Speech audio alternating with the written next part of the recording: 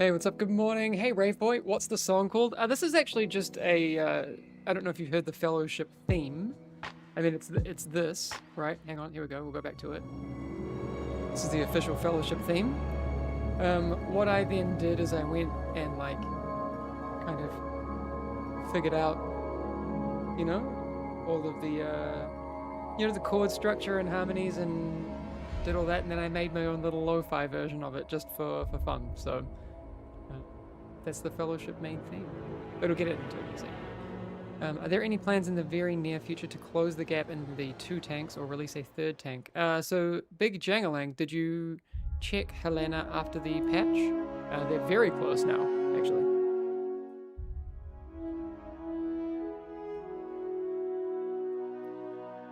Give Max the gloves? Oh man, I feel bad. I kind of put him on blast yesterday from the official account. And yeah.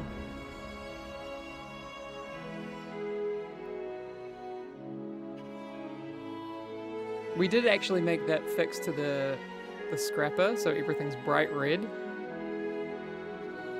Threat is still a massive problem. Okay. Interesting. I appreciate the feedback.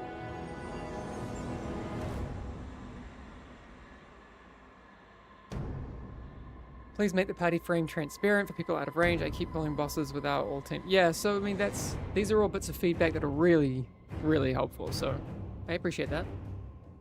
What's up, Skaletka? Hey, you're using the official Fellowship emotes. That's so cool.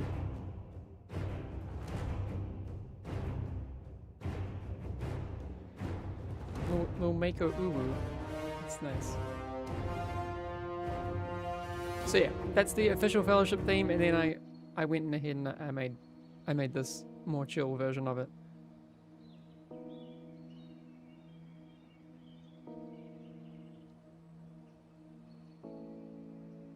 There'll be more tanks. We'll talk about that in the future.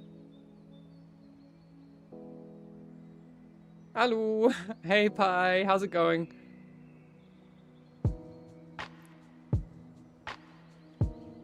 So yeah, today I'm going to be jumping on a co-stream with Raider.io.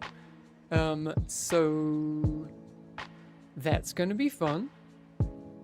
Hamish, after I saw your guitars, I started liking you way more. I was entirely unlikable before you saw my guitar collection, I'm sure.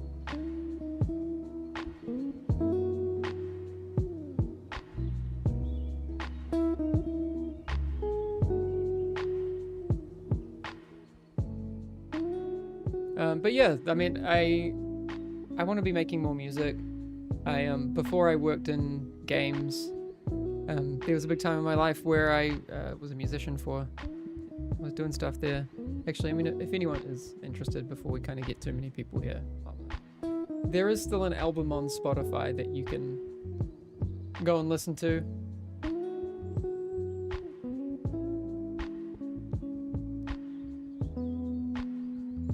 Or if you want a really old music video, I'll send you that as well.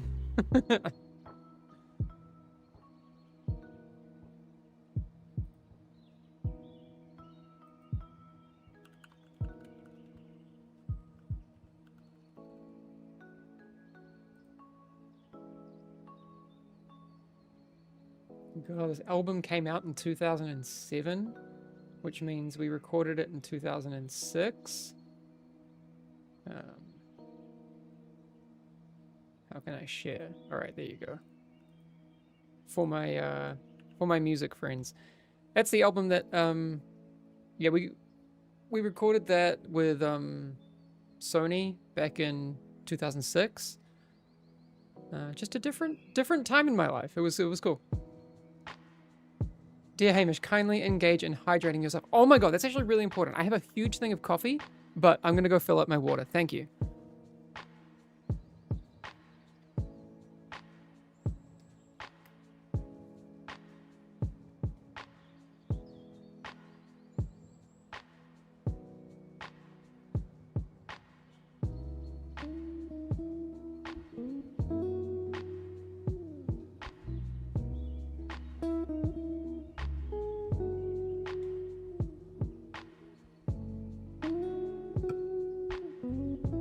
Alright, I have water. Need a hero with a huge two-handed sword? I don't disagree, that'd be awesome. I think it'd be cool to have like an old, salty kind of classic knight. That would be fun. Bro, great music. T-Wap for sharing. No problem. I'd like to get into making more music. Suffixes, need a hero that's an actual minion master. That'd be fun. A tank like a Blood DK from WoW. A lot of people say that. Are they going to be seasons? Yes. A Blade Master. Lore question here. What is the technology level of this world? It's like low tech.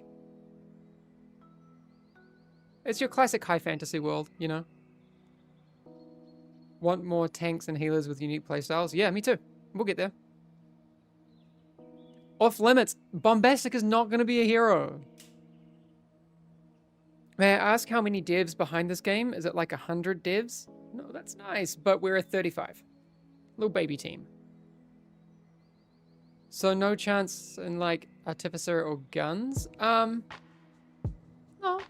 I mean, yeah, no, it's like, yeah, maybe you're not right. You're right. It's not like classic high fantasy. I could see guns maybe happening. A tinkerer kind of level of tech. Check YouTube chat. Oh yeah, one sec. Is this live or a restream of a live stream? It's live. Will game bro. How long is season estimated to last? We don't know yet.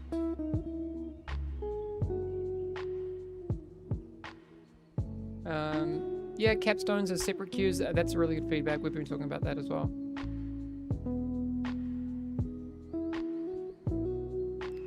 But yeah, it's oh, it's bright here in New Zealand. What's up, Holle? How you doing? Hamish, when is your Twitch TV barbershop stream coming? Well, I need 3 other people to sing with me. So it's not happening anytime soon. Hey, Rusty, how you doing? Please explain why Radar.io is in the title. So, I'm going to be doing a podcast recording and like live co-stream with Radar.io. So that's going to be fun. We're going to play, we're going to talk, just have a good time. So that's going to be good. So during that time, in about 20 minutes, I won't be kind of addressing chat. I'll be talking on the podcast. So yeah, me and Sean are going to be playing, I think. Will you host some tournaments in the future? Yes, I'm sure. Kia ora, Sedvik. How you doing? Another fellow Kiwi? He pehia ana koe e hoama.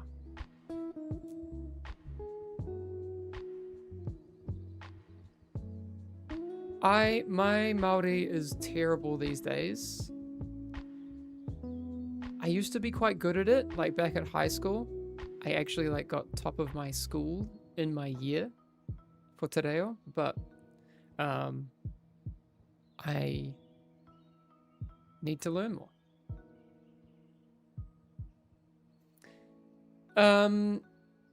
But Cedric, are you from New Zealand as well? Any news on macOS support plans? No news on that. Yumi Goblin, hey, I did actually kind of sleep. Thanks for waiting. Wait, Grinding Gear are doing a stream? I should have called Jonathan. They're not far from where I am, actually. I could drive over there.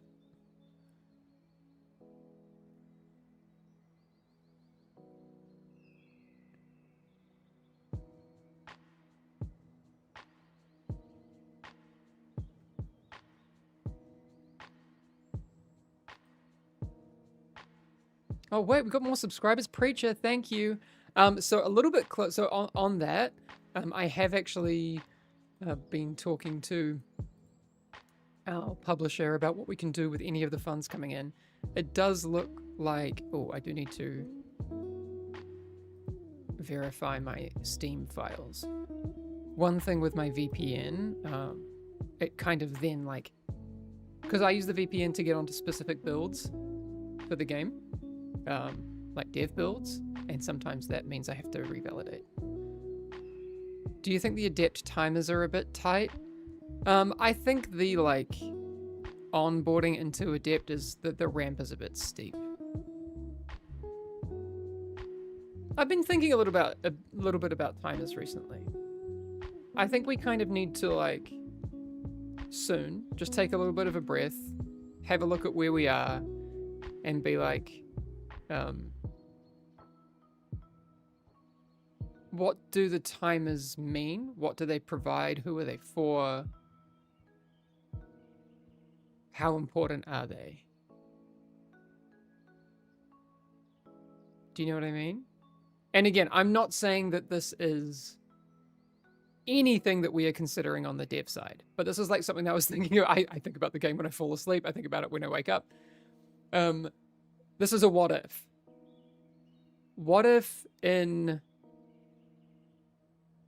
the regular leagues you only had timers for capstones?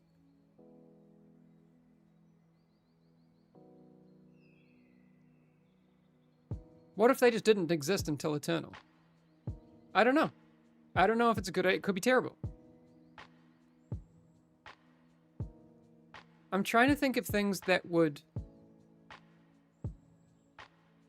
dissuade people from leaving, right? You know, we have, and it's fair. So this is the thing that is really interesting on like the player experience side. And that's something I think about a lot, obviously. You like it the way it is? Yeah, so this is the thing. We have this friction though, right? We have these two parts of the community. We have people who are like wanting to pump and just blast dungeons real quick, right? And that's cool. But there are people who I think find other parts of the game quite intimidating. We, to be fair, on our side, don't have enough onboarding in the game right now. We could always like do that. Maybe don't give the loot downgrade. Maybe the time is hidden. Maybe the timer still exists, right? But you just don't visualize it. I don't know. I'm saying that there's all sorts of different ideas, but we need to think about how to provide something that's good for everyone and what that like onboarding ramp looks like. Chest penalties for deserters, they get pop snacks and confetti for their next 500 dungeons. They get coal. If you're a coal enjoyer. Increasing time in lower tiers is better than removing timers. Yeah, maybe. Less stress, but still something to work towards. Yeah. Yeah. No, see, I like that.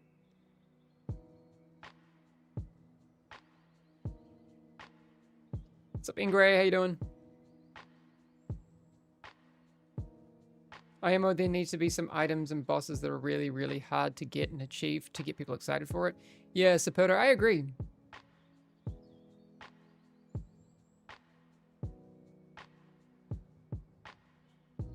I imagine levers are a symptom of a larger problem than levers themselves. Yeah, I mean, if we are seeing behaviors, it's because of a reason, right?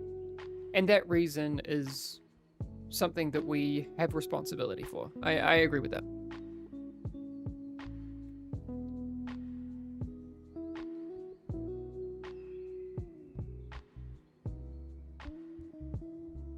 Scrim says, quit WoW 9 years ago and reached Paragon today. Love the game. Keep it up. Oh, yay. I'm very, very happy for that. Any plans for Eternal Solo Queue? Yes.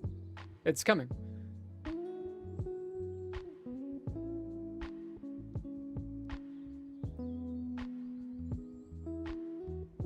Okay.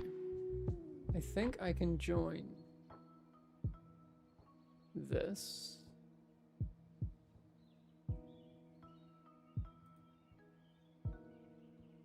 Just gonna show up for the podcast 15 minutes early. Camera is off. I need to start my virtual camera, my OBS virtual camera. bu- bu- bu.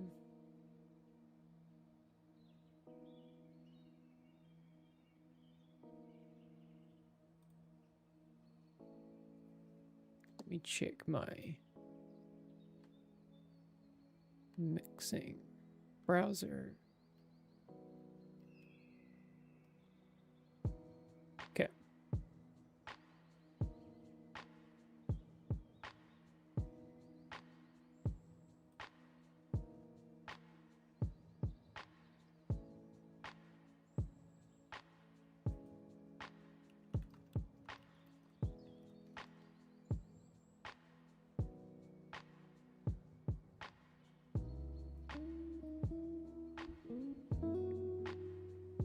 Oh, I need to turn my light on in the back. My lava lamp. How's this gonna work without it?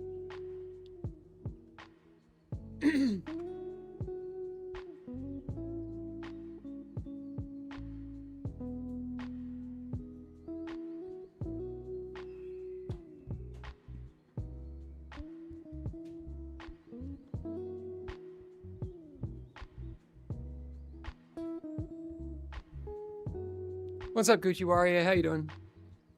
Can you please introduce the matchmaking for Eternal? It's coming.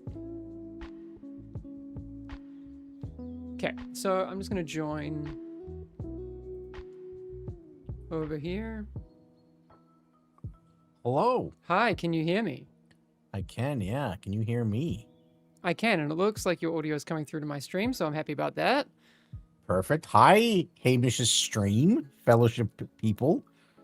I hope you love the game as much as I do. I'm going to get our studio set up here, so I'm going to like adjust your camera and stuff in my OBS. Cool, cool. Our stream is live, but it's on a starting soon screen. So right now they're just listening to some Avril Lavigne. Nice. And then I'll give you a quick rundown sort of how the show flows and then answer any questions. And we should be good to go at the top of the hour if that works for you.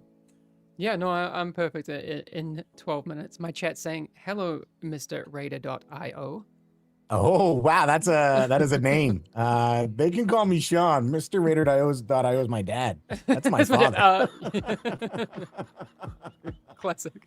Cool. Yeah, no, if everything's coming through good, then I'll just make sure I'm getting into the game soon. And yeah, it's going to be fun. Yeah. Yeah, I'm excited. I'm looking forward to it. I recently made a change to how my overlays work. So setting up the cameras got really easy. Great. Which makes me quite happy. Perfect. I'll let you know once that's done, and then we'll answer any questions.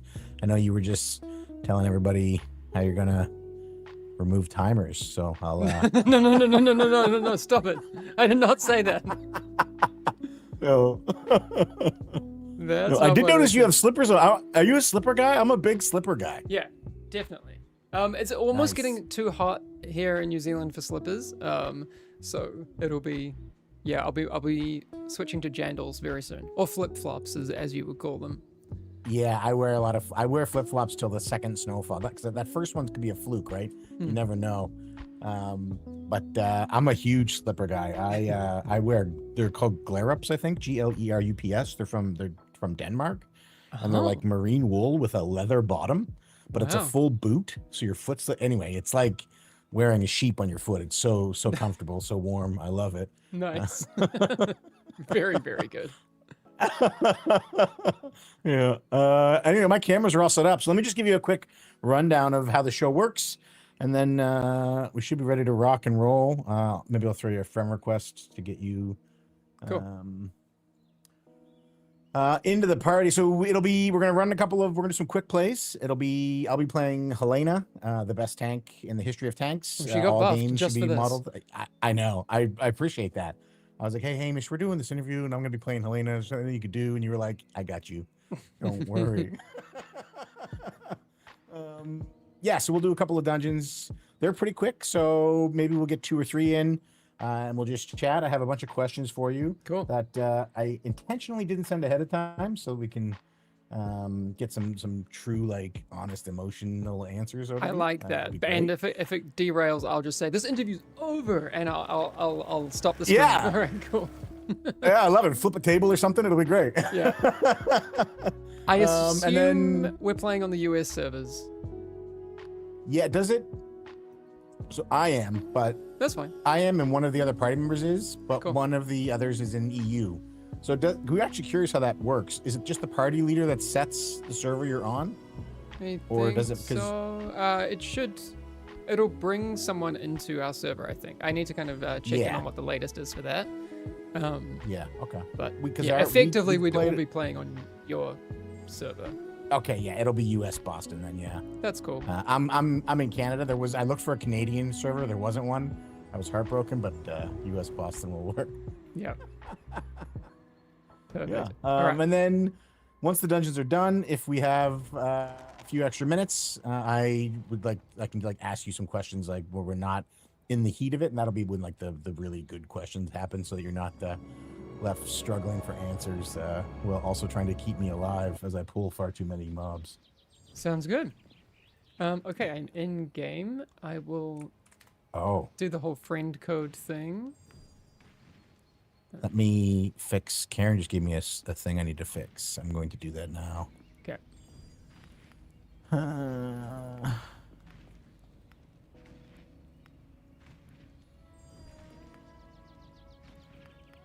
So there's my player code. I will add yours.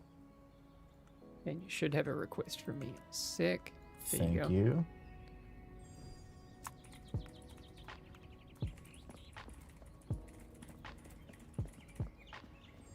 Also, if you're playing Helena,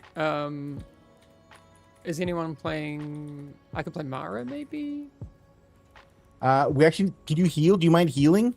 I can heal. It's going to be like C tier healing, but that is totally fine. Listen, I learned a little secret playing this game, and it's that healing and DPSing and tanking, it doesn't matter what you're comfortable on. It's all super accessible and easy to pick up. So No, so this is why I wanna give it a go as well, because I want to learn how to play Sylvie, to be honest. Perfect. I'm a big fan of Sylvie, so that works for me. Cool. Okay, so then there'll be I think everything's all set. We have everybody in the group. We'll run some quick plays. So Cool. when I push our stream live, right now we're on the starting screen, as I mentioned. When I push it live, I'm gonna like say hi to the chat. We don't normally engage with the chat during the interview, Sure. but I like to give them like a little, hey, how you doing? Here's the guest today. We're gonna go, and then I'll do another intro where we actually start the show. So it's like this weird double intro you're gonna get, and for everybody in your chat, they're gonna hear the explanation of it and then get a double intro. Yeah. They're used to it. It's all good. Okay, let me start all of my recordings. So start recording there. And with Riverside, where you and I are, when it ends, when we hit stop recording, it'll have to just finish uploading your track. The way it works is it records locally on your machine and uploads as we're going and then finishes at the end. In 99% of the cases, I'll hit stop recording. It'll be less than 5 seconds and it'll be done. But there was one case where it took slightly longer. If that happens, you can leave the studio. I just need you to leave the browser open so that it can finish uploading. Sounds good. If that does happen. It's based on your internet speeds, and I don't know what your internet speeds are like, so. I mean, we should be okay, I think. Yeah. Okay, I think that is everything on my end. Do you have any questions before we start? No, I'm good. I've got enough coffee, so I'm happy. All right, let me get us all transitioned to that. Here we go. Okay, I'm pretty sure we're live now. Chat, hello, can you see and hear us? We are getting ready for the show. Chat, as you know, this is going to be where I say hello. I let you know we're talking to Hamish today from Fellowship. I'm pretty excited for this one. I've been watching a lot of this man on stream the last few days. Hopefully this will be a little bit smoother than some of the conversations he's had to have over the early access line. I'm used to it. Perfect. Okay, I'm gonna jump right into it. I'm gonna get rocking and rolling because just like Fellowship, this is all play, no wait. So so here we go. Hello and welcome to episode 13 of Raider IO's Weekly No Leaver. I'm your host, Sean, and today I'm joined by Hamish. Thanks for being here. No, thanks for having me. I'm excited about this. Awesome. So, Hamish, you are the community director for Fellowship. Is that correct? That's correct, though it implies that I'm directing someone. It's more that I'm directing something because we're such a small team that it's just me. So Okay. it was just, yeah, previously a title that I had, and then when I started at Chief Rebel, that kind of just stuck. But when you're in a small team, you do a bit of everything, right? So I don't know that it's the best description. We're just kind of out here making a game that we love, and however we get there, we I, get there. I love it. I'm going to ask now, what does a community director do? Yeah, that's what I mean. So like, for me, it's probably a little bit different from other people. I've had like a slew of random jobs over the years, and like have like a very like wide certain set of skills, like very Liam Neeson. But yeah, it's like I said, we're a team of just people who want to make this game. So we've got a CEO who's our game director. We've got a COO who's programming all our UI and everyone's getting their hands dirty. But for me, it's I kind of explain my job like I have two clients. I have the devs and I have the community, and I advocate for both. So that's kind of the simple explanation. It sometimes becomes, a bit of a marriage counselor role, that kind of thing. But mostly it's about just being open and honest and kind with both parties and enjoying what is an absolute privilege, and that's spreading the joy of games in general. Like I think sometimes it's easy to take it too seriously, and yeah, it's just fun. I'm having a good time. I love that. I'm glad you're having a good time. I'm having a good time watching you do it. The takeaway from this, folks, if you're listening, is be nice to Hamish because he's the one giving your messages to the devs. So we want those messages to go well good. I also have the power to ban people, so like... I'd be extra nice to Hamish. I love it. Okay, so for those of you who are familiar with the show, what we do here on Weekly No Lever is we run a dungeon, or in this case, dungeons, and we have a little chat. So we are all queued up. We have 4 people in our party. We're going to run some quick play dungeons here in Fellowship. I'm very excited. While I queue us up, my first question I have for you, Hamish, is if you could just tell us a little bit about Chief Rebel. Can you walk us through like what the founding of that company was and its growth up to today? Yeah, so Chief Rebel was created, I guess now about 6 years ago. A small kind of spin-off group, a lot of people from developers in Stockholm, Sweden. So people from Avalanche, Arrowhead, a few other places, some people from Ubisoft and that sort of thing. So I joined about 2.5 years ago, and Fellowship was, it was well into development, but it was also, yeah, sorry, it's playing silly. It was also one of those things where it's, we actually, all of the main parts of developing a game happen like right at the end, right? So early development of Fellowship look very different to what it is today. We originally started out and the game was actually a PvE MOBA. So very different from what we have now. We liked the idea, but something about it kind of didn't feel right until we essentially changed the camera from top down to something that was a bit more traditional kind of MMO style character, camera, and controls. That's like, in the industry we'd say like 3 Cs is the kind of shorthand for that. Oh, So I learned that. That's great. yeah. I like learning things. Cool. The 3 Cs. So you mentioned the team is mostly in Stockholm. You are not, though. You are remote, correct? I am. So we're a bit of a global effort these days. I moved back to New Zealand for just family stuff. I'd been living in Sweden for 11 years, mostly working at Ubisoft. Most of my time at Massive down in Malmö on games like The Division, which was an awesome time. And actually that's kind of how I ended up finding my way to Chief Rebel, one of my early collaborators at Massive. Well, when did I start? 2013. He was one of the kind of early Chief Rebel members, and we met up for lunch one day in Stockholm, and I was like, oh, what's this thing that you're working on? And I started to hear about this thing that was like, I think the pitch I got was, it's the best elements of, our favorite bits of MMOs, MOBAs, and ARPGs, and you know, do you want to come and have a look at it and, you know, see if it's something you're into? And I was like, yeah, those are my favorite types of games. So I didn't need much convincing. And yeah, the rest is kind of history. I've been on the project for, I guess, early next year it'll be 3 years. Oh wow, what has that been like for you, watching it go from its previous iteration to what it is now, and then actually launching? It's been huge. I mean, it was so cool because like the first time I went into the office, I remember actually the first time I went in, I didn't actually realize it was for an interview, kind of. I went in, I was like, oh, I'm just going to go and talk to some people and chat about games. It wasn't something we were really taking seriously.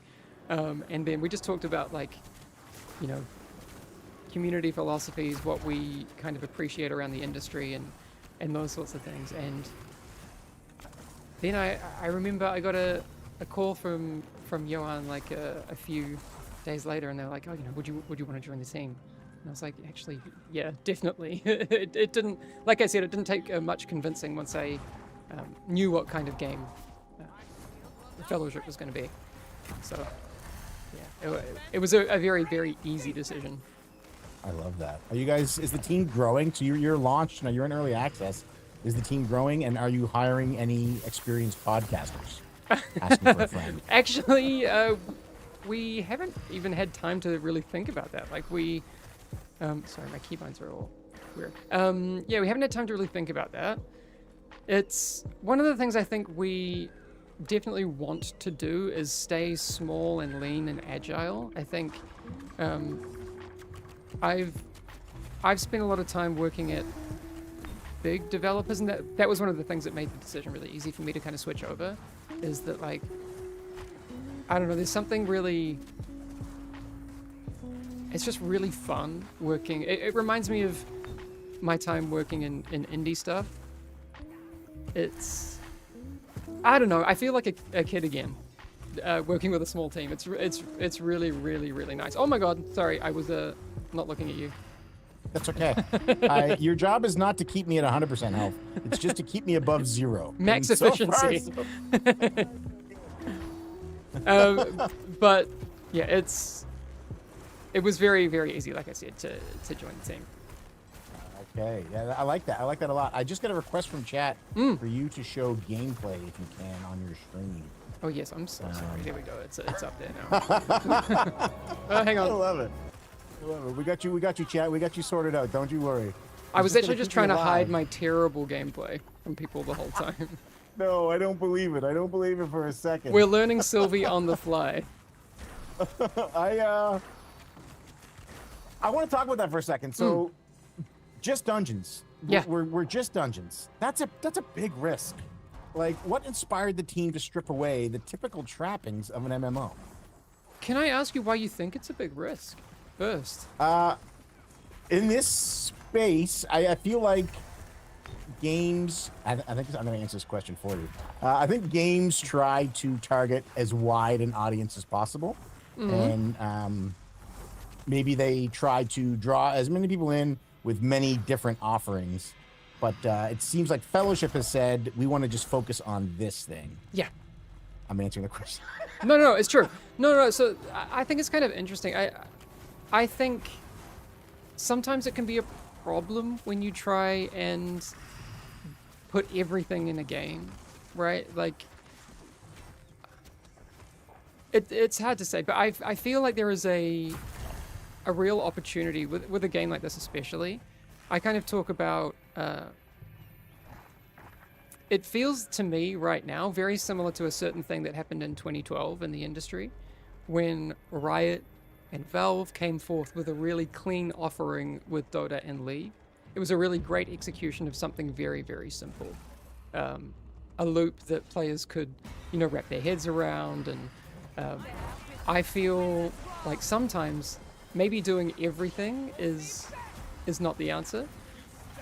But, time will tell if I'm correct with that. But I think we want to stay very clean and simple with our premise and just, say to people like, this is what you can expect from our game.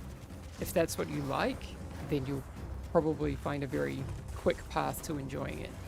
That being said, it is early days, so we also, I mean, I always say that we want to make this game with and for our community, so based on feedback, things will definitely change. So we'll have to see what that looks like over time, but yeah, it's a very, very interesting time, and we won't know exactly what that truth will look like, I think, for a while, but signs are looking pretty positive, I would say. Yeah, the future is definitely bright. Let's talk about the game itself. So we've been sort of dancing around it. Anybody who's not sure, Fellowship labels itself as the first ever MODA, multiplayer online dungeon adventure. Can you break down the core gameplay loop for us? Yes, the core gameplay loop, like I said, is very simple. You jump in, you do a dungeon, you get stuff, you take that stuff to be able to do more dungeons. That's the initial premise. We want people to be able to experience that gameplay loop. That's, it's been locked behind in other experiences, hundreds of hours of gameplay, and we love that kind of gameplay. So, if we can offer that to people straight off the bat, then that feels like we'll be doing what we're setting out to do. I like that. It's no grind, just dungeons. It's Yeah, so I mean, that was one of the things in the trailer, like, obviously, because you don't want to be too verbose in a trailer. Like, yes, you kind of do, like, grind your way through difficulties and that sort of thing, but I think that the kind of angle that we were going for that is like the traditional MMO grind, like kill 5 pigs, that kind of thing is not in our game. But that's really hard to put forward in a like a title card on a trailer. Like, you don't have to kill 5 pigs, you can just do dungeons. Doesn't really read as well. Not as much impact. Doesn't have the same ring. Listen, No. I am here for all the catchphrases. I love them. I think they're great. So send more. Yeah, these boars all have livers. Grind significantly reduced. Doesn't play as well. Yeah, I love it. All right, so right now we're in quick play. So we're doing some quick play dungeons, but there are other game modes. We have challenge mode as well, which is sort of like a ranked dungeoning. Can you walk us through the different styles between quick play and challenge mode, and then maybe talk about how that difficulty increases? Yeah, so it's really good that we're doing quick play right now, because like I said, I'm playing Sylvia, who I've almost got 0 experience on. Like, my understanding of her is very rudimentary. I've, in other games, traditionally not played a healer like her before, so I can't even carry over any of my other knowledge of things. It's just not going to help. So quick play is our most accessible and welcoming mode that we have. What will happen is your gear is normalized around a certain difficulty, and what that practically means for people is that if you've played 0 hours, you're going to have the same stats as someone who's played hundreds of hours. They will, have unlocked more skills and talents and that sort of thing, but if you're hitting using the same skill, it will do the same damage. So you can just kind of chill and play quick play. You'll get account-wide currency, you'll unlock your own talents and abilities, and see if that's a hero you want to maybe take into challenge a little bit later on. Which is nice, because you can kind of... That's one of the things that we really want to do with the game, is give people a lot more flexibility with being able to jump between different heroes, and that's something that I appreciate from the MOBA space a lot. It's a nice level of flexibility that I don't think is often accessible in that kind of traditional dungeon running experience. Can you talk a little bit, because when you mentioned the difficulty increases, so the enemies just get more health and they do more damage, is that it? There's no... No, so once you get into the challenge system, we have some different ways of increasing up that difficulty. Obviously, there are damage and health increases and those sorts of things. But once you get through the first league, we'll start throwing more enemy abilities at you, more boss abilities. We'll start introducing curses, which will, change the way that certain dungeons operate and that sort of thing. Right now, there's, I mean, we're only it's been just, I think this morning was a week since we since we actually got this in the hands of players. And yeah, we've already seen that there's some balancing stuff that we want to do, and but yeah, it's good to have that kind of mass amount of players to see what the best kind of experience is. So we've seen already that in our second league, that as we start introducing these enemy abilities to players, there's actually a big spike in difficulty that people are getting kind of smacked down by. And we're talking on our side, are there ways to make that a little bit more of a smooth on-ramp? Because they're getting hit by a lot of stuff at once. So we'll see. We're here to kind of make a lot of changes on the fly and figure out what feels best. But we'll introduce more. So as you kind of go through the league system, you will get more and more of those things. So there's more curses. Oh, here we go. We're not going to soak? All right. Oh. Come on, team. We have a really... It's quick if you have play. a good It's healer, forgiving. You can ignore that.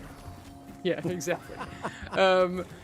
But yeah, so because we don't have an open world, we have to kind of be smart about how we are presenting those new challenges to people. And we still have work to go on that. So if you have any suggestions, throw them at me. It's been really cool listening to all of the suggestions that people have. So, yeah, I think we've already done a good job of implementing a lot of stuff really quickly. Like I said, in the past 7 days, we've been doing a lot, and we'll be definitely adding a lot more going forward. I love that. I love the layering system that you use, not only in the difficulty for the dungeons, where you can run them quick plays, and then you can run, and we're doing a boss right now, and it's so immediately apparent what to do on this boss. We'll talk about the encounter design later. But I like how you layer on the difficulty of, okay, we're going quick play, no timer, quick play first, and then once you go from quick play to contender, no timer for contender 1 to 3, and then contender 4, the timer kicks in, and then as you move up, you start to add those mechanics, different mechanics to the dungeon, and the players learn the dungeon as they go up. But it's not just in the dungeon design where that happens, that's with the characters as well. So you don't start the game with your full suite of all of your abilities and talents. You unlock them as you're playing the dungeon, and it really helps you to learn the class as you're playing it, so that you're playing it correctly. Was that the design intent in having everything layer that way? Definitely. I think our kind of ideal, for new player experience, there's obviously people who are very familiar with, we have gamers among us, right, who will just jump into the challenge stuff straight away, and they will get into all of their skills and talents through that. That's totally fine. But for people who are coming to our game for the first time, coming to a game like this at all for the first time, I think the ideal player journey is jumping into quick play, unlocking the left side of your rewards tree. So I'm showing that on my stream right now. That's going to unlock all of your skills and talents. I mean, most of your talents. I think, we end up having 13, and there's a couple on the right side. But for all intents and purposes, you'll get kind of your whole toolkit that way. You'll even get some gear. And then once you feel comfortable on that hero, you'll be able to spend the supplies you've gotten, those account-wide currencies that I talked before, and get some starting gear, and then jump into the challenge mode with a great amount of base level of power. And so you continue to have a welcoming experience once you get into that side of the thing. Like I said, now I think we've got it right with that quick play to contender kind of flow. That big jump up to our second league, maybe we want to kind of soften that. I mean, look, I play a lot of Dark Souls. I love getting absolutely destroyed. But I think, we've got some work to do there.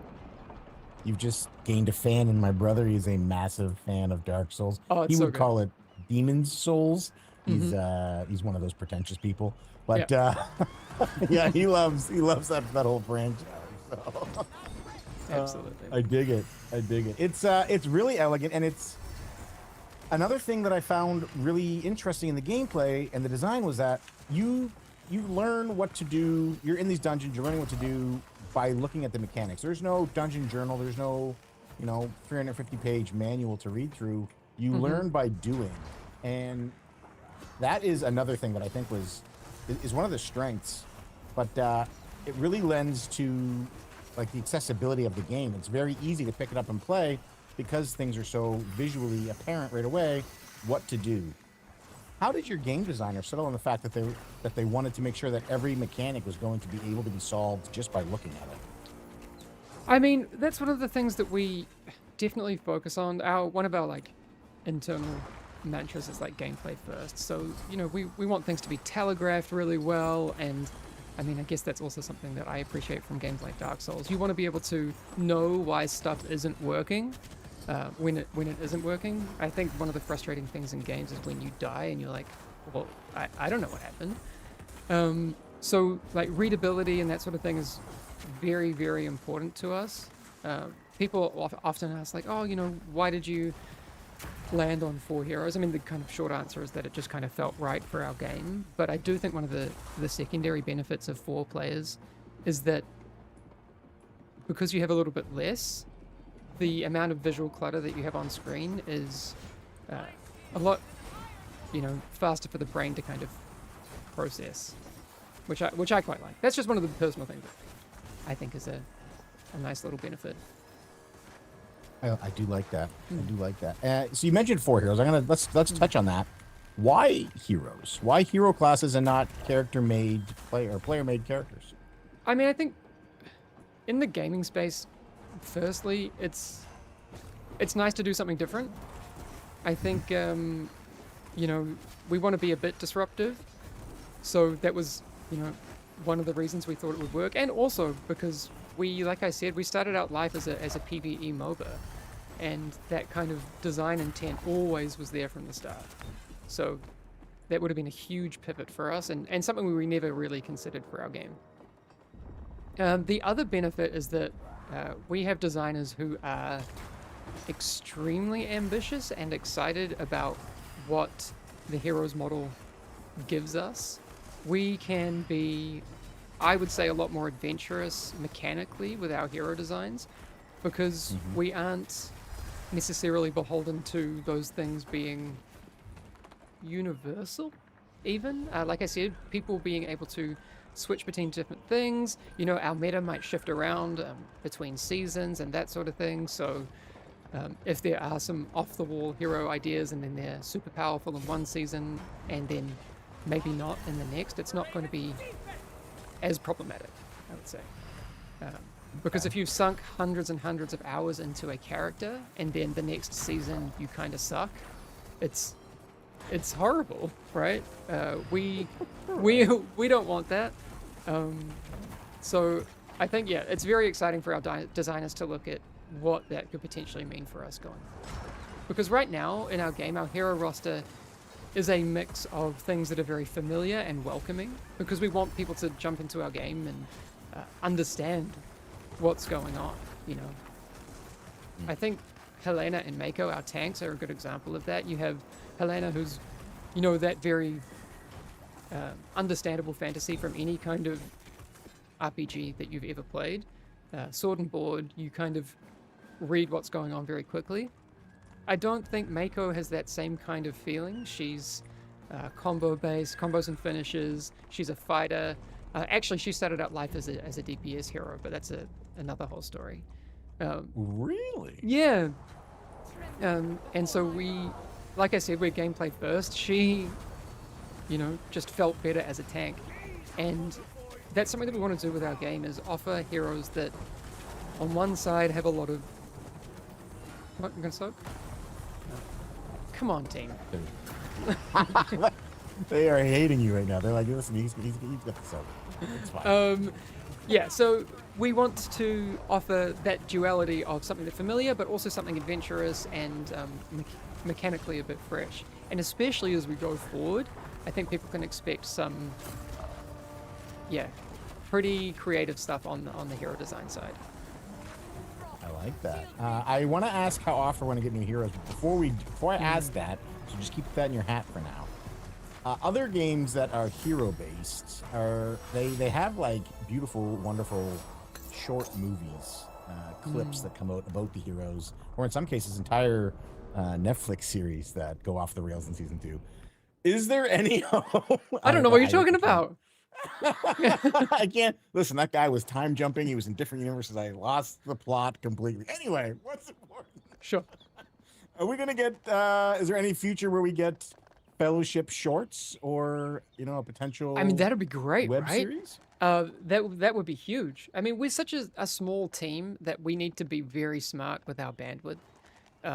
Any kind of resources that we are lucky enough to get, that needs to go straight into making the game better.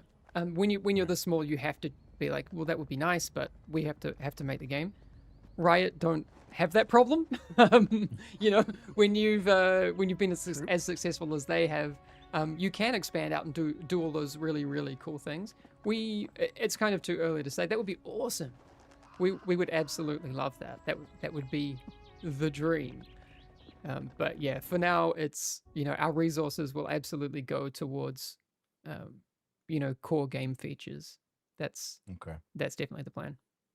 That's the reasonable answer. That's the adult answer. I appreciate that. Netflix, if you're watching, though, got to be responsible. Somebody has to be. Mm-hmm. Certainly not going to be me. Okay, now I'm going to ask the big question. What does the team have any plans on how often we can expect to see new heroes? So, like I said, it's a resource question, right? We absolutely want to be as fast as we can, within reason, because we also need to make sure that anything we release is just really great quality. We're kind of talking right now about what do our seasonal structures look like, what does our content cadence look like, but because we've been working on this game for a while, we're only getting better and better at creating content at the quality we want quickly. So I think actually the single boss dungeons that have become like a core of our game experience are a really good example, because even like 18 months ago, we hadn't even tried a single boss dungeon. We weren't making them. We just thought, we had all these developer assumptions that 3 boss dungeons or more was absolutely the way to go. And then I remember someone pitched, what if we take some of our environment art that we had and we tried doing some smaller experiences, and we started testing them and getting them to like some players, and they're like, this is sick. And it should have been something that we'd thought about a long time ago. We've always said that, Fellowship, we want to be a game that respects people's time, and we want people to be able to jump in and just run a dungeon. So of course, it makes sense that we would have single boss dungeons, and now they've just become this real core part of the experience. And of course, those in terms of development time, is something that is faster to create than a 3 boss dungeon. So we're getting faster at making stuff. So I would say dungeons, we quite prolific at being able to create. And I think we're getting closer to some new hero designs that people will be able to see very soon. I can't really say because I don't know what our cadence will be. What if I promise not to tell anyone? Okay, if you promise not to tell anyone, I would like, so again, huge disclaimer. My ideal situation would be like a new hero every 3 months, but that's zero commitment on that because we're such early days. That would be ideal. 3 to 4 months, we don't know what that seasonal cadence will be. I would love for us to have a new hero every season, but that's just my marketing, and player brain talking. I think that would be super fun. I like that. I can't imagine this game without single boss dungeons. It is. Me too. I've been playing MMOs for as long as I can remember, like back to EverQuest. And wait, are you old as well? I'm 44. I'm so old I forget my age. I'll be 40 next year, so I think a lot of congratulations. our stuff overlaps. I talk about like Ultima and these sorts of things. Yes, I played a little bit of Ultima Online as well. That was not as good. EverQuest was when I really got the hook sunk in. Mm-hmm. I remember Unrest Manor was like an overworld dungeon. Anyway, this isn't an EverQuest show. Not yet. Not yet. We're pivoting. I can't imagine this game without the single boss dungeons. Me too. Nothing scratches that itch more than a 10 to 15 minute run, log on at the end of the day, jump in with some friends, hit quick play, and go. But I'm going to be... The chat will be the end of me if I don't ask you. Is there any plan to expand to more than dungeons and potentially raids? Yeah, we've talked about this very openly. It's something that has absolutely been on our list for a long time. We don't currently have like one that we're secretly working on and planning to release in like 3 months or whatever. Because when we do, we probably won't do that in secret. You know, we want to be very, very open about what we're working on, why we're working on it. You know, if things change, we want to be able to say why. But yeah, expanded group content, if we call that raids or we call it something else, we'll have to see. But yeah, it'll come, for sure. It's a logical step for us. I like that. One of the... We kind of talk about, you know, what are some of the things that would mean. We don't want players to have to do that to be able to be effective at other parts of the game. That's absolutely something we would be aiming to avoid. And again, I talk about my ideal scenario on the community side, and not necessarily a developer decision, but you know, I would think a cool future for something like raids to be similar in its loot pool, but having kind of just achievement related things that you want to do. You know, if there's super rare mounts or cosmetics or those sorts of things, for being able to do it, that would be my ideal approach, I would say.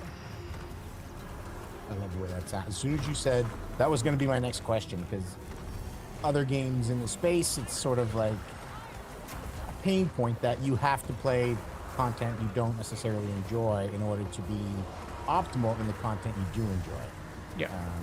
And to hear that that is something that you would be aware of and you know, to try to avoid that warms my heart. I love that. I love to hear that. So we, you know, we're going to see new heroes. It's an inevitability, and Fellowship is built on the Holy Trinity. Yes. Is there any plans to break the Holy Trinity and include support specs? I mean, anything is possible. One of the main requests that we get is like a bard character. I mean, I would love that. I love any kind of hero that would have some kind of musical stuff. It would be something that I think about it all the time. So it's anything is possible. Like I said, we want to do things that are very adventurous mechanically. So over time, it would absolutely be on the possibilities table. But, Okay. yeah, we'll have to see, you know. I like that. And it It's might a be one of those possibility. things that's also one of the things. Like, if we try something and it doesn't work, we'll delete it. You know, like that's I like that's totally fine as well. You're out of here. You keep mentioning how the game is being developed with the fans, with the players. Yeah. How does that process look? What does that mean? Like how involved, like how close are you really listening to the fan wants? I mean, super close. We I mean, I kind of put Max on blast yesterday, and I feel a little bit bad about it. I don't know if you saw the tweet. See that. So Max did famously scrap his really like Biss gloves that he found on stream, which was, you know, fun for viewers, probably not so fun for him, because the scrapper UI looks very similar to the blacksmith. So I think he thought he was upgrading them, but they got nuked. So within 12 hours of kind of making the decision, we have a patch up that makes the scrapper, everything's bright red, like you can't miss it. So that's one of the things that I really like about being on a small team. Like I said, we want to be fast. We also, I set up a thing quite early on called the Community Council, where we, you know, we created a space where we could really openly share very early stuff that we're working on with a core group of people that are under NDA, so we can be that open, and they can try out stuff. They can test early heroes. They can give us feedback on talents that we're working on. And that's had a huge impact, actually, on a lot of our choices or choices not to make. And it's just nice to have a bit of a sanity check from people who really love the game, just having that extra brain power. Just to make sure that, you know, your design decisions are being received in the way that maybe you anticipate or don't. So that's a huge part of it. We're on Discord every day. We're constantly... We're obsessed with our players. So it's... yeah, you'll see devs in everyone's streams and just... Yeah, it's easy when you are obsessed with the game that you're making to kind of pay attention. I love that. Can we please have a mini map for the love of God? So yeah, we did actually have one. This is the thing. I think the current thing with the minimap is we had a minimap for a very long time. We had it for too long, in fact, that I think it was actually something that was one of the first features that we made in the game. And it was so rudimentary. It even might have been as old as the PvE MOBA like core of our game. And so I think the designer for it was like, let me have another go at that.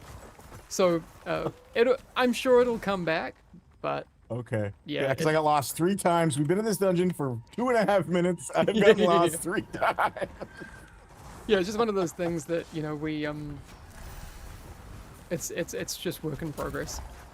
I think it'll come back. I'll take it.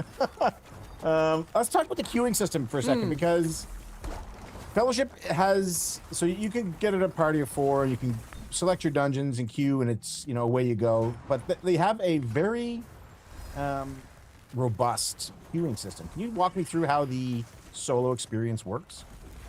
Yeah, so that's one of the reasons that quick play kind of came into the game as well. I mean, it's quick because we want it to be quick. And the reason the kind of difficulty is normalized is so that there's one matchmaking pool for quick play. When you take difficulty out of the equation, you just remove so many variables, which is, you know, we want people to get into dungeons fast to be able to have fun. So that's one side of it. Then once you get into the leagues, I think that's one of the things that, you know, we get a lot of feedback on, you know, why can't I free choose individual granular difficulties? So in earlier tests, if people are becoming a little bit familiar with our league system, you'll know that we have like 7 different kind of brackets per league across 4 leagues, so 28 different essential difficulty levels. But each league is its own matchmaking pool, and we smartly match people of similar eye level together as best as we can. And again, all of this is work in progress, and we probably need to tweak quite a few dials on these things. But the reason we do the kind of league-wide matchmaking is so we aren't breaking people into 28 different matchmaking buckets, because you can imagine that's what, 700% more granularity. That's, you know, the matchmaker has to work that much harder and that much longer to find your group. And we want people to get into dungeons fast, so that's kind of the whole ethos behind the league system. And also so people have like a visual and understandable way to progress through the game's content. I do like that. One of the, I won't say pain points, one of the... You can say pain point, that's fine. One of the pain points some people have mentioned is in that solo player experience, it's difficult, well, it's impossible at this point to like specifically target a dungeon you're looking for. Is that a limitation of the system itself, or is that a design choice to not have that selection? It's a bit of both. I'm sorry, gotta make sure I run that through the boss. Yeah, I love this boss. This is a great boss. Can we save this guy at the end?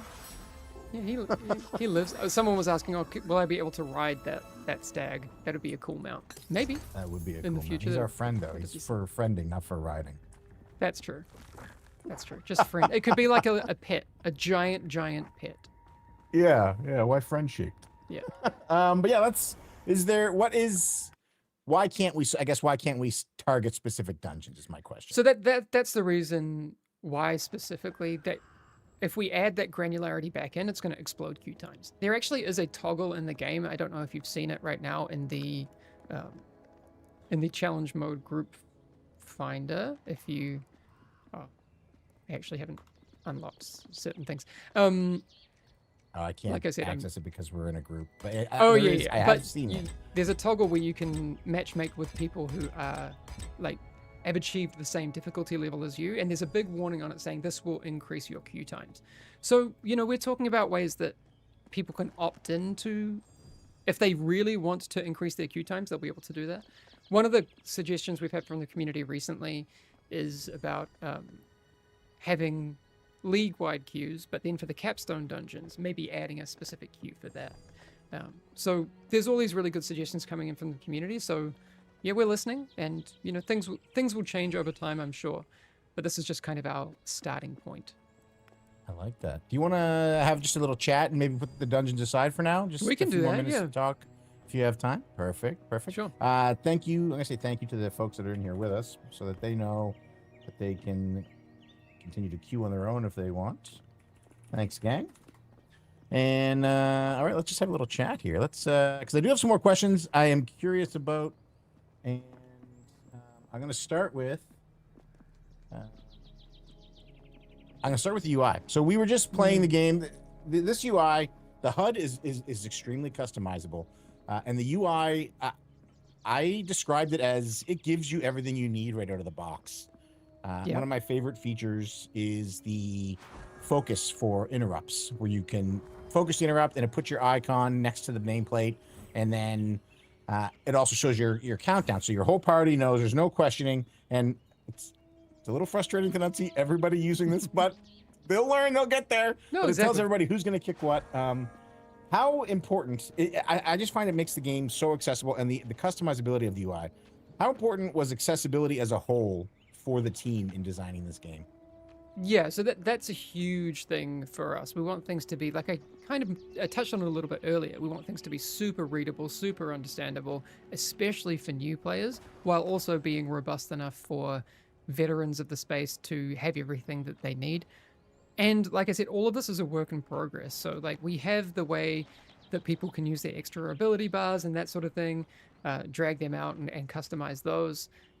We've been adding even some features this week, so you can now scale your hero unit frame and your target unit frame. We'll be adding scaling to the party unit frames. I talked actually yesterday, I haven't actually told anyone this, but your interrupt target, we don't actually have a specific frame for that. Sure, it has a bar, it has its cast bar and all that sort of stuff. But, do we want to add a way for that to have a separate frame in the UI? Maybe. Maybe you can make that big. Maybe you could change its color, all of those sorts of things. So we're kind of going through the list and looking at all the things that we want to add. The number one thing on that list right now is buff tracking. So the next step for us is we want to get that in as fast as possible. So version 1 of that will be like a dev curated buff tracker, where so we can get it in really quick. We can say, we think that for this hero, it's really important to look at these things. So for Mako, for example, there's a couple of buffs you really want to have up.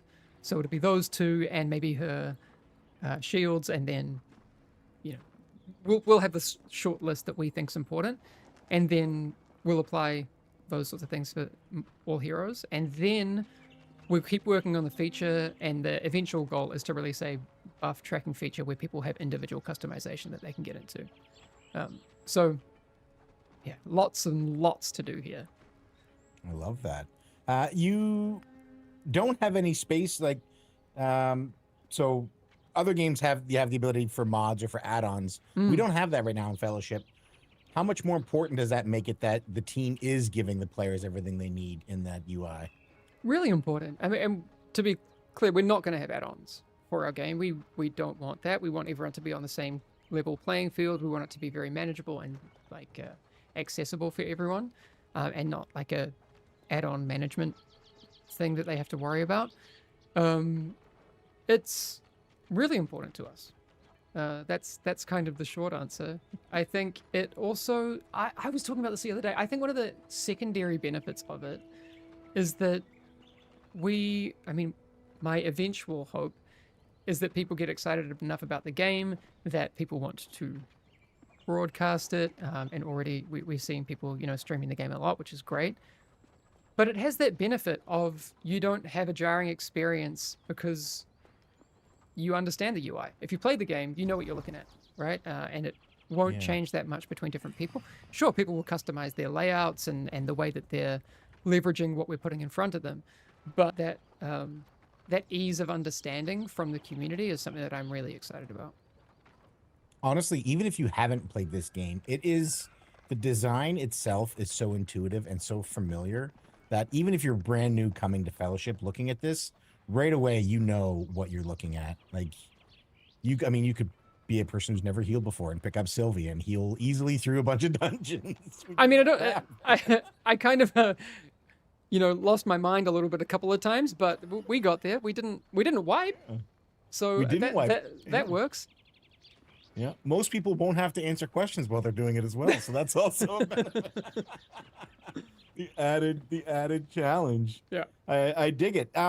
So the classes are built in such a way that they have few talents, but it still feels complex. It still feels like there's a high skill ceiling with so few abilities to have mapped to keybinds. The game sort of seems like it's custom built for controller support. Is there any can we expect to see some controller support in the future?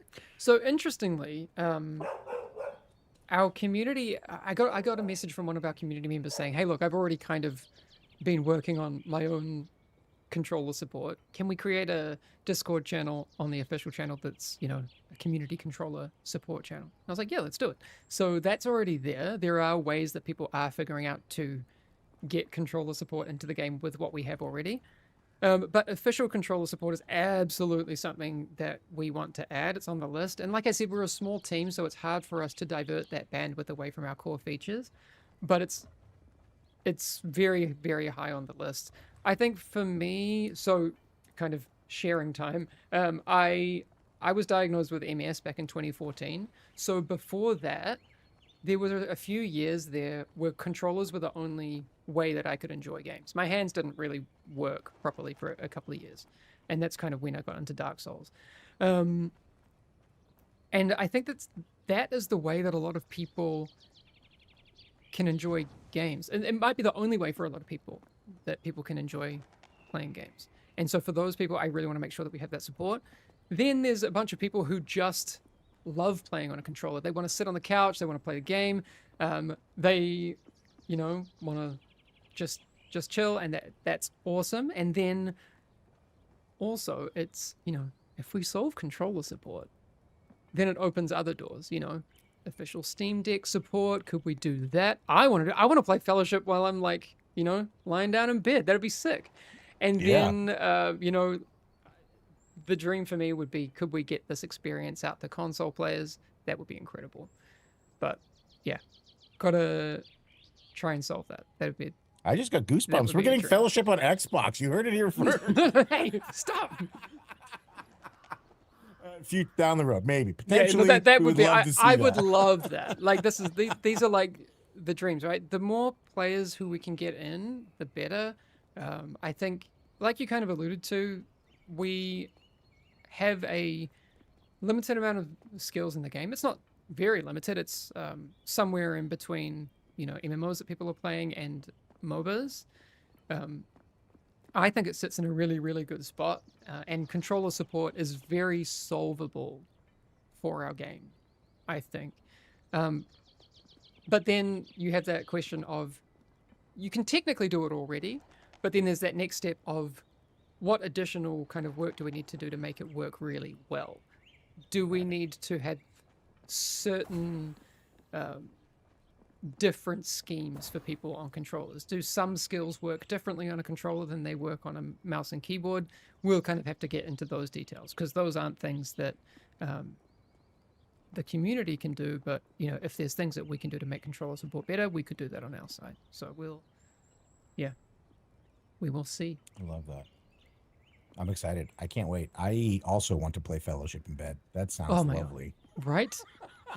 Just go full degen and never get out of bed. Yeah. Make a little nest of pillows and blankets. Have a nice the dream Bengal spiced tea. Oh yeah, I'm doing it. I'm gonna. I can't wait. I can't wait. Seasonal games typically have like an ebb and flow. They see their player base come when a new season comes out, and then it dies off a bit, after some time has passed. Yeah. Is it the goal? Like, does the team recognize that, and you're like planning? Okay, we know we're expecting to see this, or do you have like some way to break the mold and keep people forever? Well, that's something that we're talking about now. Is what does our season structure look like? We've talked very openly. Like our game will be based around seasons. We've got leaderboards. We will be doing resets of some kind for people, so they have a fresh experience when they jump back in. There will be things that absolutely carry over on your heroes in your account, but we need to kind of nail down what's the best situation that keeps people engaged enough that they want to come back to get new stuff, new cosmetics, new achievements and titles, while not kind of alienating them and saying like, we're nuking everything, right? So that's going to be a balance for us. We need to kind of see how that goes, but we will, I think now that we are over the super intense part of getting our servers running as well as we need to, we'll be having more of those discussions in the coming weeks. Love that. I'm looking forward to it. I'm really excited about this game. I'm a giant mark, and I love the art style, and I love these character designs. Will I be spending money on skins at any point? Yeah, I will spend it if you... Yeah, so on the monetization front, so our game is a single upfront cost. If you only ever want to buy the game and play it forever, you can do that. That's the important thing. We do already have a few supporters packs on Steam for people who want some cosmetic things. I was actually wearing some in the dungeon just now. But those are entirely optional. They don't give any player power. They're just there if people want to look pretty, and I do, so that's nice for me. We do have more plans for like an in-game like cosmetics monetization workflow, so there'll be skins. That's the long and short of it. There's never going to be any player power. We're not locking heroes behind paywalls. We don't want to split the community in any way. So yeah, it's vanity only. That's the long and short of it. And also, I don't like when devs say time savers aren't, like, they try and get away with that. I've seen that a lot. I don't like those either. So just vanity. I love it. I'm not kidding. I am a whale. I dropped a lot of money to get the, all right. So while you're here, pitch it to me. What hero are you playing most? Helena. And here's the thing. I'm playing Helena. Yeah. The supporter pack skin for Helena is gorgeous, but just her base skin, like yeah, but it's Helena. Helena's I'm a tank main. Sword and board is my jam.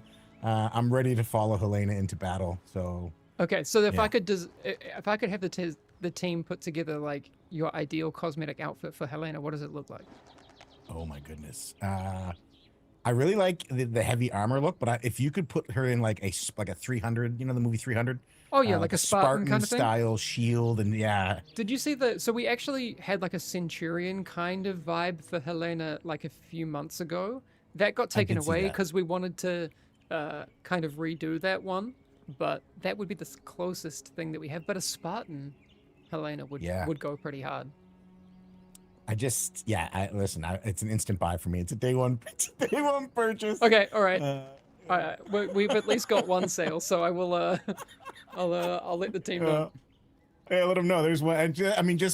You could put it on like a scale. Like, okay, however many sales of it we get is how much we have to charge Sean for it. So if we only get one, I just gotta pay for the development. All right, I'll tell you how much the overall cost is, and if you can fund it, then as long as we get one sale, we broke even. So that's happy. I'm happy perfect. about that. Perfect. I love it. Thank you. Everybody who hates in-game shops now wishes I wasn't doing this interview. But yeah, no, it's gonna be great. I totally understand that people have like feelings about that sort of thing. But yeah, I just want to restate vanity only. You absolutely don't need it. It's just opt in. It's honestly a great way to support us being able to create more of what people enjoy. So, if people are into the monetization, that's great. And then, it'll mean that we can produce more heroes, more dungeons, and the core of our game. I love that. Chief Rebel is the hero we need. I mean, that's the hope. Well, so far you're batting 1,000. Hamish, I want to get, this is a tough question. This is the tough one here. All We're right, not lay in it a on me. dungeon, so you can focus. What are Okay. some of the challenges that you have faced during early access? Oh, I mean, no, that's obvious. I mean, people have seen some of the stuff that we've had going on with our servers, and it's universal, right? I've been doing this long enough that you have to grow to expect it, which sucks. I mean, I think from the player perspective, there's this understandable sentiment like, why can devs not, like, we've been doing this so long, this online gaming thing. Why can't devs figure out how to do a launch that just works? I think that's totally fair, but when you kind of look behind the curtain, there's just so much complexity. It's actually astounding. Like it's crazy. I mean, like I said, I've been doing this a long time. I worked on Division 2, Division 1, going back Diablo 3. I was there for that launch. Worked on that one. People remember that. So we're a small team. We have the same problems as the giants. It's not easy to get right. So server stability, we had some very specific service-related issues that were kind of hamstringing us and making it very, very difficult for us to increase the cap beyond a certain point. And now we're in a really good spot, actually. Over the past 48 hours, we haven't actually reached our new cap, not because we have less players, but because we were able to increase the cap. So the queues that we had to impose on people are gone. I would hope that over time we hit those caps again because they're a lot higher, but we'll have to see how we go with that. And then, yeah, scaling is something that we are in a much better place with. So, yeah, server stability, like most people, is been the biggest challenge. And like I alluded to a bit before, now we're kind of seeing what the community pain points are, and we can kind of see, balance-wise, what are some of the things that we want to do? I mean, already, like you said, you're playing Helena, you have gotten buffs already. Mm-hmm. So I think getting those out within the first week is something that the team should be really proud of. But those are the big problems that we've had so far. Understandable ones, I'd say. Definitely understandable. Yeah, it's I've never developed the game, but I have no problem saying how easy it should be to launch one. Yeah, no, so one of the things that I really want to do, and this is what I love doing, and I love being part of a small team, and actually we have like a really great collaboration with our publisher, and they've been really supportive of how transparent we want to be. Just being able to jump on stream and it not be a huge thing and just talk openly with our community is something that I really love.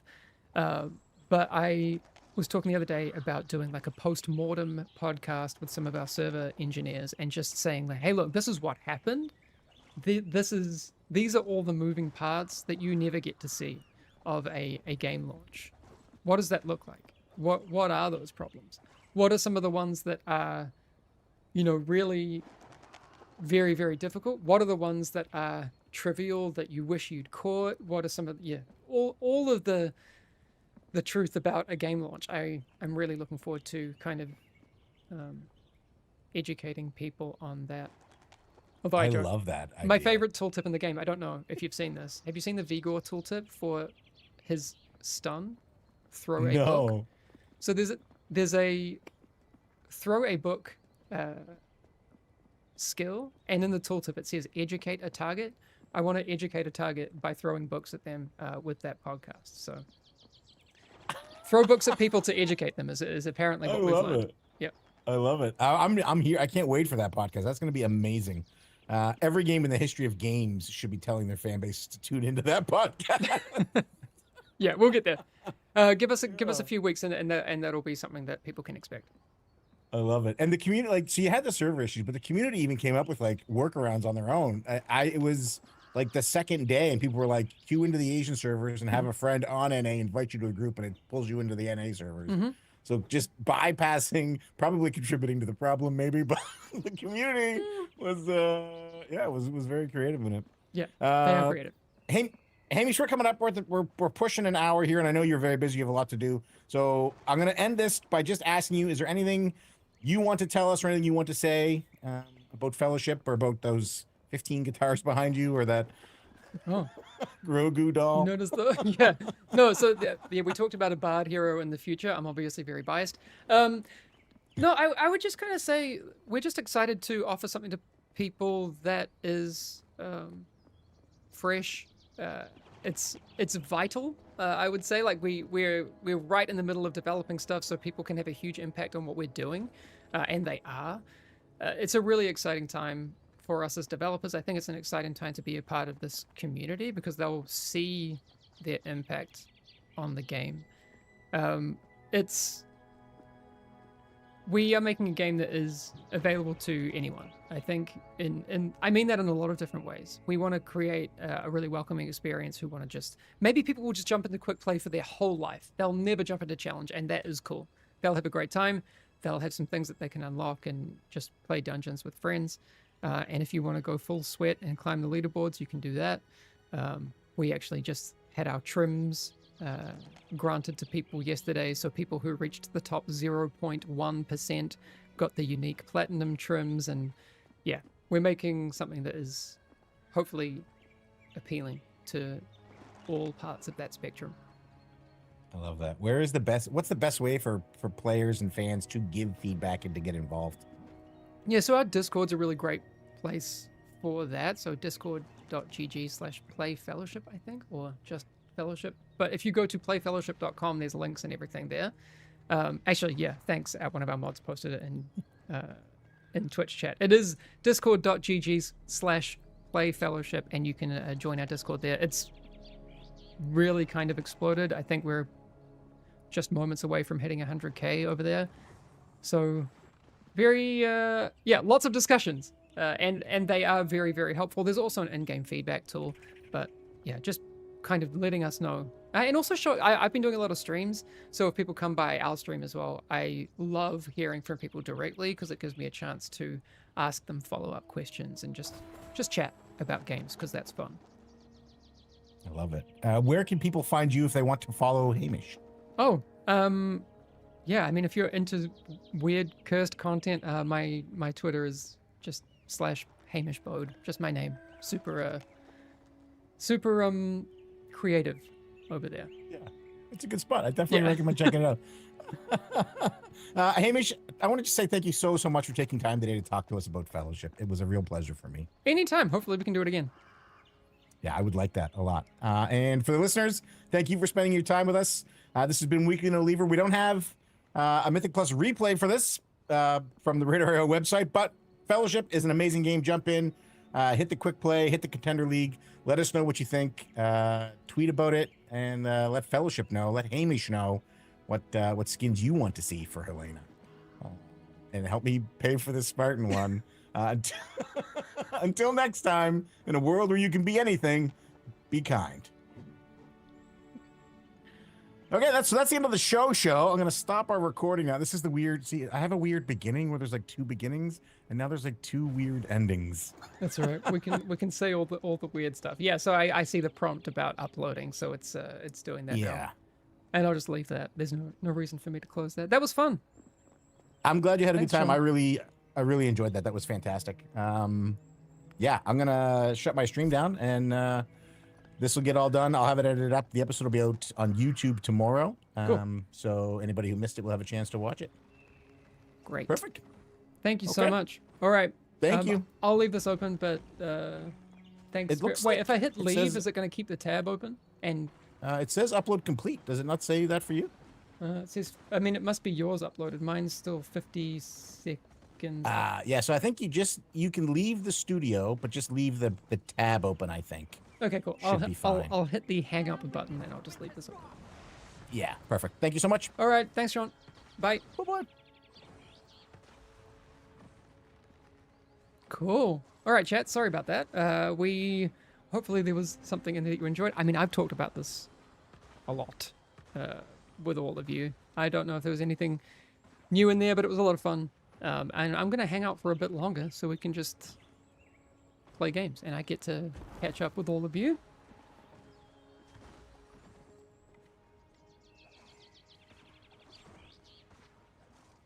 Can I leak something about the next hero? No, I can't do that. Sorry. Sure, it's been asked before, but will guilds be added to help with pre-made groups? Yeah, guilds are definitely on our list.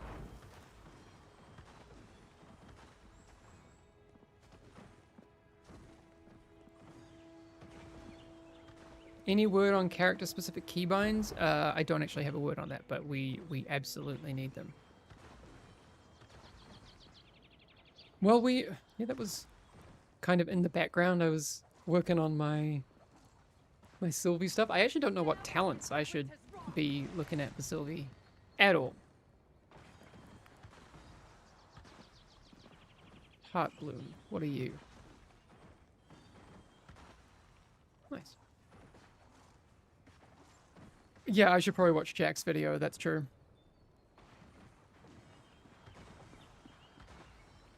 Hey Hamish, curious, is there a way we can adjust the upcoming boss abilities and make it larger? So we're adding a bunch of features over time to the edit HUD feature. So you can see now that we've finally added hero unit frame scaling. So scaling other things like boss timers, you can expect that stuff like that will happen. But it's rather than waiting for everything to be ready and doing it all at once, it's going to come in like, you know, feature by feature. Any way to queue for a specific dungeon as solo? No, not right now. And probably, like, to be honest, that queuing for individual difficulties, like all individual difficulties, will likely not come back to the game. Eternal matchmaking when? We're working on it. How about a clock with local time? All you have to do is, I'm pretty sure it's true. Do we have any Helenas in the lobby with that item? I need to find a Helena stronghold. So you know, like Helena's weapon set that has like the shield that has a clock on it? I'm pretty sure that it always shows your local time. I think the game actually reads your like computer's time. So all you have to do to view time in game is see a Helena with that clock. So we don't have any in this lobby.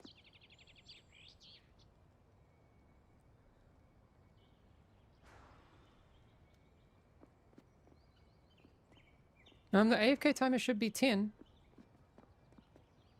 Has the team pivoted their current workloads to shift to any player feedback? Oh yeah, absolutely.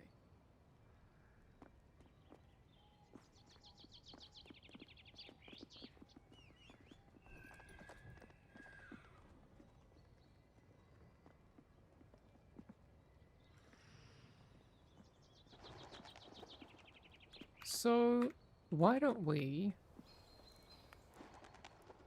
play some Mario? These ads are starting to be like TV. 5 minutes show, 2 minutes ads. So I just have it on like, I haven't actually changed anything with the ad stuff. It should just be Twitch's default. I don't even know how I can do that. Can I turn the ads down? Turn them off? Let me just have a look. Oh, hang on. How many minutes of video ads do you want to run per hour? It was just on the, like, default. I'm setting it to the minimum possible. So that should be... Yeah. Okay. It is at the absolute minimum now.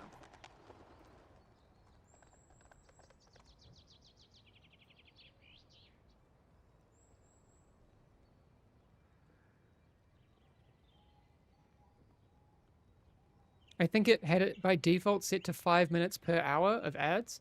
It's now 30 seconds. So, yeah, down by a big amount. I think that is the minimum that I can set. I don't know if there's actually another way that I can go lower than that.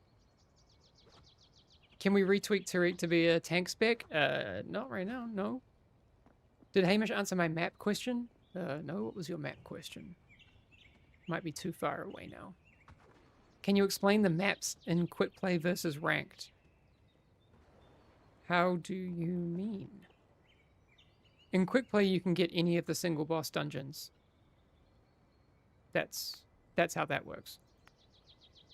And then in ranked, you get like a menu of 3 per difficulty.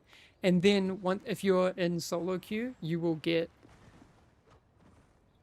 like a menu of 3 different difficulties with one of the 3 possible ones exposed to you for the vote section.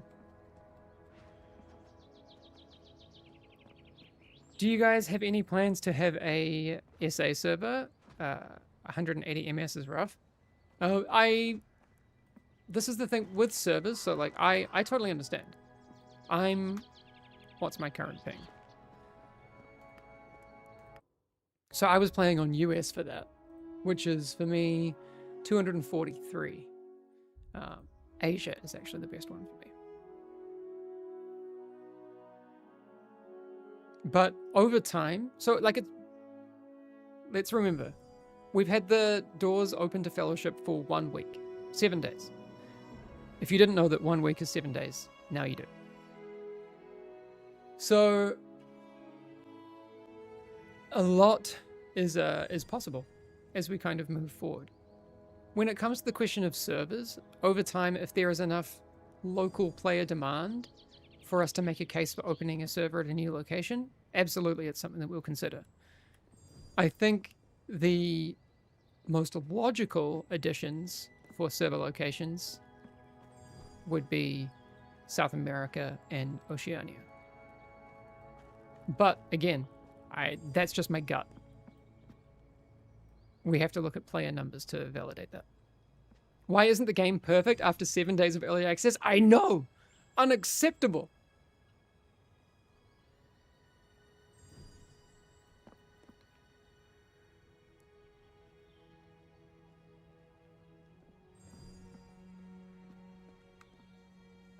Hold up.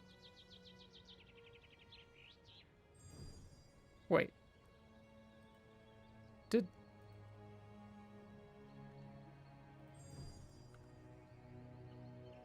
No. Hang on.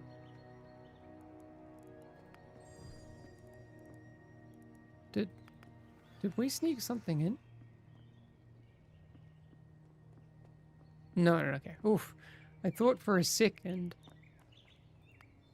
we had character-specific keybinds in. But no, it's just because I set my stuff up very similar. Africa exists too, bro? Yeah, so that would be cool too. An African server would be dope. I would love that too. But it depends. Hamish, why aren't you an Eternal? I don't have time. I've actually been kind of busy. Any plans on having an MDI type event for Fellowship in the future? Absolutely, that's something that we want to do. Sorry if this was already discussed, but will there be new classes or dungeons later on? So, Zara, that's the whole thing. That's the part that makes Fellowship. Adding dungeons and heroes is the core content. So yes.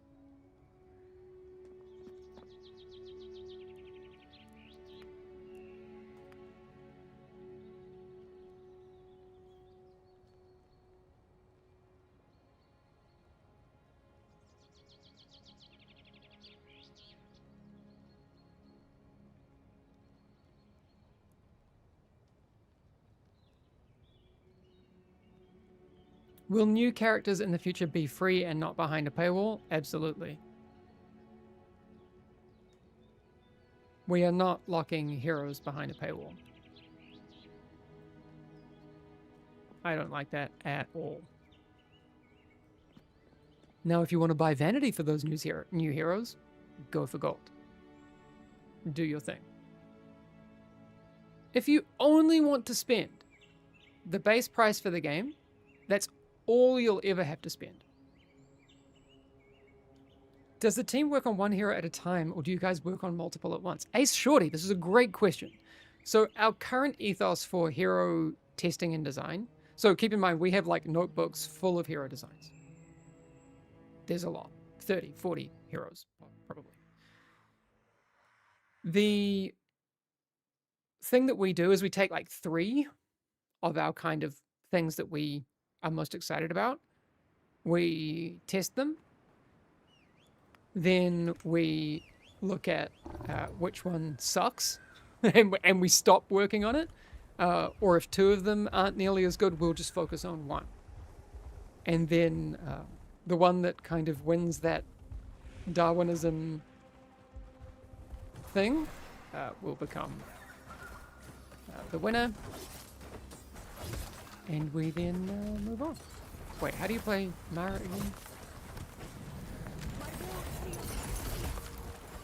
Oh, wait, we're slow.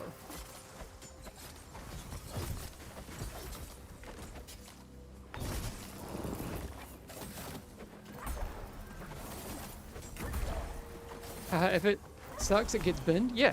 Why would we, like, not do that?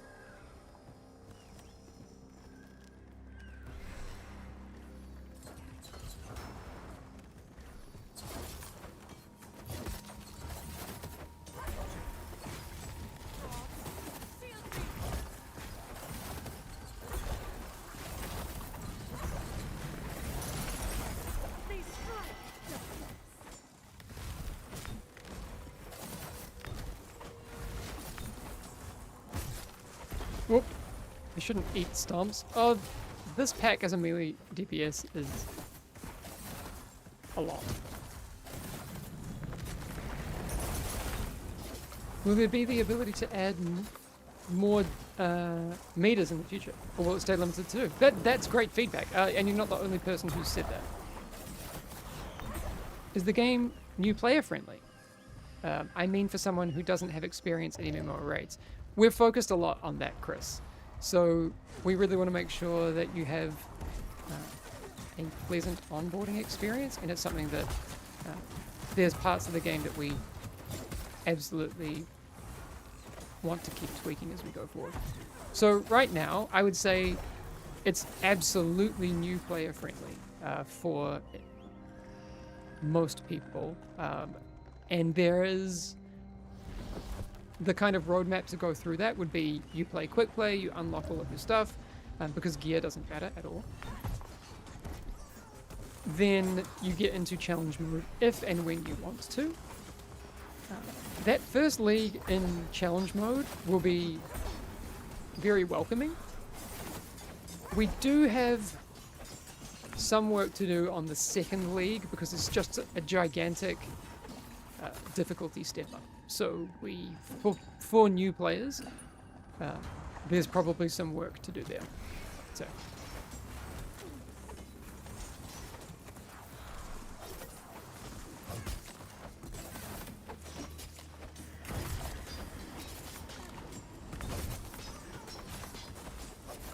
So you can see now, I'm like doing like 0 DPS, like at all. I'm getting just kind of rolling through this very easily and watching what's going on in chat. I could be, pumping a lot more for my team, but in quick play, it's very, very forgiving.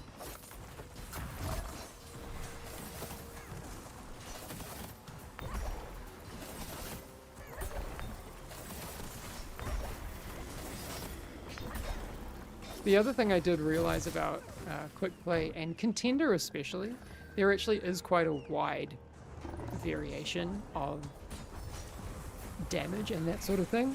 I mean, obviously, I'm not like blaming. I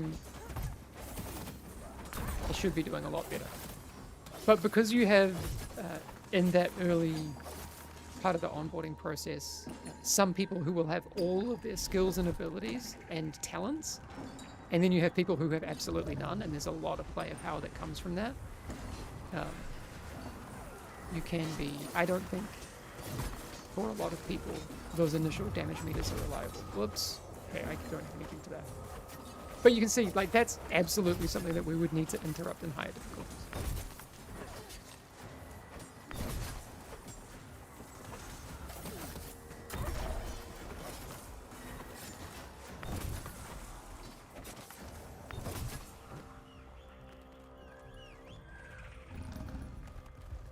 I was thinking, would it be better scaling on the leagues to have contender introduce the timer, adept introduce the new abilities, champion the first, Kiss Curse affix, and then Paragon the second. Those are the kinds of, oh, sorry.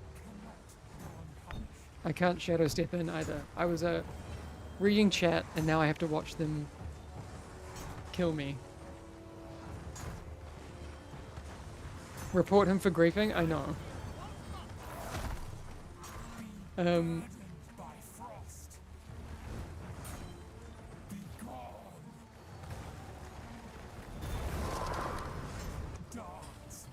Oh, Rakoan! Oh, am I playing with you right now? No, that's on me. This changes nothing. You will witness Sithril's power. Did I say shadow step? I meant stalker step. Oh, we don't have a kill score anyway. See, look, I was just staying out because I thought we were, like, clearing the rest of the dungeon. Definitely a tank problem.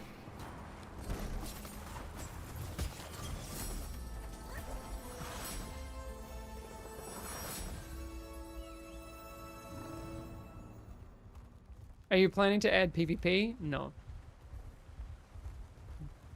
But anything is possible.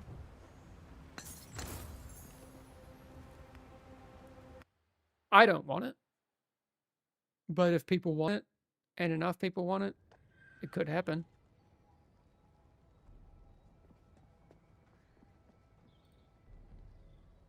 I don't think it's our game. I think actually, like, the best thing for Fellowship is to do what it does very well and not get distracted by other stuff. Do you know what I mean? The queues are PvP. The leaderboards are PvP.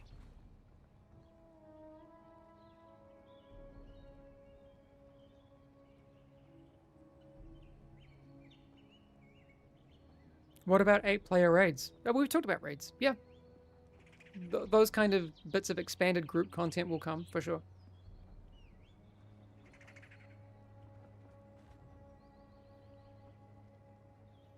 Agreed. The core game needs to be solid before other additions are thought of. 100%. Good point about the leaderboard. It's kind of a form of PvP. Absolutely. Someone said the other day, like, could we have a thing in the game where, like, you create a group and you also matchmake with another group? Like, you have a preset kind of thing, like, and you do a head-to-head. And if there was, like, a progress bar that you saw, that could be the PvP. How many copies sold? 300k? I actually don't know. Dueling in the Stronghold would be fun. Nothing serious. That could be cool. I think if you would add Arena, then you would add other stuff, and it would become WoW, and we'd need another Fellowship to escape from all the stuff. That's my concern, is that, like, you... Hey, Dominic said chat is handsome. It's true. If you start adding things... If you stray from, like, your strong premise, I think that's a mistake. I think... And I mean, I'm saying this looking at games like Dota and stuff. The thing that works with them is their core gameplay And, like, yeah, sometimes they'll seasonally have things that are, like, fun activities, like Aghanim's Labyrinth, like the PvE stuff. But it's definitely not their core thing. Imagine if Dota became, or League, you know, having all of these different modes and stuff. And I know there are, but, like, if they just kind of kept expanding and those sorts of things, I think all it does is weaken the premise. Hello, sir. Will there be action camera for this game? I mean, like I said, anything's possible. I appreciate your feedback. These are currently the camera behaviors that we have right now. Rewards, by the way? Oh, yeah. We need to keep doing this. Talents.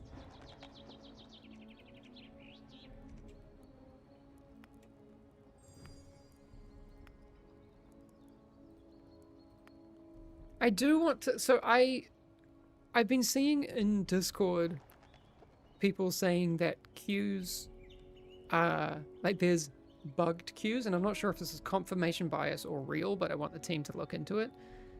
Because I've seen also people reporting saying that like their queues are short, no matter what role they're playing across any difficulty. And there's some people who've seen like, oh, my queues are 45 minutes long.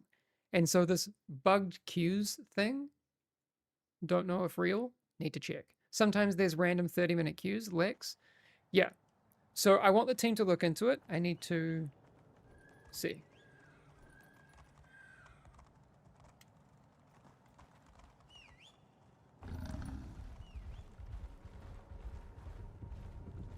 Any plans on having capstones in their own queue? We've seen that feedback. Don't know if that's going to be something that happens or not.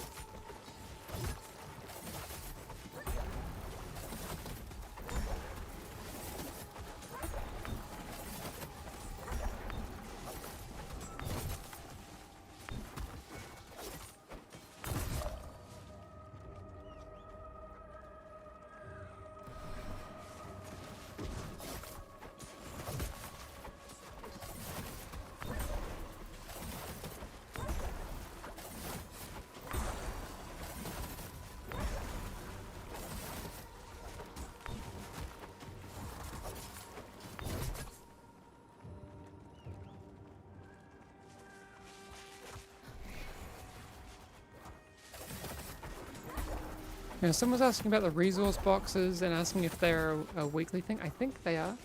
Oh, they're not a one-off thing. That would be weird, right?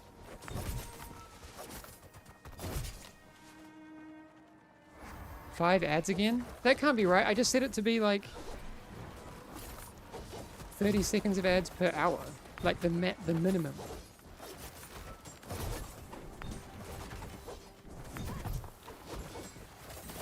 No one's... Okay, someone kicked me.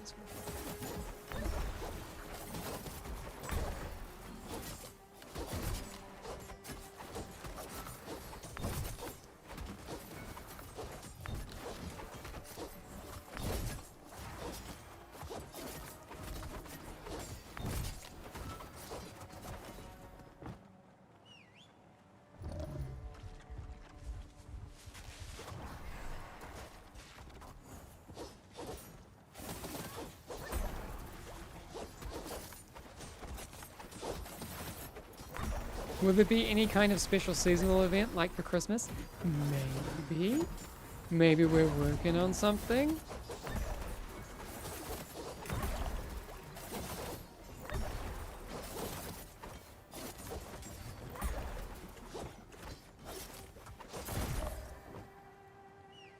What about Halloween?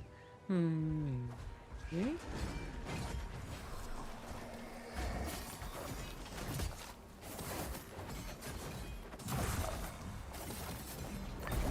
Big if true.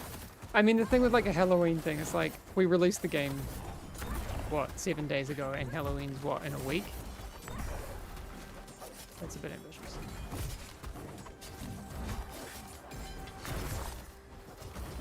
What about you showing me that nice board you've mentioned a few times? What? What is a board? The game is 25 bucks. Holy cheapskate. What? We got GTA 6 before Fellow in GeForce Now. I mean...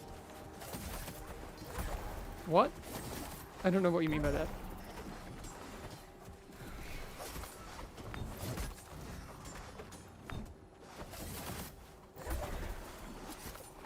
The GeForce Now stuff is coming. It just sometimes takes a little bit.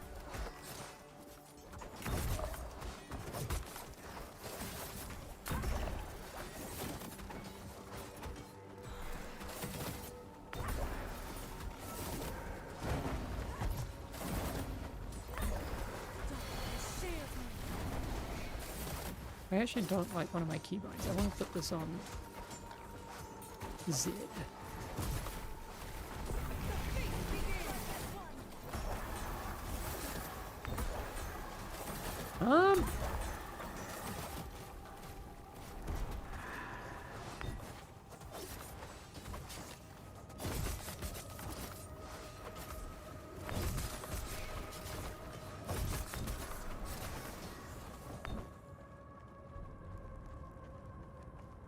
Will we get a white and black list for buffs or buff tracking?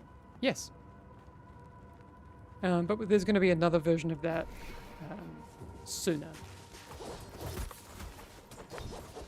That will probably just be like a curated list from the devs until we can get like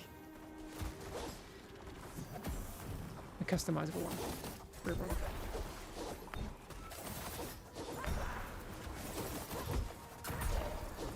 What's my favorite character to play?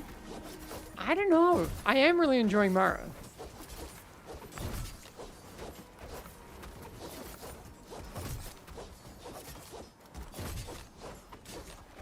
What will we get instead? So what you'll get as a first version of the buff tracking is a buff tracker that we kind of just populate with buffs that we think are important. So for Mako, it'll be like, you know, her 2 core rotation buffs.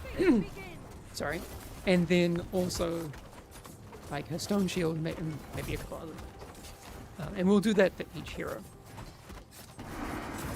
And then, you know, we'll look at giving people a newer version of that editable HUD module that will then allow you to customize it further.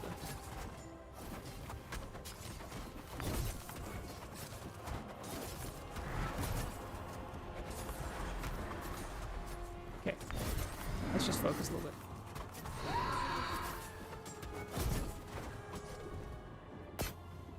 Whoop, I'm chained to that.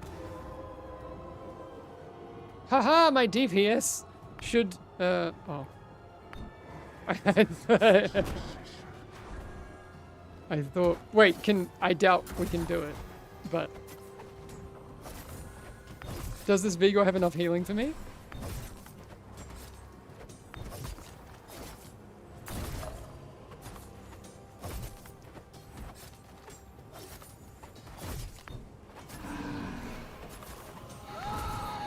Probably not.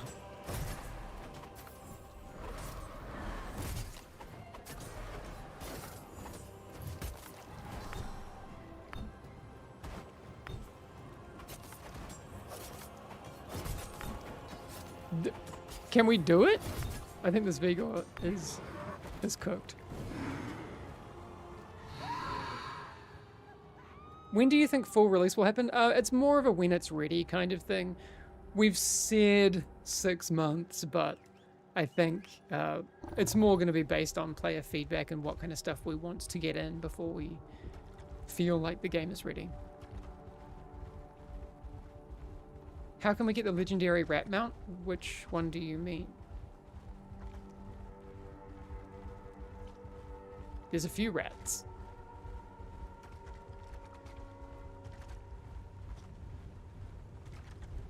The Sir Bombastic, we actually don't have a way to get him in. Unless someone's been hiding something from me. Are there plans to implement macros? No. Oh, whoops, we just totally didn't get that.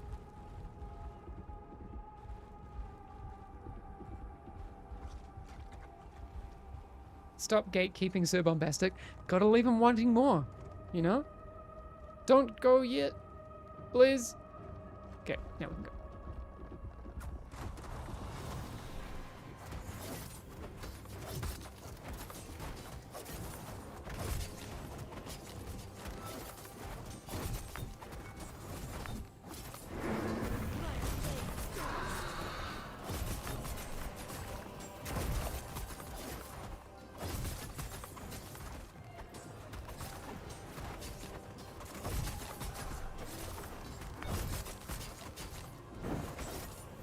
Oh my god. Okay, we got 4 there.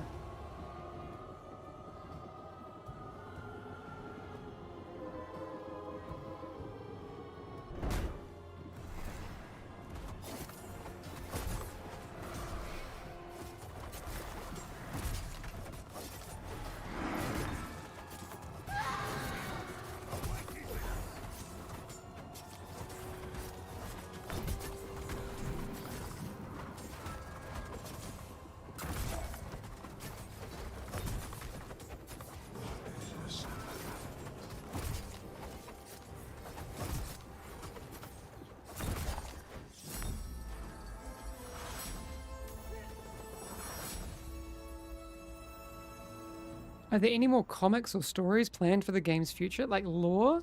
Um, yes.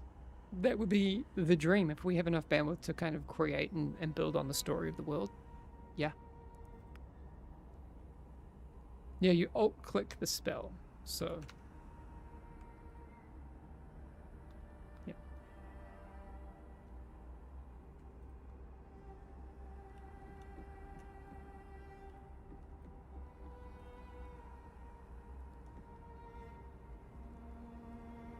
Is there a way to see estimated waiting times when queuing different characters? So, let's go and have a look at what we have.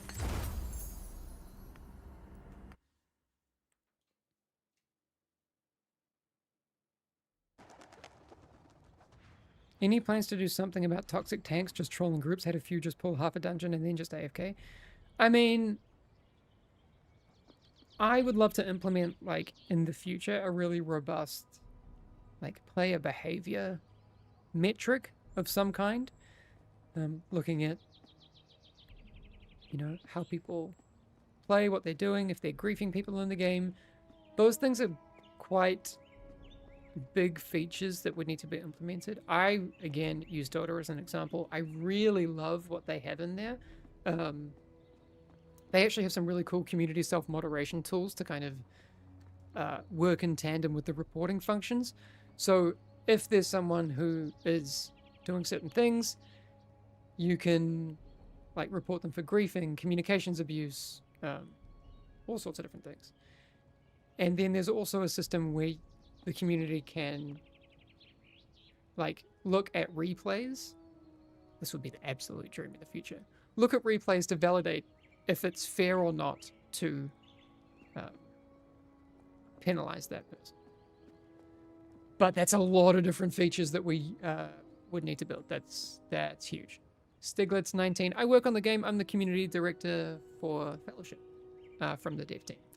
Hey Andrew, how's it going? Hey, I got some messages from your cousin the other day. Had a chat to Tyson, which was lovely. It's good. You like the game, Stiglitz? I am happy about that.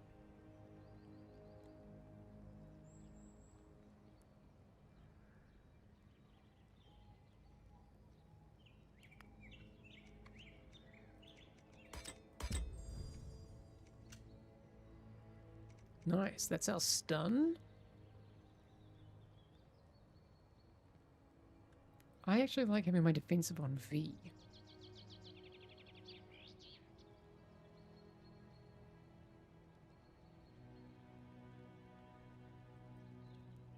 Hey, I'm just curious when the salvager will actually be fixed. I'm being murked out of my gold. It's fixed now. So, why don't we... Oh, I actually don't have anything.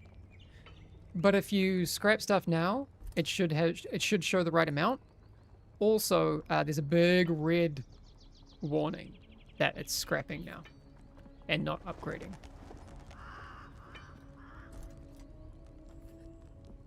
It's still not fixed. It's still stealing from me. Okay, good to know. I'll let the team know about that.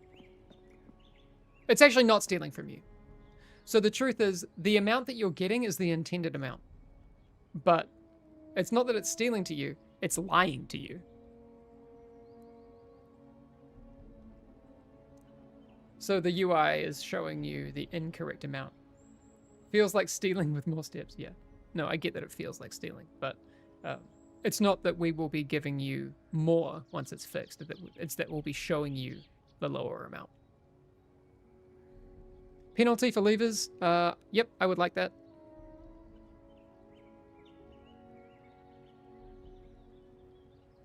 Yeah, those are the kinds of things that we can start looking at now that it feels like we're in a pretty good place with our servers. And again, we're not done. There's a lot to do. Voice chat? Oof. Okay, that's a tricky one. Because it kind of falls into that whole suite of tools that I was talking about before related to player behavior. There is no VoIP in the game. And I get very worried about VoIP. It's a horrible experience when you get on VoIP and you just get abused.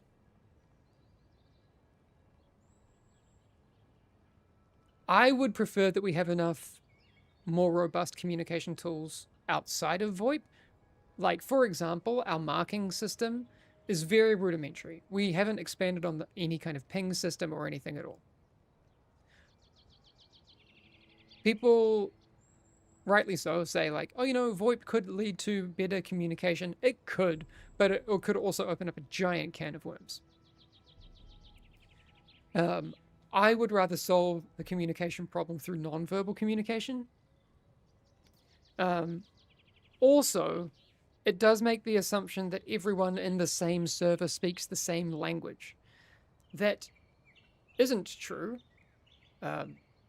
It might be slightly more true on the US servers, though there are people joining the US servers who don't speak English.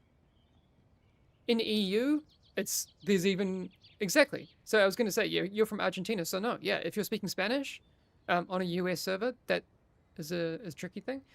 Yeah, us people in Oceania right now, so NZ in Australia, we're match made with a lot of Asian language players, which I don't speak any Mandarin, Cantonese. It's tricky. We have Korean players, Japanese players as well. And we have people from everywhere. So I don't think VoIP is a magic bullet.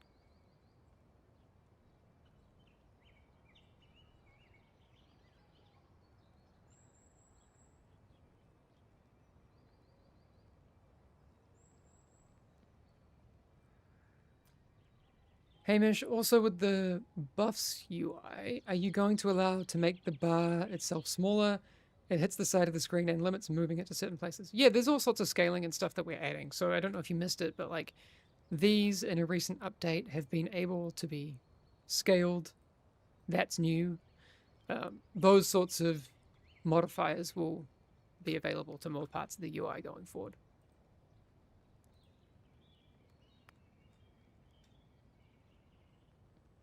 And look at WoW. VoIP is in game, but does anyone use it? Wait, there's VoIP in WoW?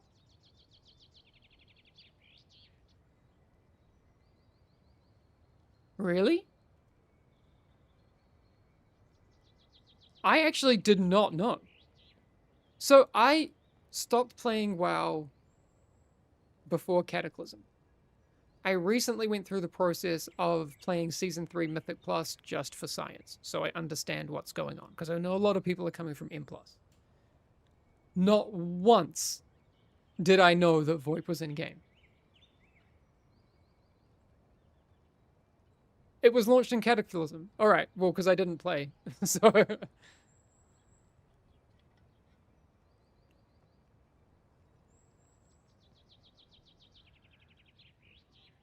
VoIP has been in WoW since Cataclysm, and it has basically been unusable since Cataclysm.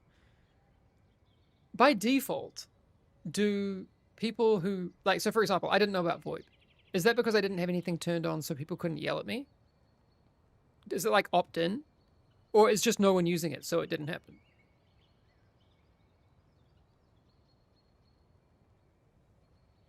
Can I run this game on a potato or what? Yeah, it does run on some pretty old PCs. Someone was saying to me they have a 13-year-old PC and it works great.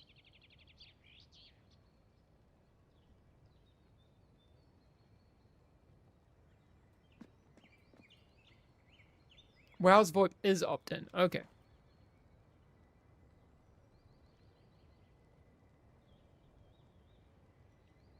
Are there better plans to add better enemy cooldown tracking, specifically bursting, brood from Carrion Horrors and Silken Hollow? All of these things that people are bringing up as feedback, is there a chance of this? Is there a chance of this? In general, yes. The answer is yes. Can we have more combat informations? Probably. Is there any way to undo scrapping? No, there's not. In the future, maybe. But not right now. We need a ping. Yeah, we just talked about that. That'd be cool. Do you know more about solo queue for Eternal? It's being worked on at the moment. Can we have an engineer hero? Maybe. Enchanted Tent. Yeah, we know that there are current issues with game chat. Skipping the intro by default will be good. Yeah. The, like, intro cinematic.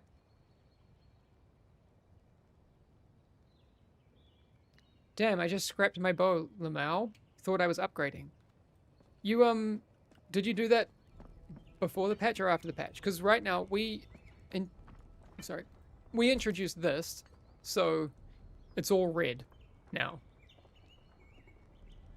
So, look, I don't have great color vision. I fail every Ishihara plate test for my color vision. Even I can see that that's red. It's obnoxiously red.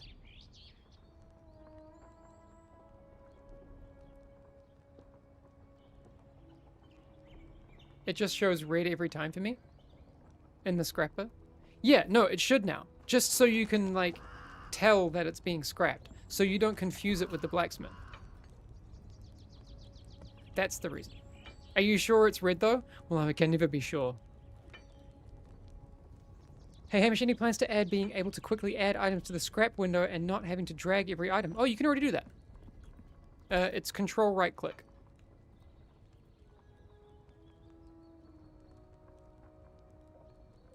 Whoop. Whoop.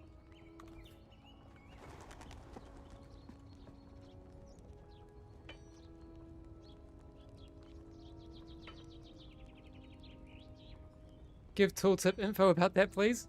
Yeah, that'd be a good one. I am confused as to how people mistake that for upgrade. Before the patch, it was actually kind of easy to just kind of autopilot and not see it. Any plans for non-seasonal characters? We haven't worked out those season details yet. It's something, I kind of alluded to it before. Like, I think people, and this is where we're at with it. People should expect seasonal resets as a core theme for what our game is. We want people to come back every season and experience the joy of, like, that power fantasy and going through the content that we have through our leagues and all of that sort of thing. How we give that to people, we're not 100% locked in on. I don't know what the best solution is there. I can see arguments for both sides. I know some people have said that they would want like a legacy server, so all the gear they have is usable year round. I don't know how I feel about that. Because that does split the community. We haven't made decisions on that yet. My personal feeling is that, like, I would love to, and this is just the way that I like to play.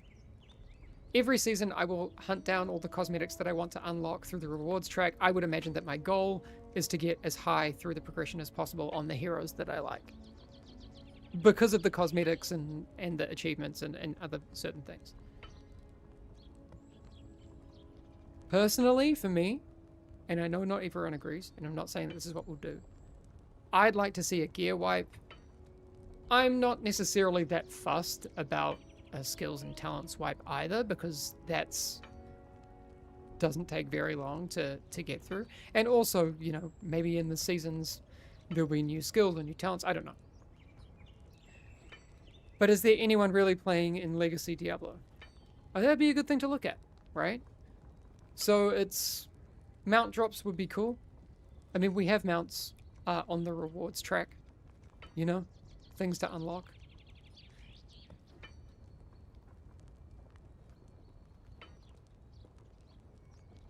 But if there is a legacy and a seasonal server, it will split the community and makes queue times a lot longer. Exactly.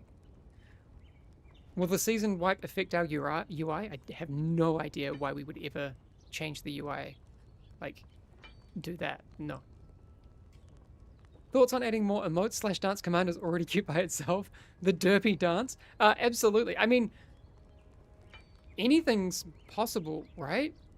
A bunch of different emotes. Maybe those are things that are additional things that people want to, you know, have as a sidetrack to vanity, right? If you want to pay for certain emotes, you can do that.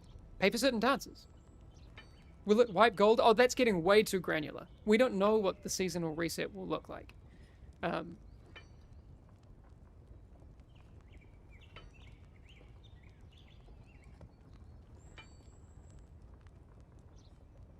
Sparkle Duke saying, I'd be fine with seasonal wipes so long as there's carryover cosmetics to show off how epic.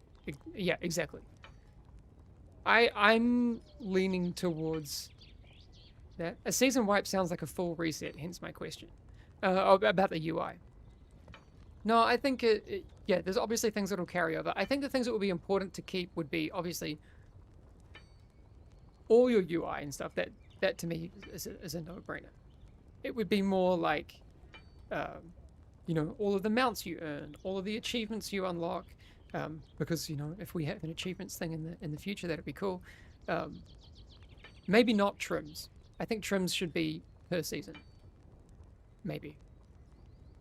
I actually don't know about trims. How I feel about that. Maybe you should always have those. I actually think it would be good if you always had them. Again, I'm not making decisions. What's trims? So trims are... Oh, I can show you on... Because I think they are per hero, right? Keep trims to flex. Yeah, I think actually if you reach platinum, you should be able to keep that trim. So I didn't get very far on Mako, but these trims were unlocked yesterday. So based on my leaderboard rank, I unlocked 3 trims. So I unlocked up to Verdant. I don't like Verdant, but that's each to their own. So I can choose any of those. If you were in the top 0.1%, you would have unlocked Platinum. I think Gold is cooler. Or Onyx, depending on the set. Yeah, like I said, we haven't made decisions on what seasonal resets will look like. To be honest, I think the left side of the talent tree and all skills should be everlasting, while the seasonal progression can be seasonal. Yeah, I mean, I don't think it would be the biggest problem, though, if you had to unlock your talents and skills again.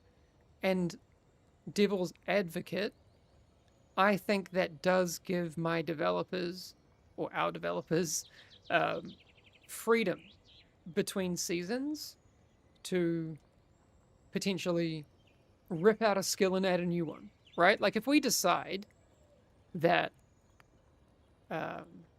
we want to rework parts of Mako's toolkit and we decide that Twin Souls Bulwark, for example, or, you know, Shatter Earth would be something wildly different. Or she doesn't need Cyclone anymore, she has something else in her toolkit.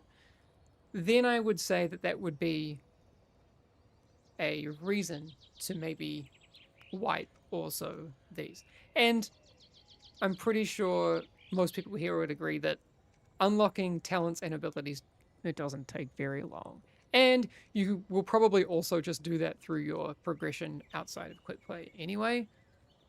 To me, that's not a big deal. But I need to talk with the designers about, you know, what they plan to do. Because it's easy to kind of assume that... I can totally see the argument. Like, oh, you've unlocked these things. Why should I unlock them again? Well, maybe there are good reasons to unlock them again. What if we completely change the talent tree for Mako? Penalty for leavers or vote system? Yeah, we're looking at those sorts of things. We want to discourage toxic player behavior. But I'm not going to blame people for doing what we've, you know, the position that we've put them into. That's also not something that I think is fair to blame people for. I don't like it, but it's on us. Fishing? That'd be cool. Imagine if we had fishing in here. Imagine if we had, like, specific little mini games. Like, I would even love a little skill shot game. Like cornhole, you know? And, like, honestly, something, like, very simple.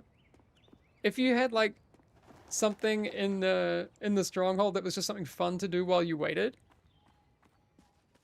Fellowship X Peggle? Yeah, that'd be sick. Some Gamba in the stronghold, that'd be fun. An instrument would be sick. Yeah. A giant keyboard like Tom Hanks from Big, jumping around, just beep boop boop boop boop. A music mini game would be fun though. like a little corner that's reserved for like a Patapon, Parappa the Rapper kind of music minigame, that'd be fun. Is account linking to Twitch bugged? It's grayed out. No, so Andreas, what you're looking for is when the Arc launcher pops up after you press play in Steam for Fellowship, there's going to be a carousel there. By default, that carousel shows the horse image, but if you wait a second or if you toggle off, there's a big carousel that says like watch us on Twitch. When you click that, you should be going through the process further. That's probably where you're getting held up. Apologies if this has been asked previously. Will Oceanic servers be introduced? It's one of those things, player demand, right? And I don't mean how much we want it. I mean how many of us want it. Because how many players we have. When you're a small team, and the question is, will we create a server for 100 concurrent users on Oceania?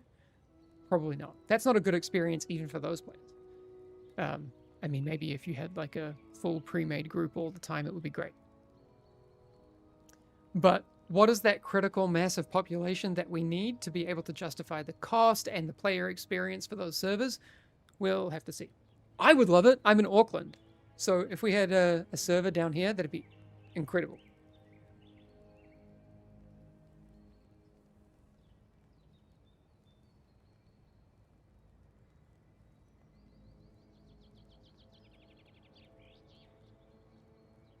Any ETA, sorry, I need to find that. Any way to fix whispers and plans for enhancing the friends list with more information like dungeon and party? Yeah, I mean, all of these features need to be expanded. The whispers and chat thing definitely needs to be fixed. I don't know what the ETA is on that.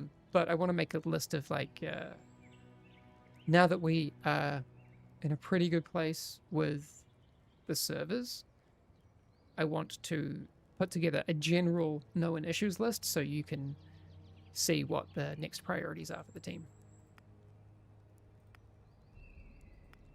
Do I have... Oh, I'm on Mako. I don't want to play Mako.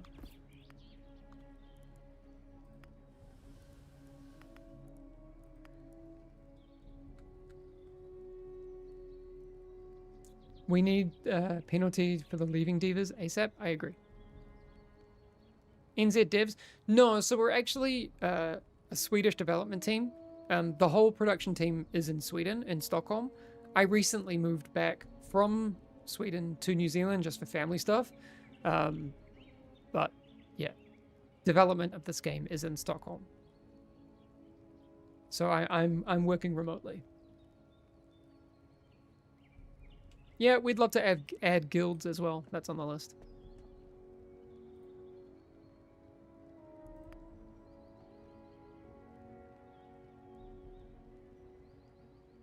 Is there a reason you have a small turn rate on heroes rather than 0 turn rate?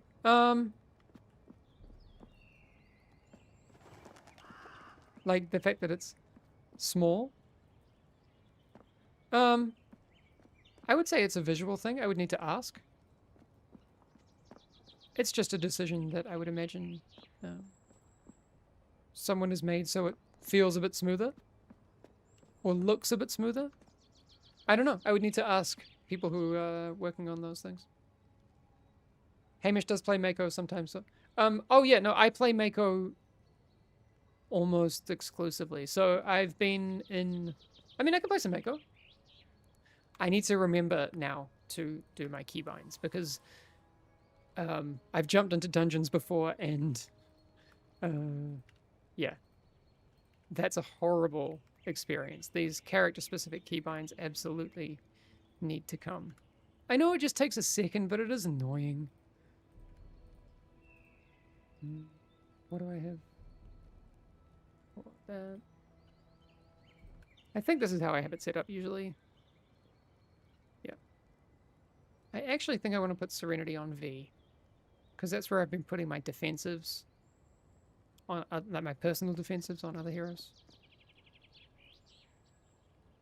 So.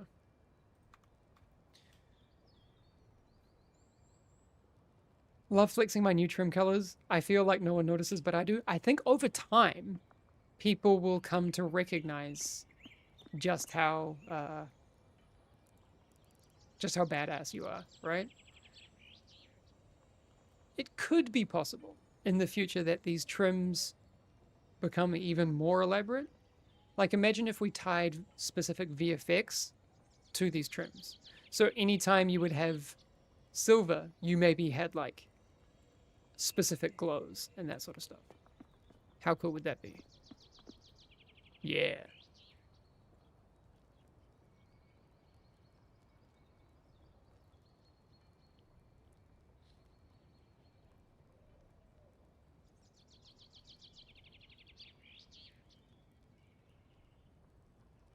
Any plans on character customization outside of gear or items? No.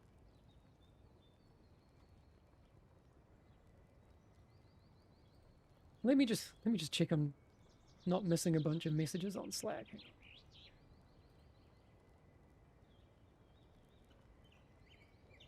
All right, so Britton actually did send me a message earlier.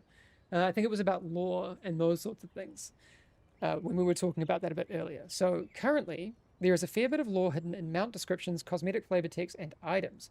Players can keep their eyes out for lots of little hints. So we've kind of described this as like a very Dark Souls approach. My personal dream was, imagine if we had people who were like what Vati does for those lore Dark Souls videos. Imagine if people did that for Fellowship. What Sir Actions Likes does for Dota for the lore stuff. A very different approach, but you know, there is lore there if you look for it. Britain continues. Let me just read it first to make sure I'm not giving you other stuff.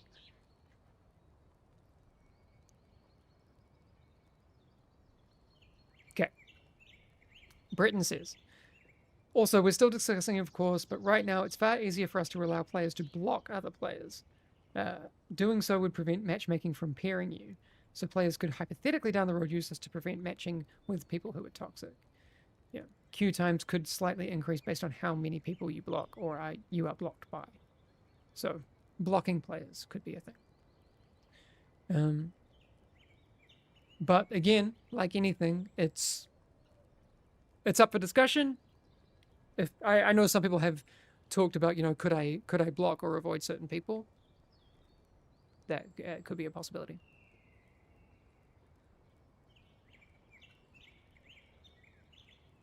Can you customize the UI? Yeah, Volpish, welcome. You might be new here, so you can absolutely customize your UI. All of this is so if I restore defaults, this is what you would have. I can revert. This is how I've customized mine with extra ability bars, and you know, you can enable them. You can change the slots. You can change the rows. You can change the slot size and the spacing and all sorts of stuff. So yeah, lots of cool things to do. And so I've used this to kind of, you know, you can see, for example, I have that's how I've done that bar and that sort of thing. And then you can export it and you can share it. So I did this yesterday. Let me see if I still have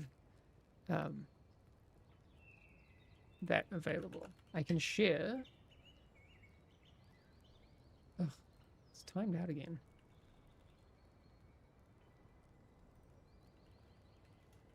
I need to actually, you know what? Bear with me. I'm going to put my UI up on Wago. I should put it up on Fellows Guide as well, but let's just start here. I will go here to, and then actually, Ingray, you'll be able to make a command for this. So for my Mako UI, I'm going to export it. That's basically giving me a giant text string that I can post. We'll call this Hamish's Mako UI. We will submit it. Can we change it?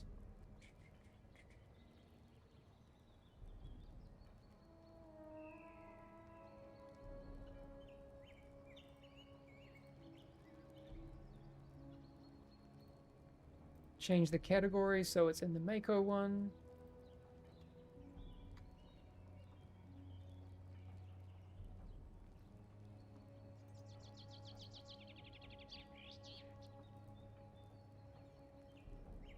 Okay. So let me check.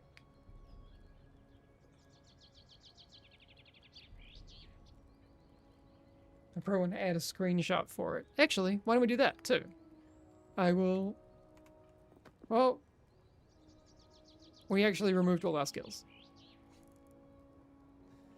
Okay,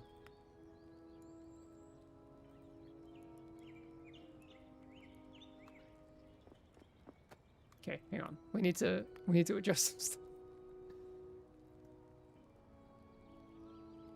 Yeah, I'm gonna redo this. So we're gonna have to fix a few things. Okay, we fixed that. What we need to do is now fix everything. So we're gonna go through my abilities. Wait, no, that's the wrong. Need to try and remember how this goes. I usually have my dash here. This should be C. This should be... Whoop, no. What do I have here? I have my stagger, and I always have that mouse over. Yeah, I have my taunt. I have my stone stomp here, I think. Oh yeah, I wanted to change this. I think just F works. And then...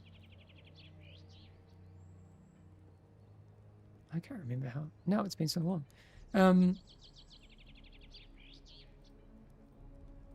Pretty sure this is how I set it up.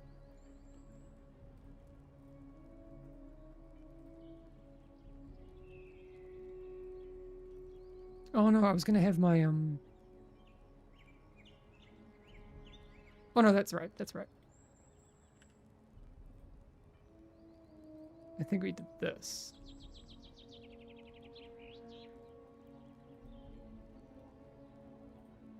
Oh yeah, my cyclone. We need a bind for that. So currently you can see... Wait, what am I missing?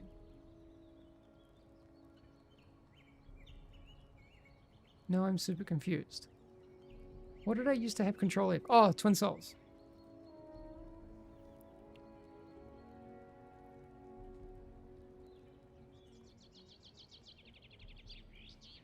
So, okay, I've changed a couple of things. So F will be that. V is now my... No, actually, I'm going to move that back to where I had it before. Shift E, and I'm going to have my cyclone on V.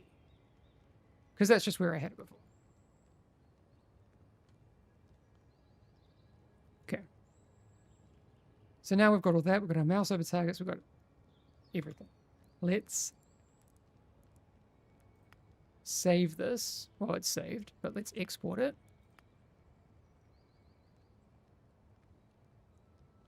We can't place UI pixel perfect, right? So there's a couple of things that are like needing to be added, I think.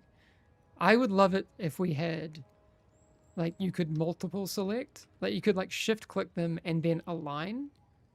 That would be ideal. Because right now I think they have a little bit of snapping to the grid. But, yeah.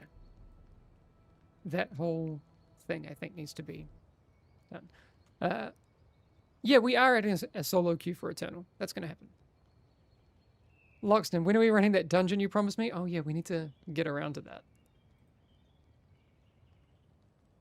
Next week, maybe we start doing some, like, chat dungeons. That could be cool. Okay. So is my UI as I wanted it? Let's just double check.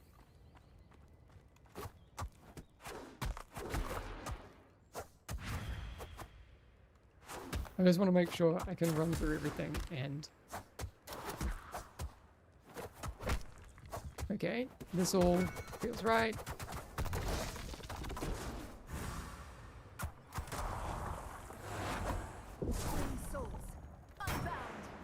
Did they fix that?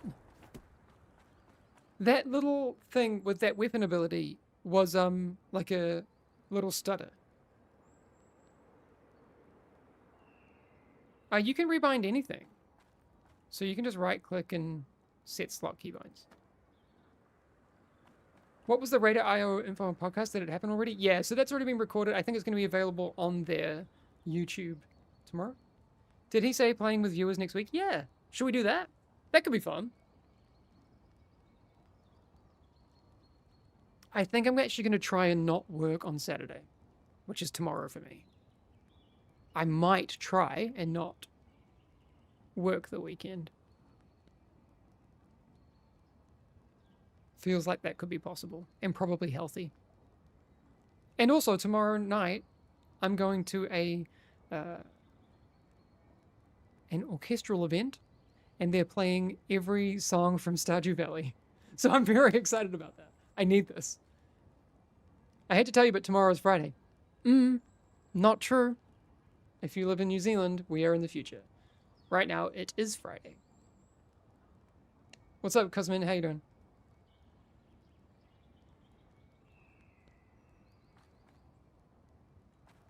Hey, when does this awesome game go to GeForce Now? Any news about this release? I think someone from our publisher put a tweet out about that they're still working on the GeForce Now stuff. But it's coming. Okay, so we're getting... I know this is taking a little while. Let's take our export string for Mako, and we will put it... We'll go over to Wago and import new string. Update.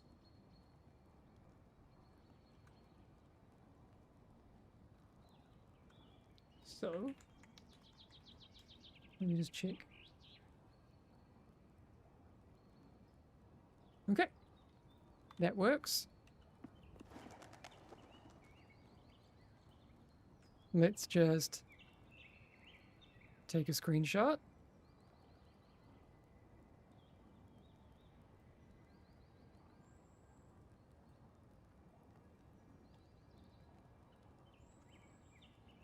Oh, wait. Anyway, we'll do the screenshot later. What is it on? On Steam?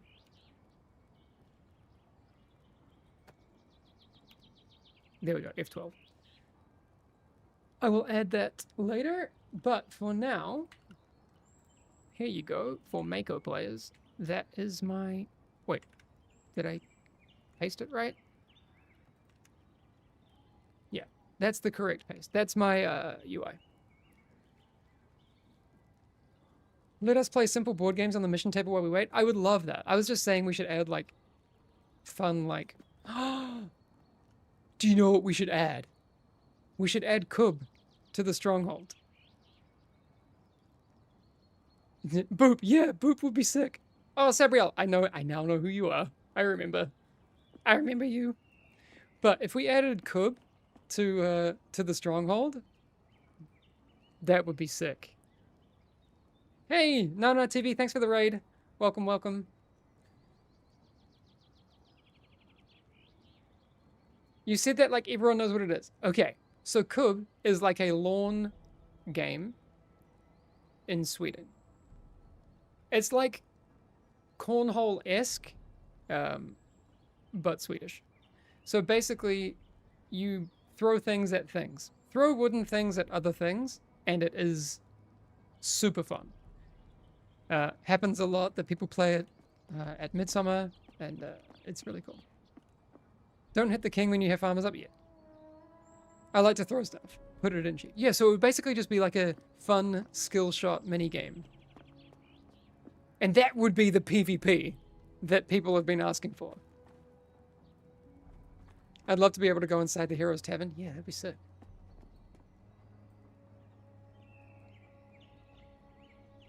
Okay, Cub PvP. Gotta happen.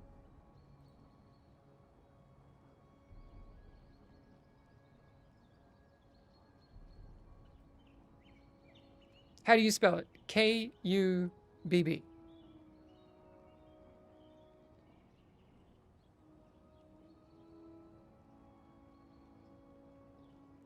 Wait, chat, do we just absolutely derail the stream and watch some Cub on YouTube?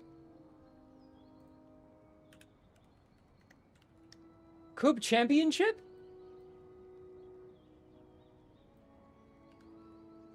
Cub Championship.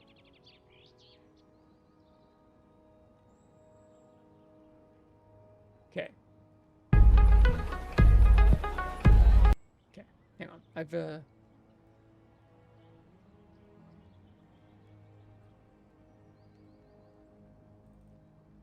Hang on.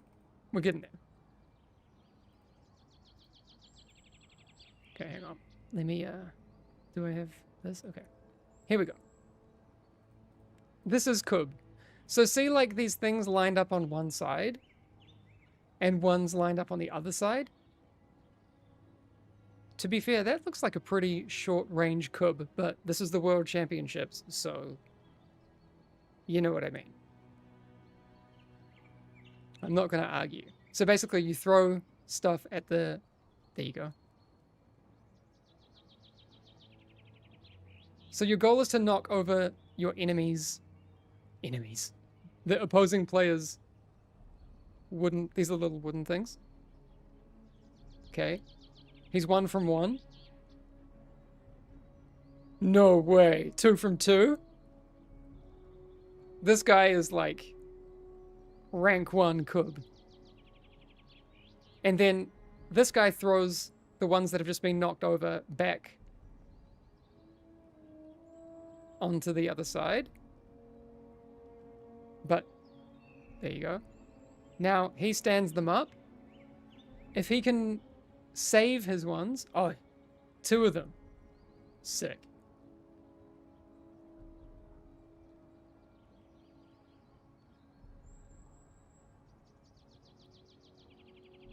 So it's a super, super fun game.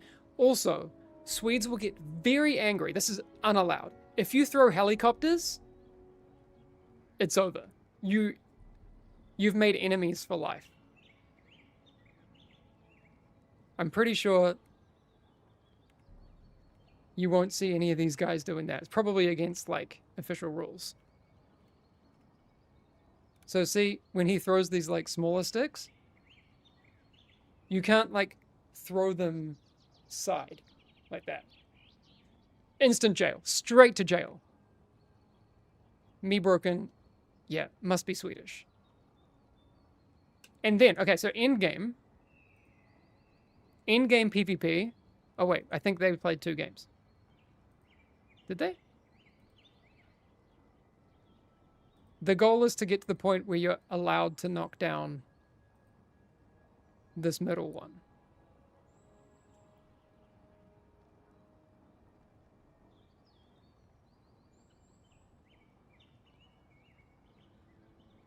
You got this. Come on. Come on, come on, come on. Wait, we need sound. Not that much sound. Got him.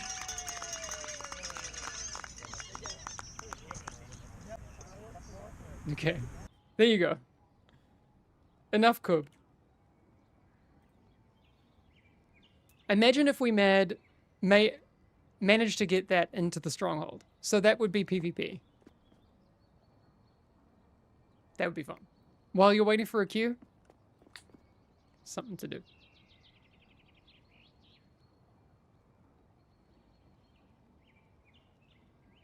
We call that Skull and Bones. Is that... Wait, is that a game somewhere else? Is there a way to hide UI to make screenshots? Not in this build. No. Hey, Hamish. Completely theoretically... Hey, Sea Lily. Nice to see you again. Completely theoretically, and sorry to interrupt the sports stream, is it possible for Reforging to give me an item that's not available in my current Dungeon Pool's loot table? Ooh. I don't know. That is a good question. Chat might actually know those edge cases better than I. I'm not sure. Very good question. Are there any plans to address the way dungeon queues work? There seems to be a lot of feedback about it, but no official response or even acknowledgement. I've acknowledged it a lot, Twisted. So, as you know, we've been very, very busy getting the servers, like, ticking along. Like, that's been our #1 focus. We have acknowledged that the queuing system... Wait, queues or matchmaking? Matchmaking queues. Yeah, you said dungeon queues, so that's I'm assuming what you mean. That there are, you know, definite improvements to be made to the dungeon queues. One of the like things that people have been talking about is adding like a separate capstone dungeon queue, for example. So those sorts of things are possible. We need to kind of go away and talk about it on our side and see what the best thing for us to look at is. Always the thing that we need to keep in mind is that any granularity we add to matchmaking is going to increase queue times. That's just unavoidable. So for example, if I go in here to Adept, and I want to find a game, you know, if I want to only match with heroes who have reached the same difficulty as me or higher, I can toggle that on and it will give me higher queue times. The same could be said if we add like a Sithral's Fall only queue.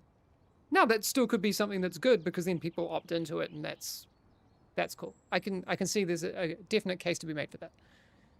But if we added queues for each difficulty, and then at each difficulty we had queues for each dungeon, right? So, worst case scenario. Okay, we're going to have to math this out. We have 28 effective difficulty buckets in the game. Remove the capstone dungeons, 24. If we then had queues for each of these 3 dungeons, and I'm not saying we would, but let's say we did that, we'd have 72 matchmaking buckets. Right? And that's only if I'm actually going to use a calculator for this. If we had 24 different difficulties, and for each of those, we gave people queues for each individual dungeon, there'd be 192 different matchmaking buckets. Just for those non-capstone dungeons. So you can see it really quickly gets out of control. And then queue times would be, I mean, that would be like completely unplayable. So the reason we have this system in place is to keep queue times down. Capstone queues is all that's needed. That's what I mean. So there are suggestions that I think do make sense. I'm being hyperbolic. You know, I don't think anyone would reasonably expect that we add matchmaking for every difficulty, every dungeon in that difficulty. That would never work. Why don't we, for Mako, try to jump into an Adept. Just make a little bit of progress today. We will see. We might get some queue levers. That is a thing that we know is an issue.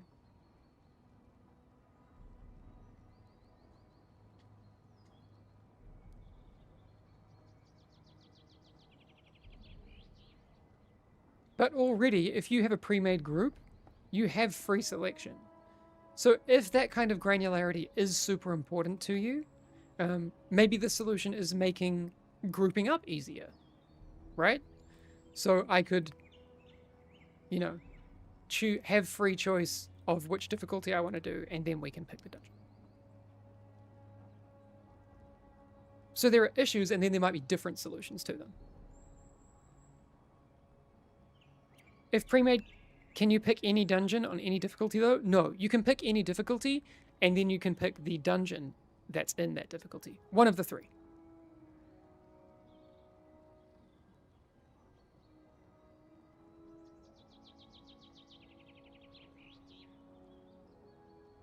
So that's kind of, like, let's not try and find the most obvious solution to the problem. Let's try and find the best solution. You know, what other ways can we support healthy grouping in the game, if that's what people really want to do?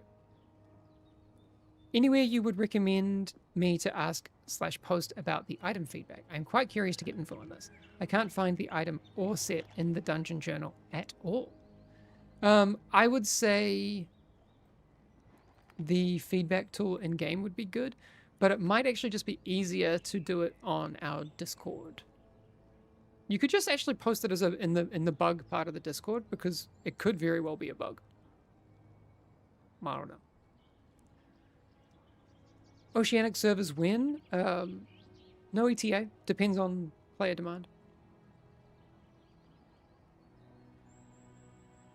Maybe we'll do this. We'll just try and requeue.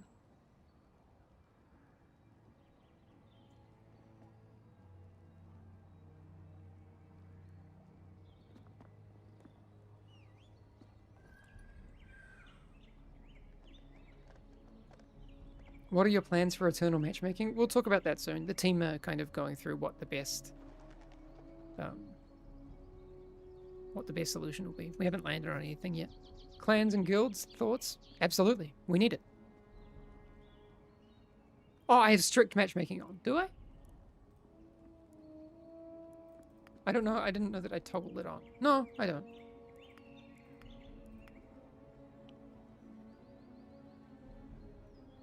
What are your plans to make the game actually open from Steam? So Jethro Lull, great name by the way. Are you still having issues getting into the game? Because there are some specific things that we can help you with. If what you're saying is you don't like the Arc launcher, that's a different thing. I'm gonna vote here so people know that this is fine.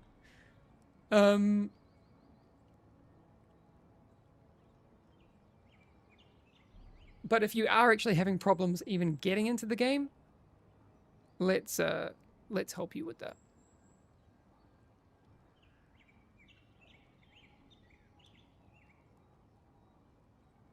Indeed, it appears to be happening during the Arc launcher installer. Okay, so Jethro Lull, I fixed this problem for someone yesterday, and we actually are looking to have some updates to this, so you won't have that issue in the future. If you go to like add and remove programs on your on Windows, find Arc and uninstall it. So uninstall Arc from your computer. Just start with that. Then once you've done that, just open the game in Steam. It should prompt the Arc silent installer to run again. That should fix the issue that you're having. Please let me know if that helps.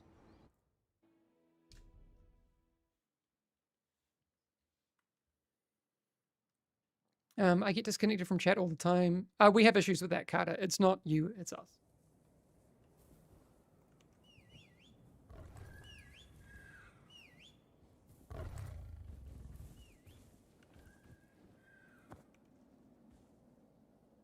I don't know the routes here. I should probably learn some.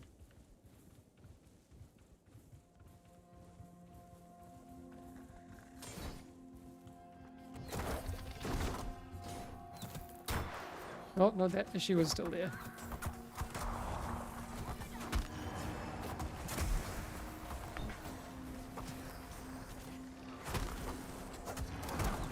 Okay, gotta find my maker rhythm again.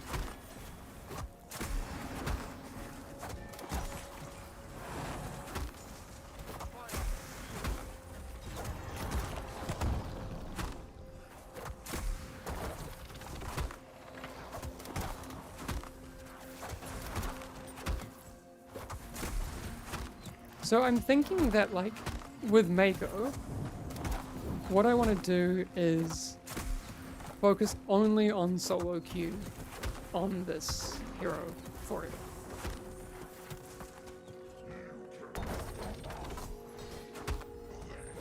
As like an experiment, right? Like that's one of the things that I think is important on the dev side. So you can see that I understand what's going on in the game. That doesn't mean that, like, it'll always be great. You know, I want you to see that, you know, I understand that sometimes there are parts of the game that we could absolutely improve. And so, can I, as a challenge, make it through Paragon on Mako? We will see.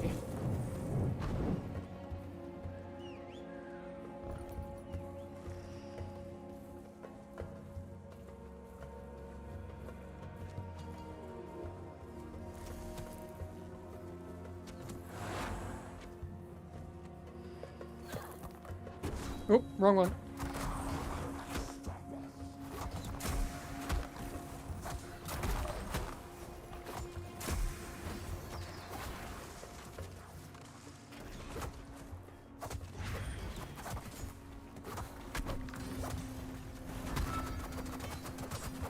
Oh, I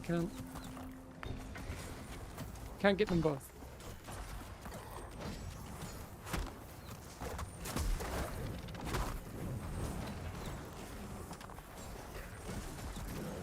I should have figured out that patrol earlier. I should actually probably just do this and line of sight them all through here. Well, now someone's pulled it.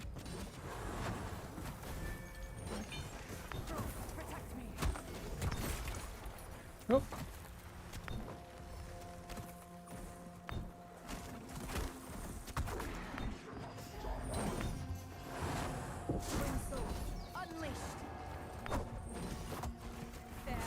I kind of panicked. I can't remember. Oh yeah, I should have been using this to kind of get the initial aggro, but it's fine.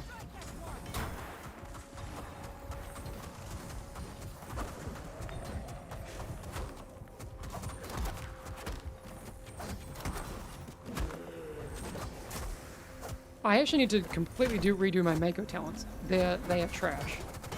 Not trash. I just absolutely haven't redone them. I kind of like picked one by one as I was leveling up. How do I get more supplies? There'll be a % chance drop from challenge mode, but also you can get them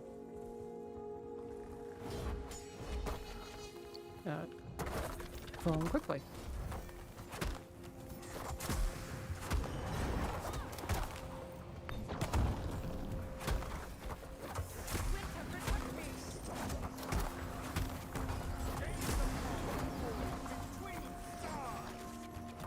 Wait, whoa, okay, one of my keybinds got real funky there.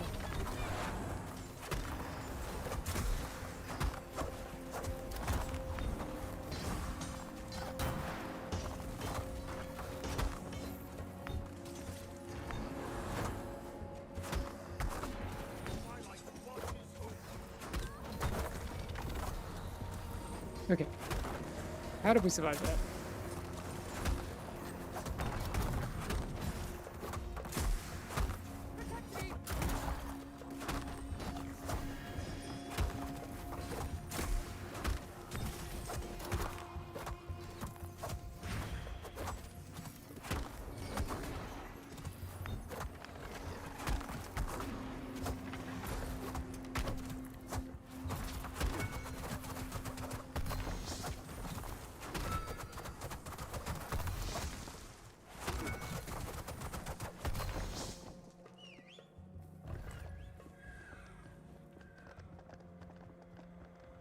Okay, so we'll take these two over here, down here.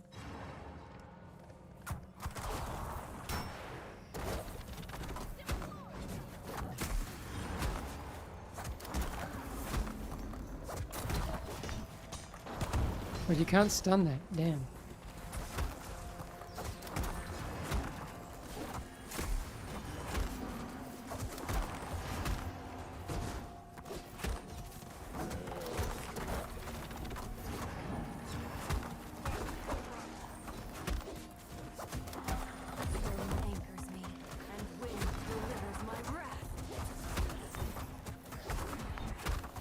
Nice. This Alarian's really good.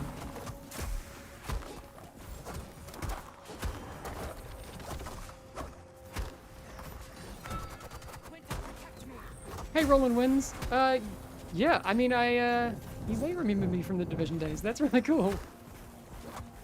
I did see, yesterday some pretty sad news about some of the layoffs that are happening at Ubisoft, so it's sad times a bit for people over there. I hope they all land on their feet. Okay.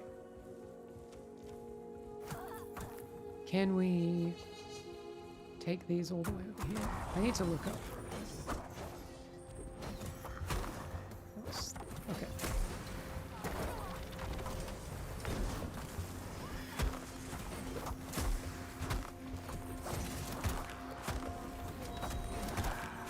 Oh, that's unkickable.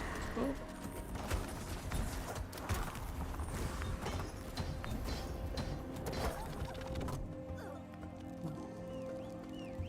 No soaks?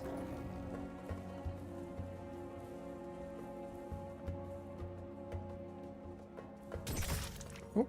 Hamish, what way did you end up distributing top trims? I'm stupid. Those are through the mailbox.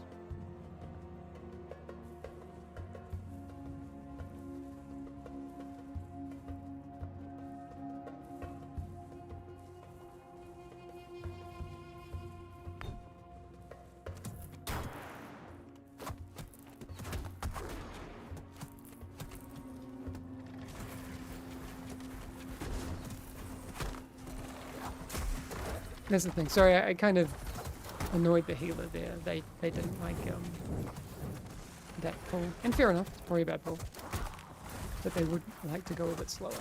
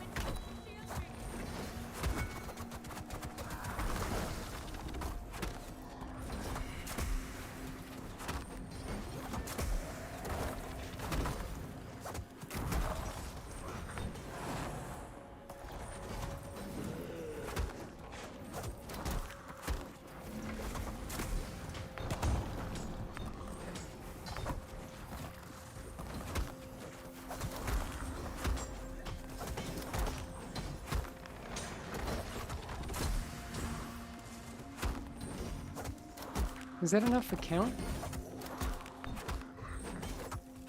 No. Damn.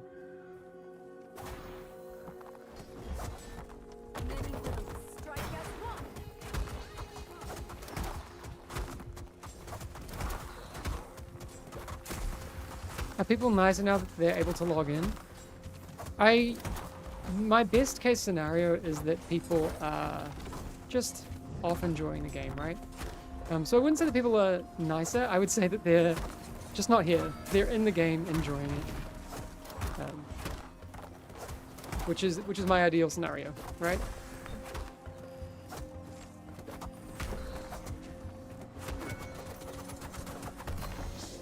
So we're not gonna time this, I don't think. Really depends on if we have enough damage. But we will see.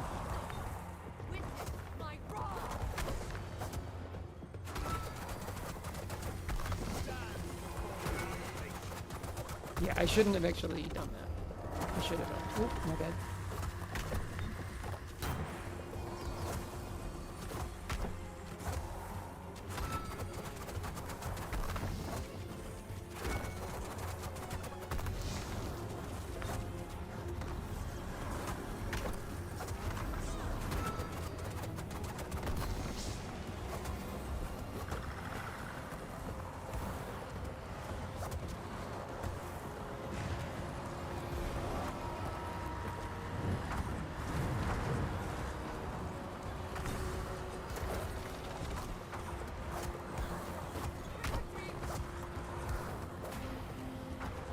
Someone kill that one?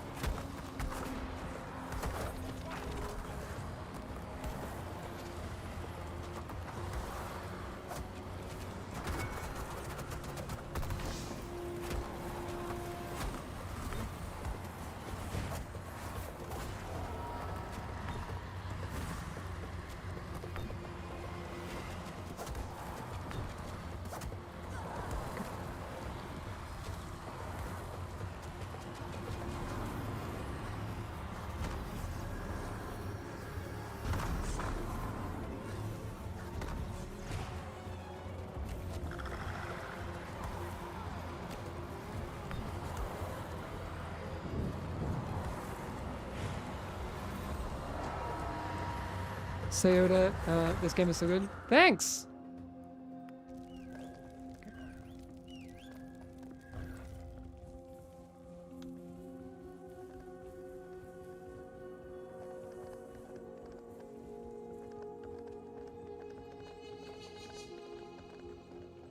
Hey Hamish, we're only a group of 3 friends. Are there plans for an easy DPS I can play with my feet simultaneously?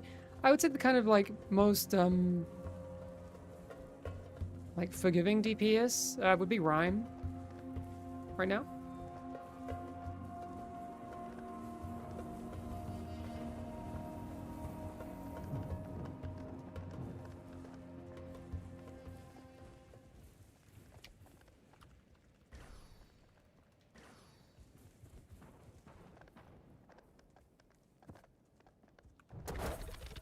Okay, Halo's ready, that's all I need.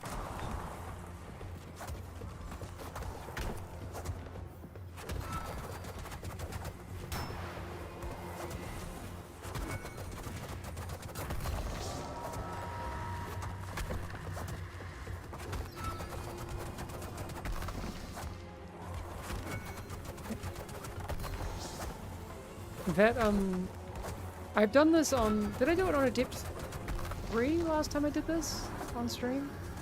Or was it 5? I can't remember. But it was sweaty.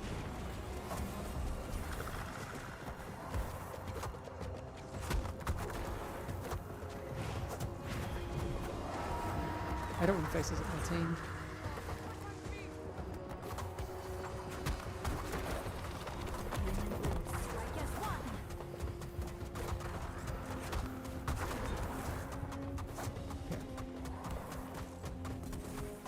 Is it okay? Okay, chat. Is there any way we can help this Sylvie?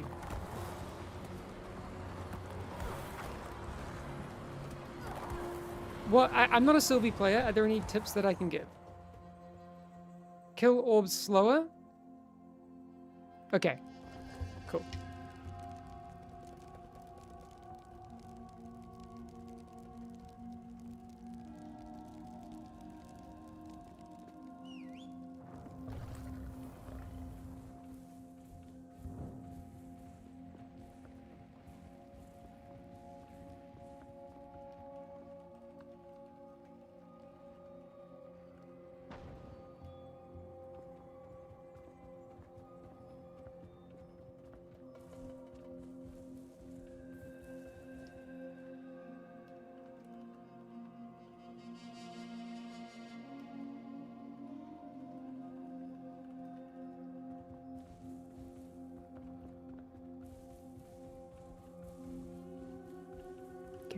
This is good. We shouldn't be like raging out, we should be helping people, and this will be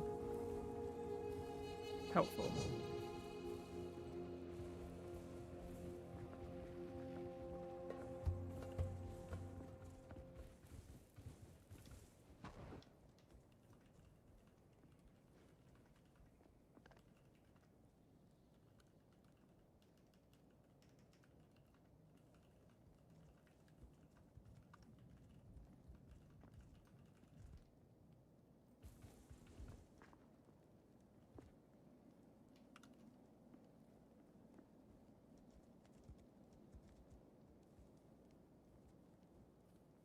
Oh, Davida, I'm so glad you're enjoying it.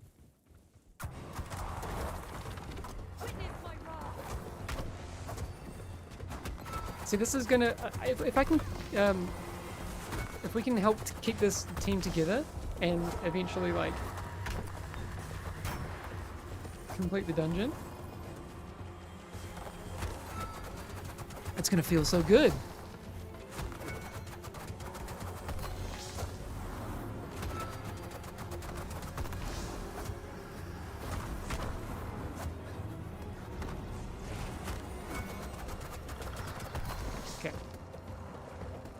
I actually don't think I will pop more than just one.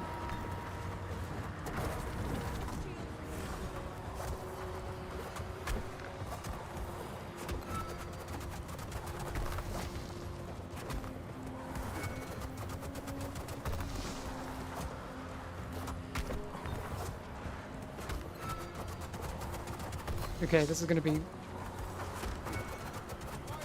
Okay, but still, we got it. Okay.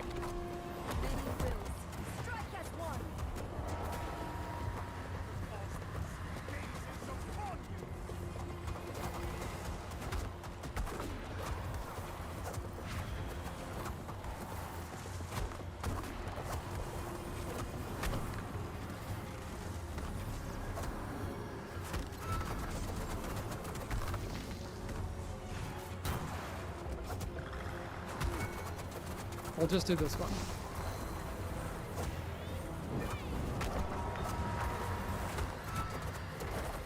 And I'll also heal myself up so my healer knows I don't need to be worried about.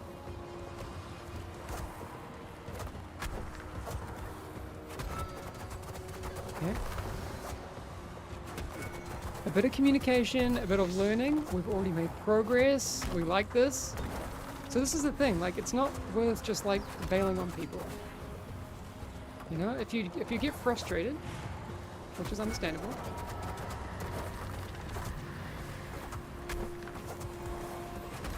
It can be done. Do you know what we should try and do? I'm going to try and convince these people to run it back.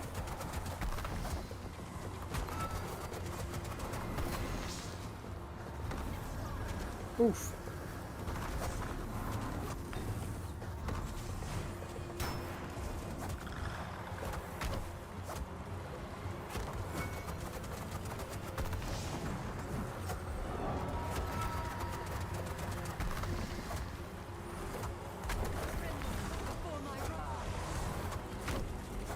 Rhyme has damage.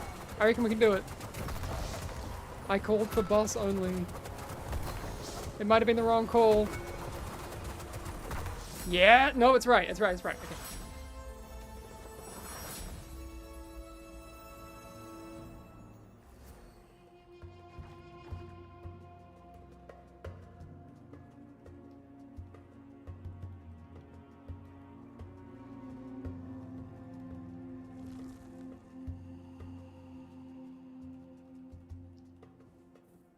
I'm just telling them it's on the official stream, so I want to prove that we can do it.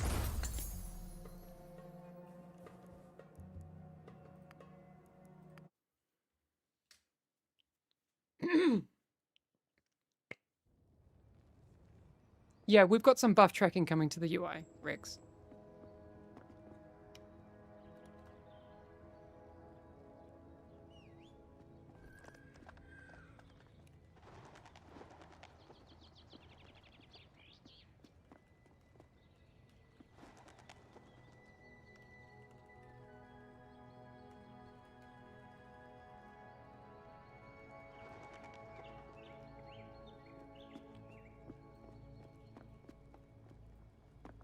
Okay.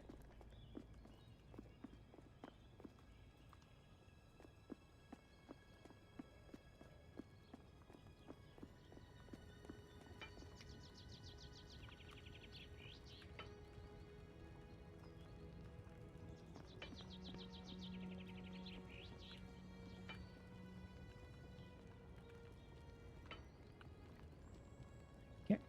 Do you know what I'm going to do? I'm just going to quickly look up what the method recommend for the route. Let's see.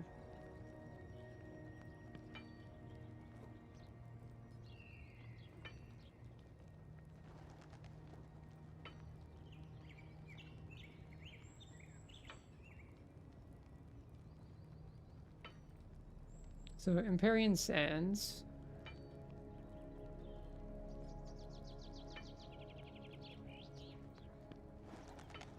Let's have a look at their basic one.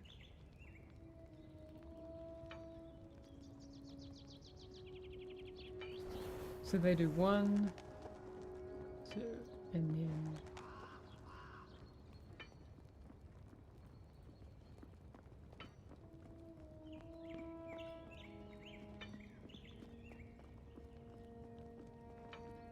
Oh, okay, they do that big 7 pull.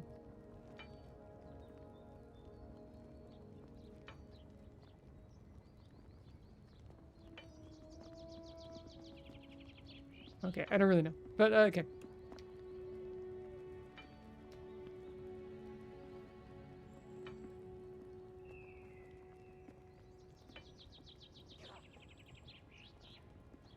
So there should be like 2 bigger group pulls before we get into the second part of the map.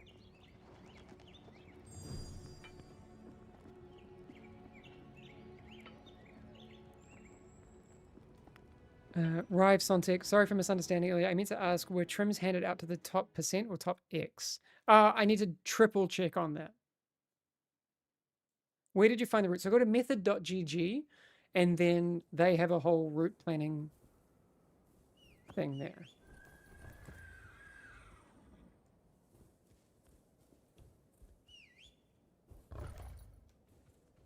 Okay, so I want to get that 3 and that pack there. Okay.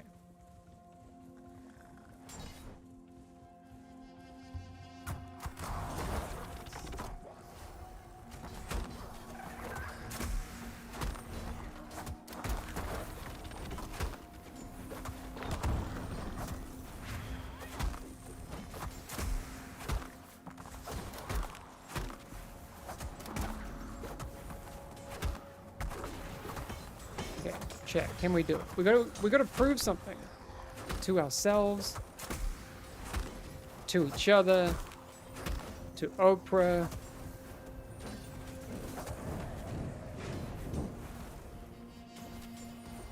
You know?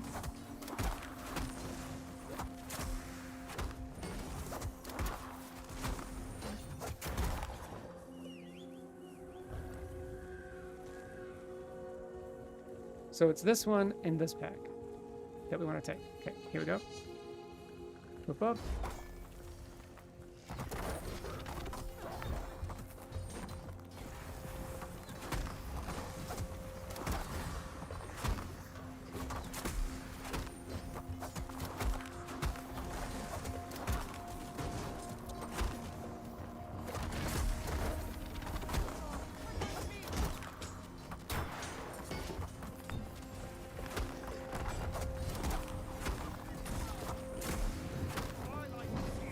Oh, I got stunned.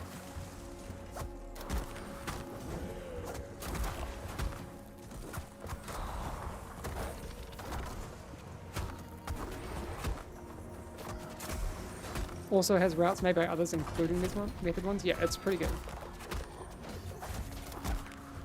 I don't often... I mean, I haven't actually used any routes. Okay.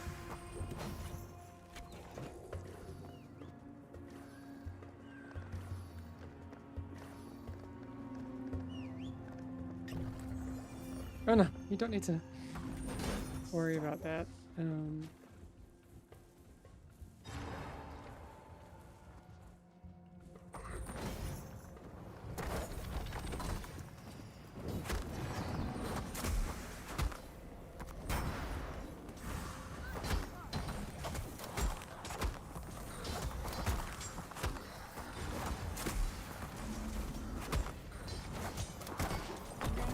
Use my ultimate.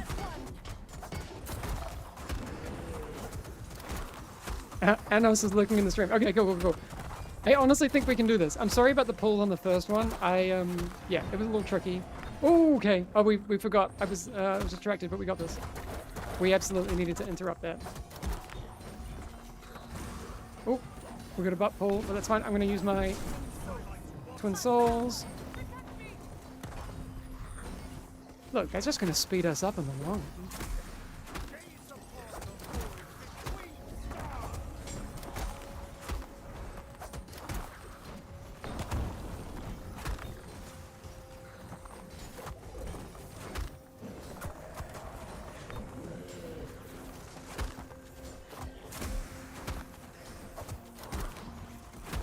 The way Anos says mate in chat makes me think Australian.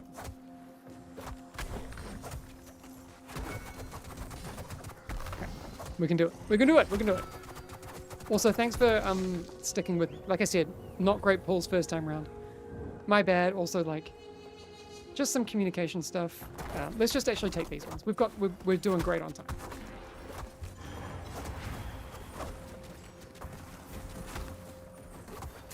Oh, I think.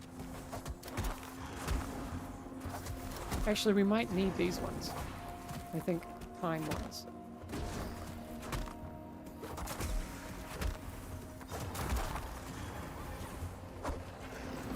Oh.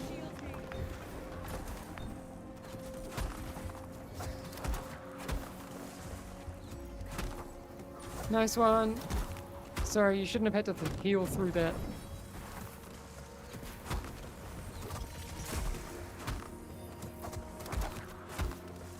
I didn't set up my interrupt stuff. Okay, let's go. Yeah, you're from Aussie? Nice. Okay, we pulled these. That's fine. That's fine. Let's take them down.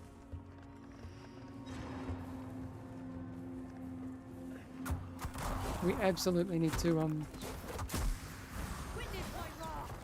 Oh no. Okay, my bad. My bad. Okay. Let's go again.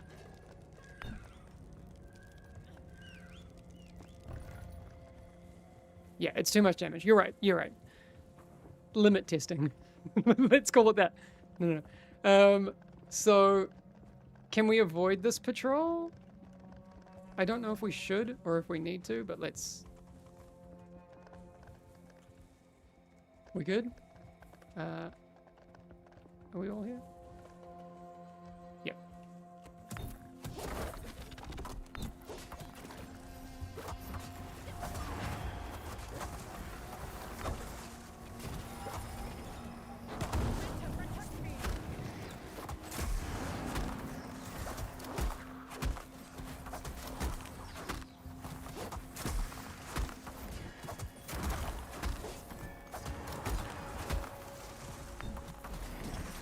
Oh, I think we missed that Scenari's wrath. Nice healing, that's awesome.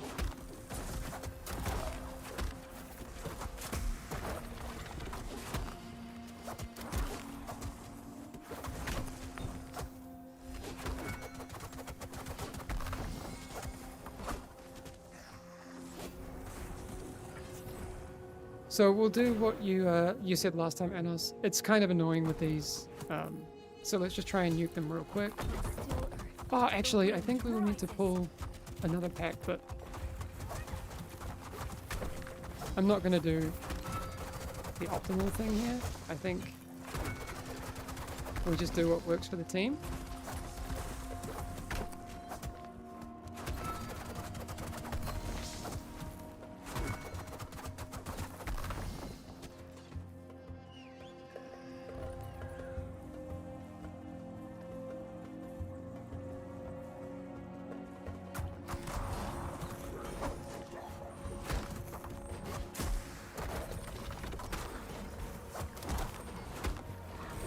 What works for the team is the optimal thing? Yeah.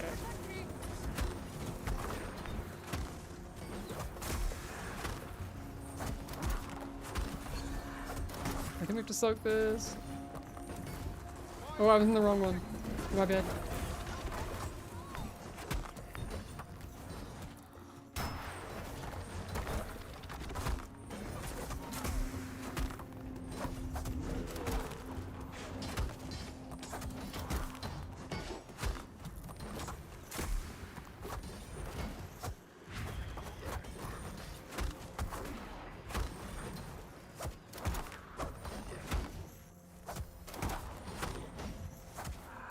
We really didn't pull much this whole time. We're gonna have to take out this other pack behind us anyway.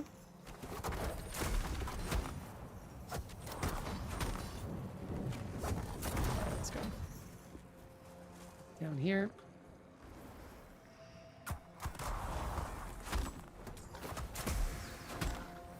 I don't actually know if this is the enough count. I might have just got the route completely wrong, team. I'm sorry. That one's on me. If we don't make the timer, I think it's because I goofed.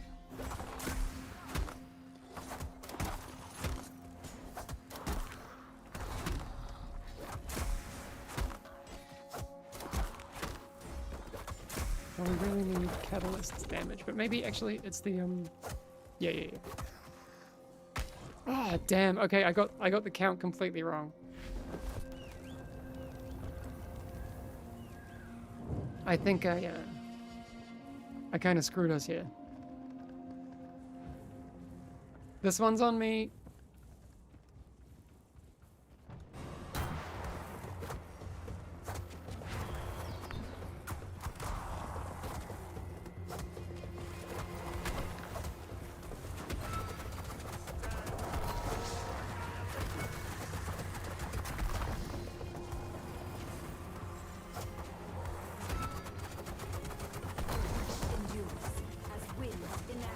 vengeance.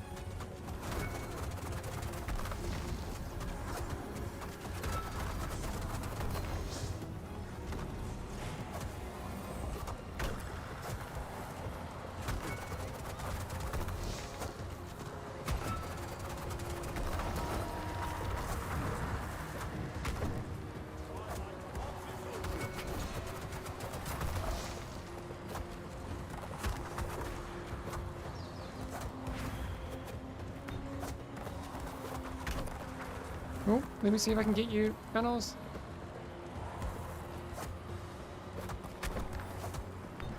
Okay, okay.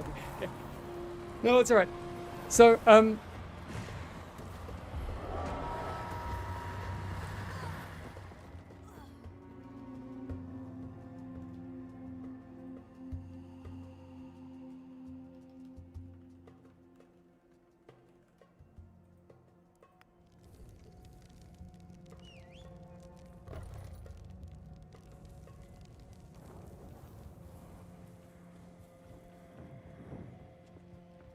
we are making improvements.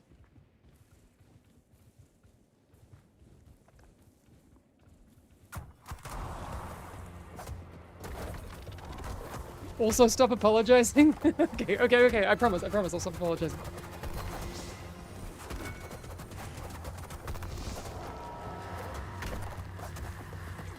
I mean, I've got a lot to.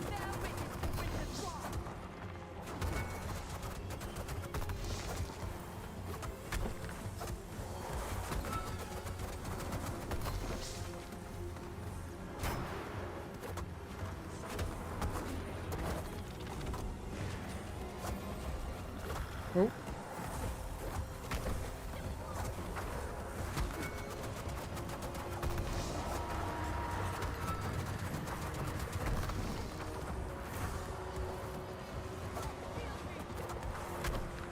Okay, let's pull it on the damage a little bit.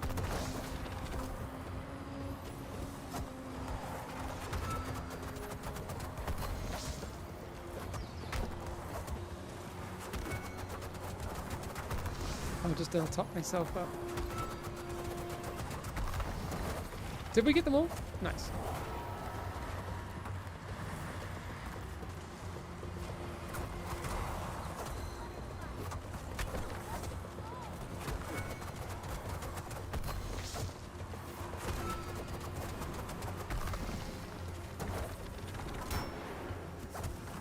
Oh.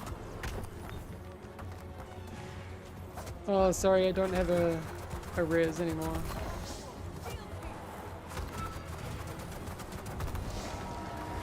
Oh, we do. Okay, we're still in it. I didn't realize. Oh, I should have. That's my bad for not focusing.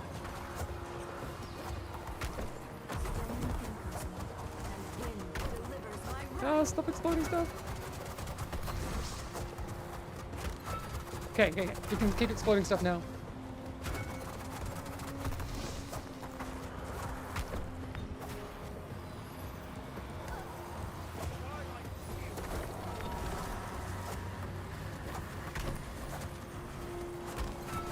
I think...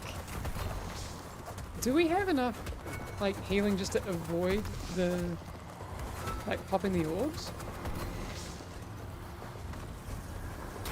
Like, I don't know, chat. Is that the play here? Maybe there's too many if we pop, like, if we leave all of them.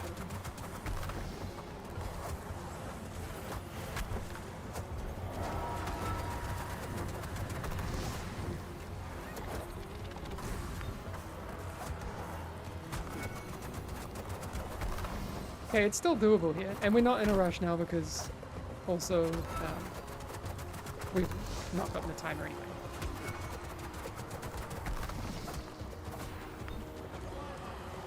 Oh!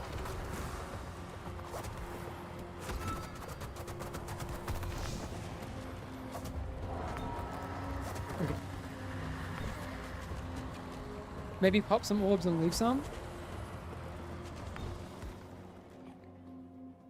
Oh yeah, Krypton, I did used to work on the Division.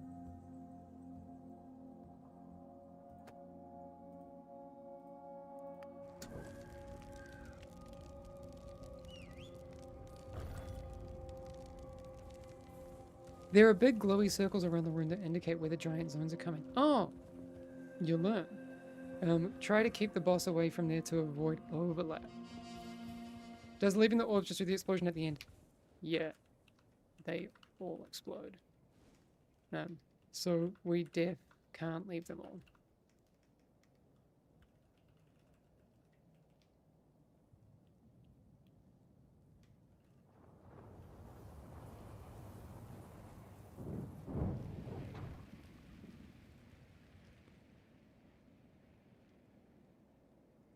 I think that boss needed fix. So much stuff overlapping. No. We'll get it. We've already killed it. Just not on this one. We killed it last time.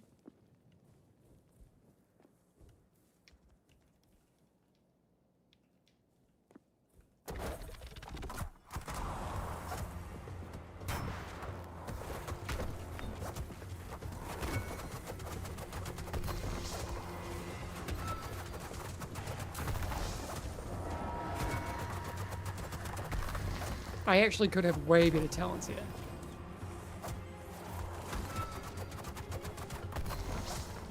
Oh, I see. I see those big glowy things.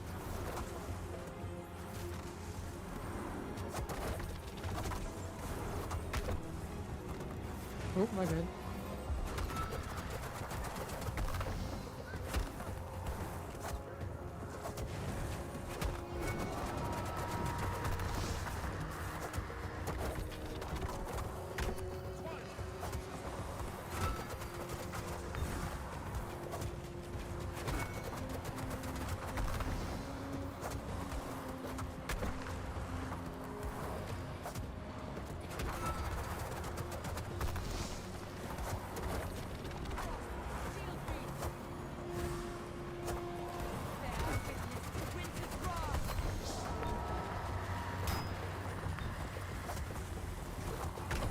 Oh. Oh, I've been really bad at keeping my whatchamacallit, my bus. There's I'm making life way harder. Oh.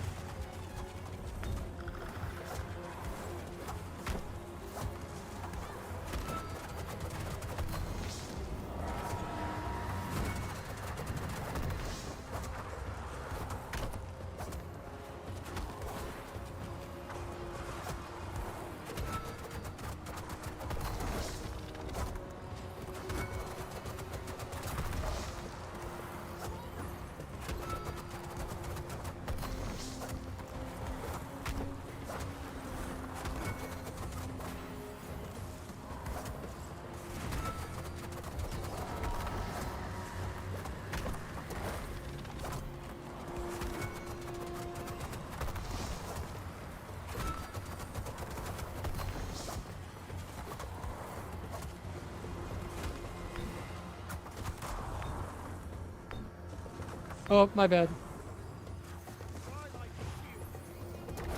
Actually, I'm doing really bad on those things. I need to make sure that the boss is not there during that.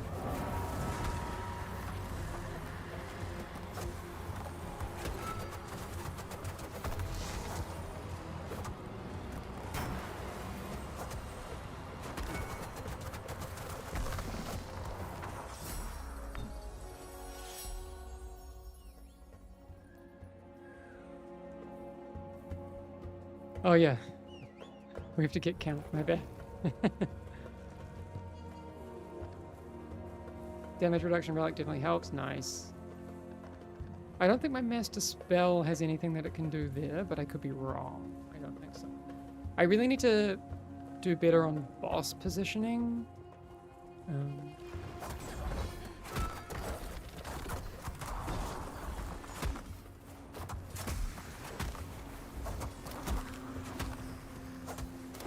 I actually have, well, we're going to have a couple of pieces of gear after this, and I have talents that I should be improving.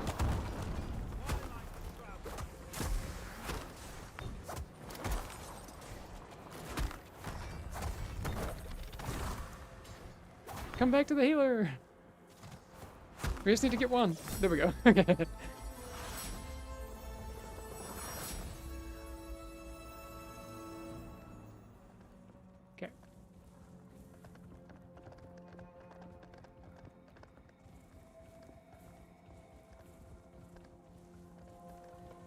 Is there a way to set markers on people if you don't have a keybound? Yeah, it's control 1 through 5.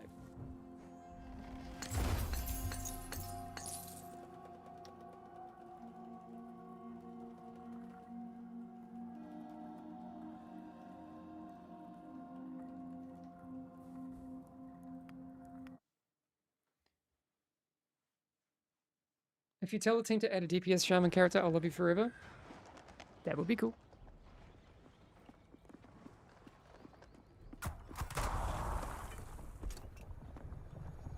Okay. So... Okay, this is good. I need to, scrap all these.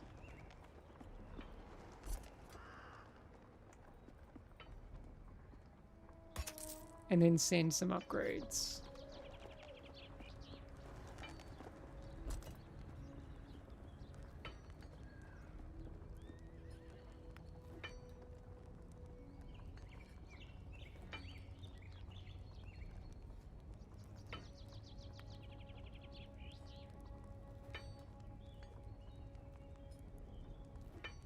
Sweet.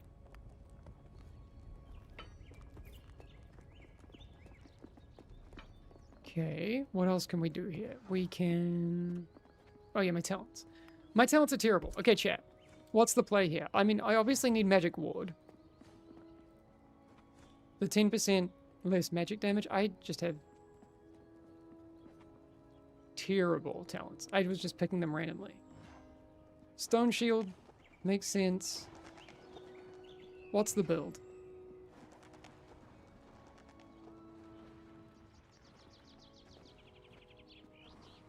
Debilitating vortex is the build.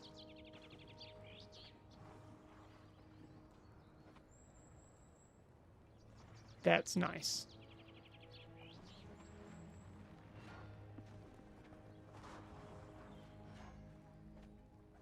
Well, we don't need damage. Do we?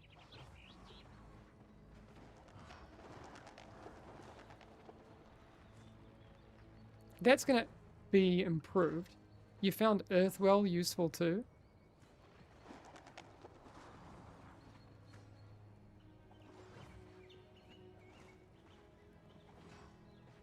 Oh yeah, that'd be sick for this.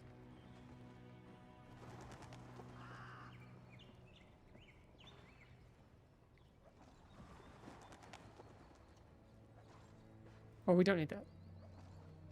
Oh no. Wait. So what can I drop? I don't need damage. I don't need damage. I'm gonna go with that.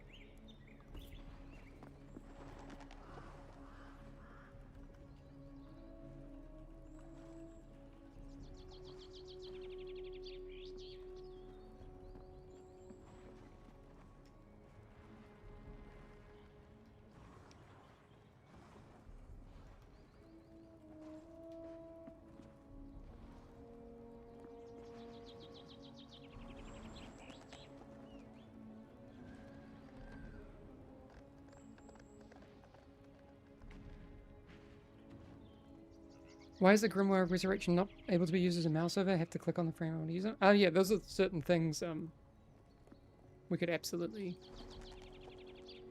Yeah, all those details we would absolutely want to fix over time.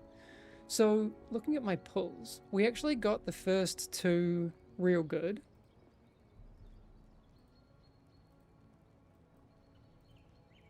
And then it was here. 3. Oh, you take those separately, and then you get those. Try and avoid patrol 6, and then you want to take those guys to 7. Okay. Sorry. I'm just talking to myself. Okay.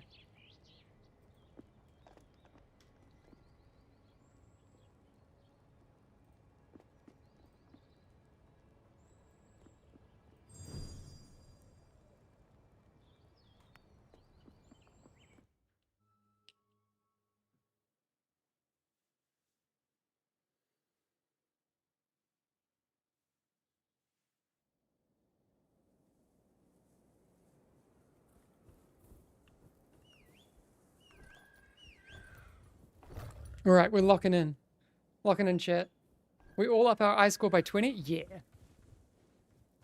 We it was good. I'm just gonna mark you, Anos, and then we can get stuck into this. A bit of gear is gonna help us. I quite like that kind of loop of like completing a thing, getting some gear, and then you go again, you know? Oh no. Okay, I'm just gonna use this now. Let's... I didn't use it at all in the last one.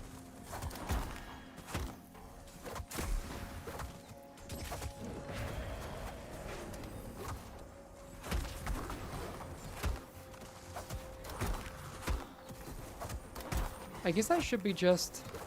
Wait, with the talents I just chose, should I be only punching? I can't remember that build where it's just punch master. I'll just heal myself. Whoop.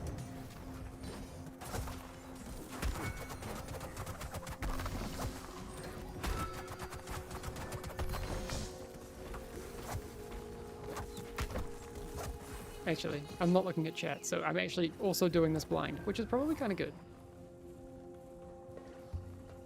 Because we're locked in.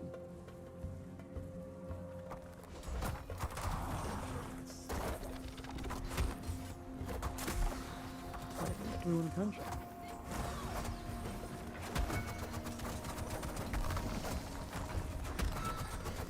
Oh, on up.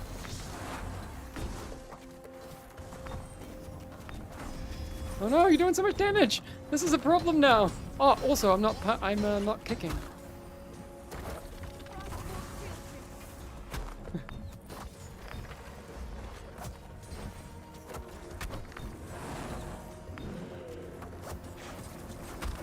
Okay, this isn't...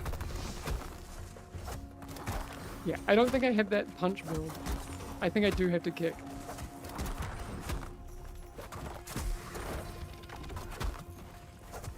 Just making life harder for the team. Let's go over here so we can cleave it.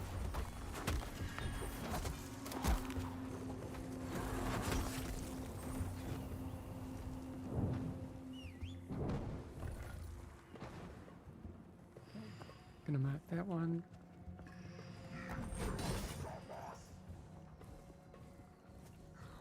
Actually, let's just take it.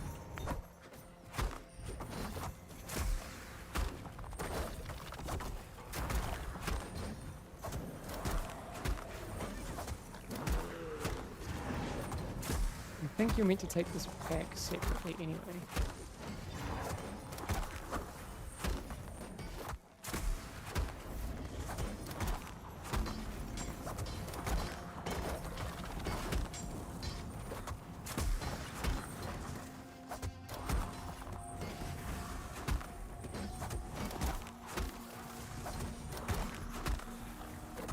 Yeah, 2 Reavers would be...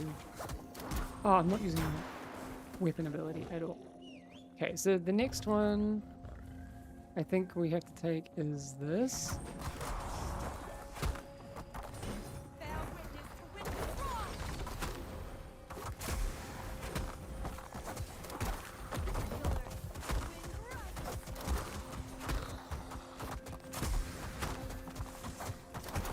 I have my bulwark up so I can use that if we need. Oop.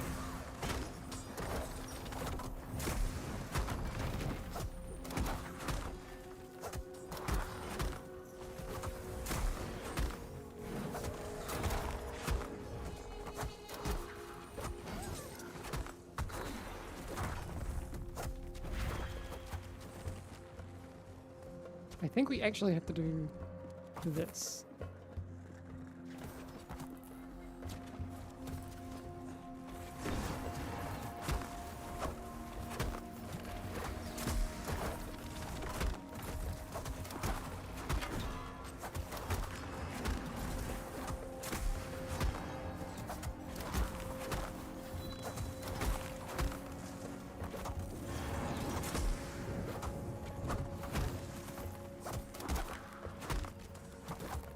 Okay, feeling solid.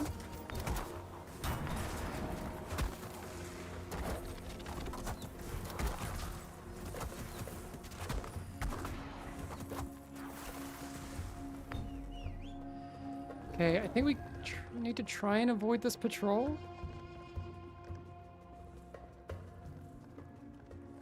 Okay, it's okay. Let's just kill it.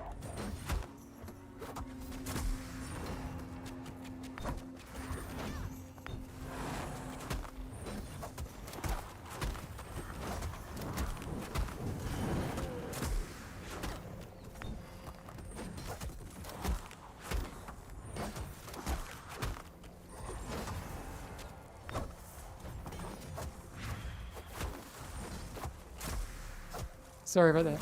I mean, I should be on top of the aggro stuff.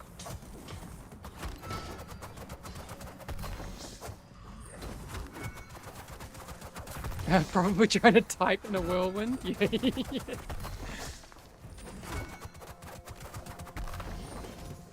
Okay. I think it's just this pack.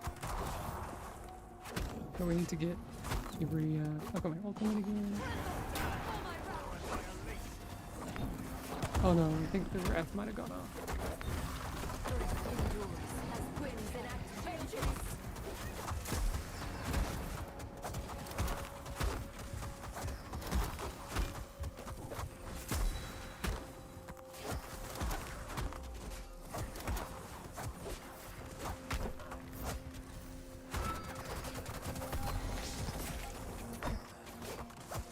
Oh, I didn't realize it was a trap here. Okay, I need to pull 2 packs here, I think. So this one behind us, we take to... Oh! Over there.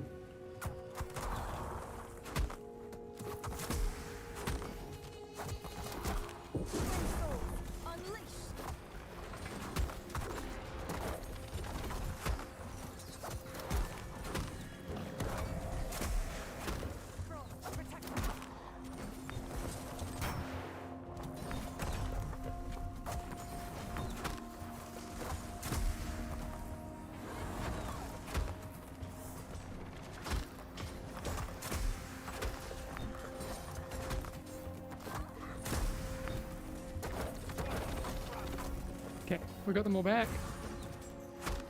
Ooh.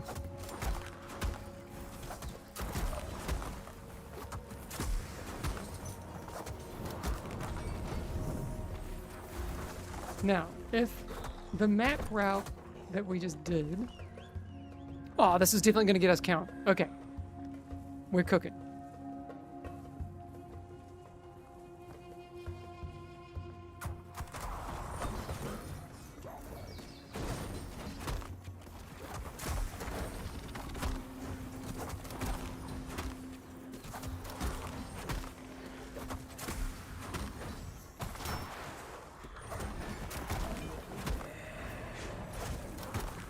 Okay, we have to soak these.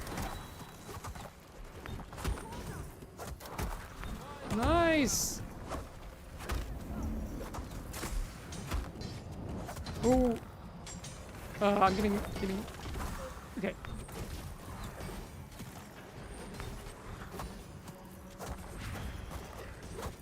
I'm doing not a great job for my hero. Oh, and I'm standing outside of that AoE and doing all sorts of jank.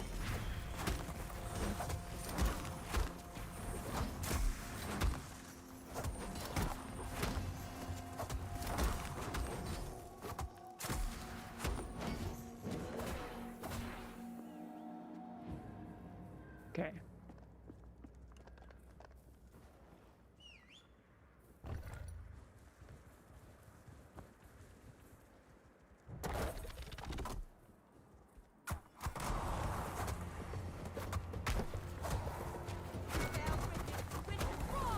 Okay, so this should be an okay position.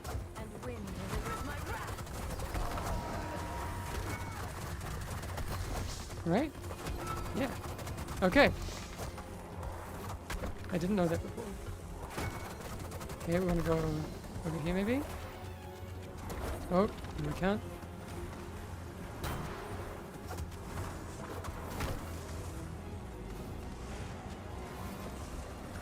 Okay, we're gonna get...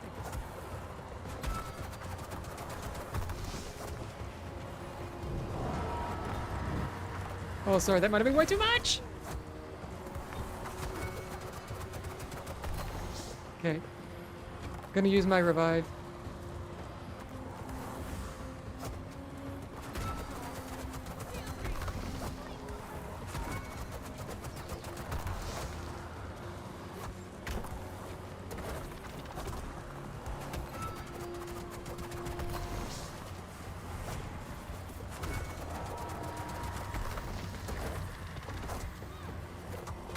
Oh, I'm not getting my buffs up. That's...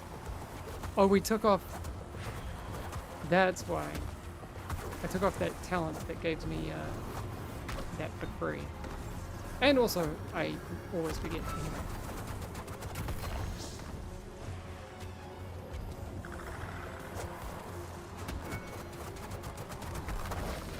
I don't think they need me to blow up stuff yet.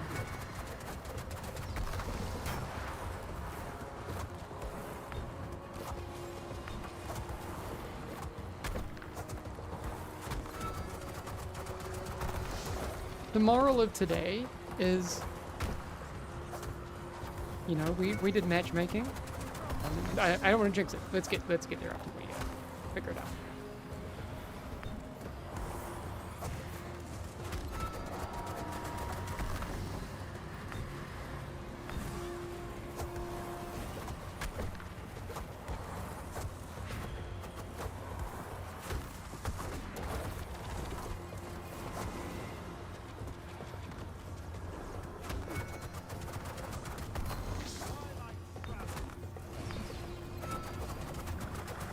I reckon just go boss.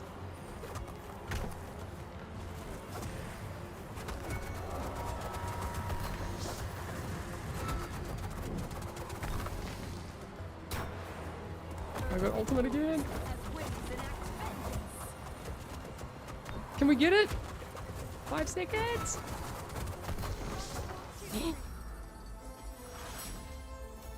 Hell yeah. Okay. Okay, come on, chat. That was worth. That was... Okay. Alright. I didn't want to jinx it. So, moral of today is... find a group. And if things like aren't working, talk to them. Practice a little bit. Find things that you can optimize. Learning. And we got there. Sick.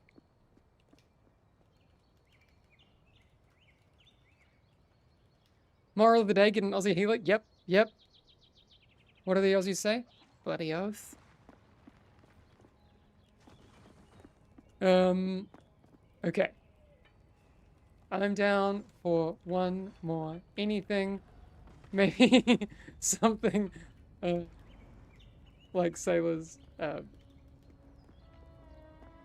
Anos. Oh, that was you saying that about the Aussies? Yeah.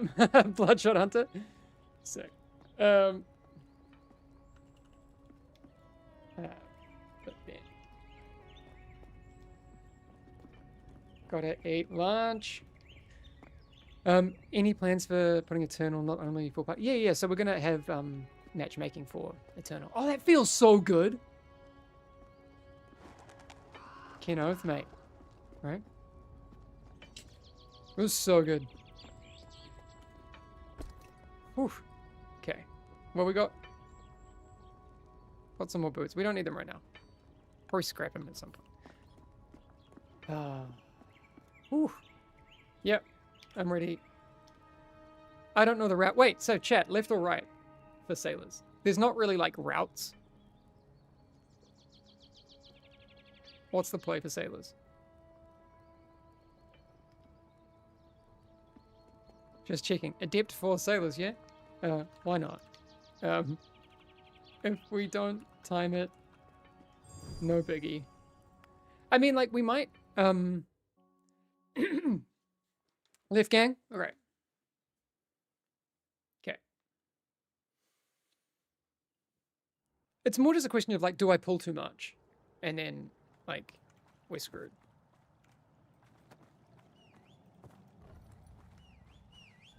Yeah, And I'll say, I like marking my healer. Hopefully that's okay for you, having that thing on your head. If we don't time it, we don't time it. It doesn't matter.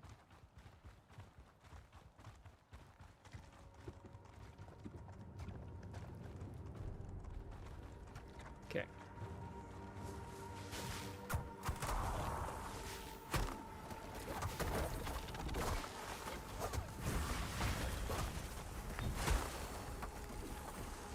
Come back here.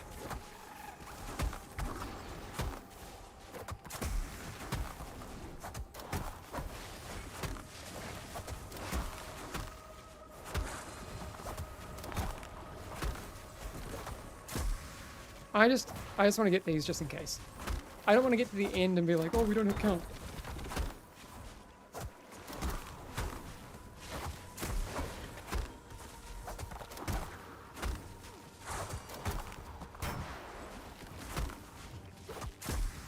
I think that would have been a better play.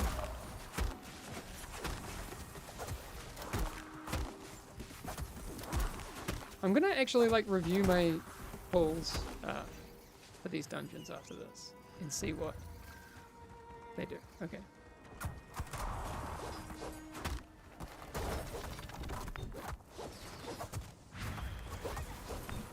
I would say this, maybe?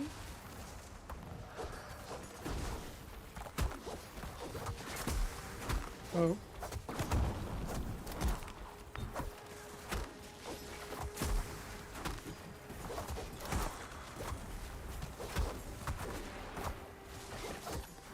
Oh, sorry.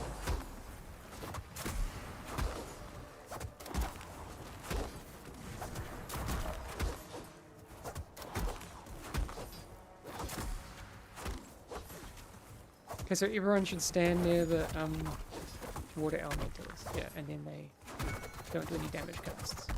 Pro tip. Apparently. Well, not apparently, just true. I mean, if we have to take some of these, we take all of them, right? There's no...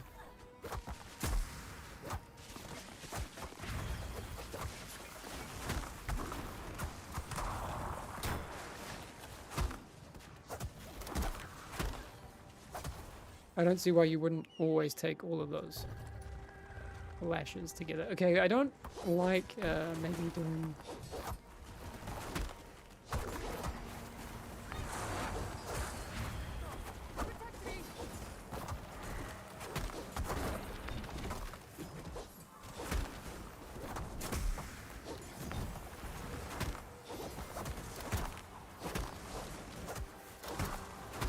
Wait, we skipped the rats, right? I mean, if we're timing stuff, we don't want to be worrying about the rats.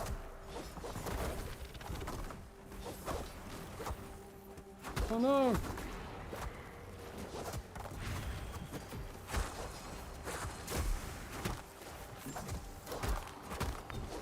Oh no, no, no, no. I'm really gonna shade.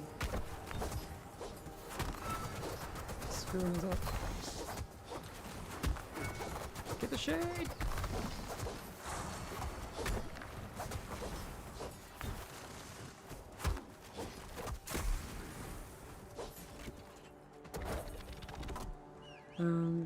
Let's go through these lashes. Oh, I do not want to take them into that.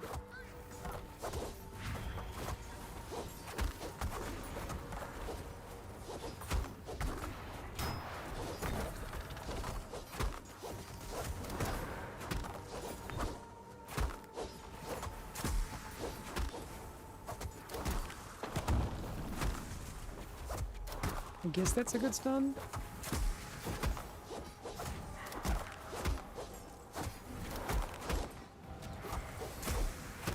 Yeah, Adept is definitely a step up.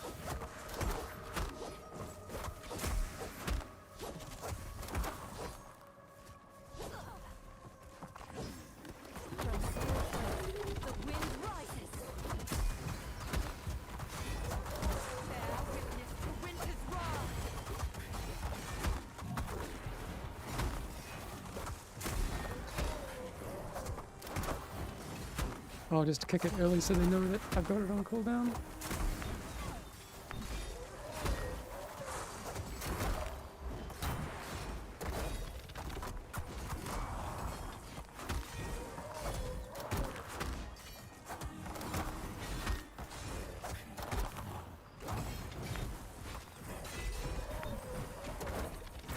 Oh, I should not be stacking it up this much. Sorry, that's my bad. I should be kiting these out.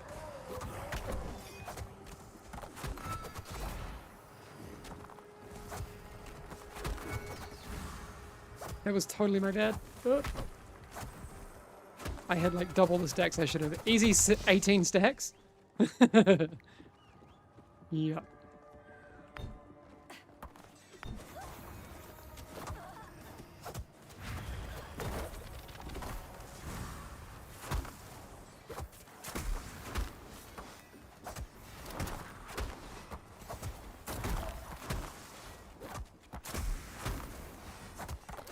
You had 20 stacks. And I said I had 20 stacks. I should have used my twin souls.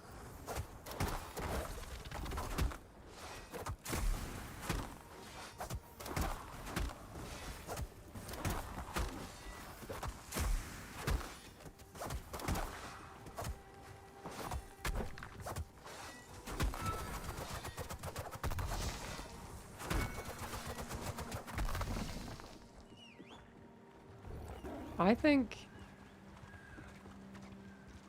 Do we just do this?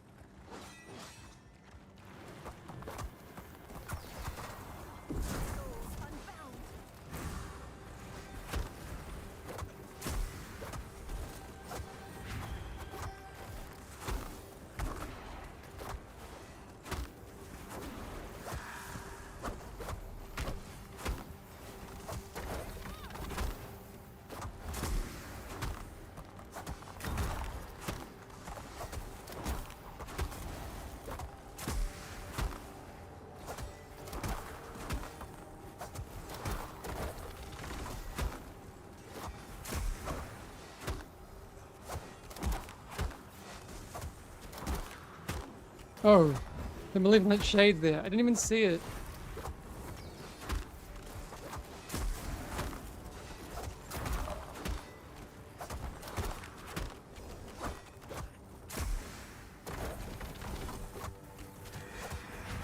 Thanks, Drunken Dragon. Today's been a good day.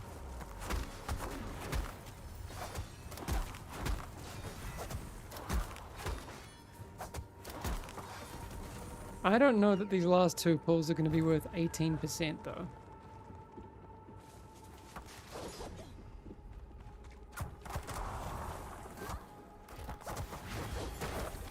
We might have to run up the other side and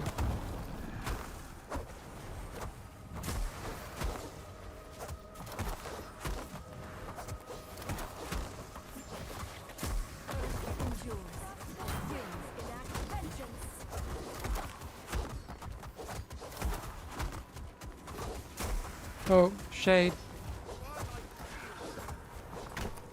Is it gonna get? Yeah.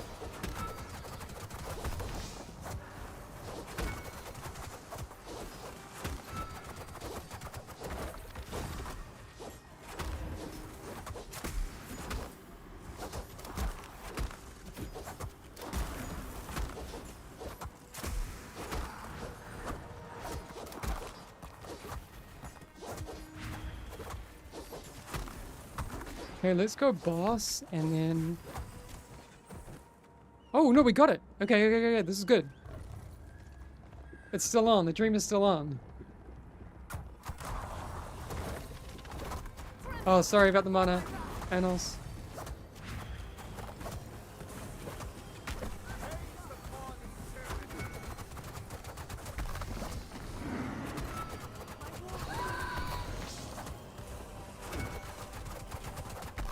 Okay, we got a binding strike on us.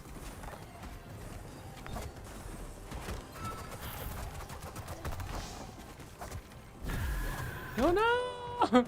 Anos got yeeted. Wait, can we hang on.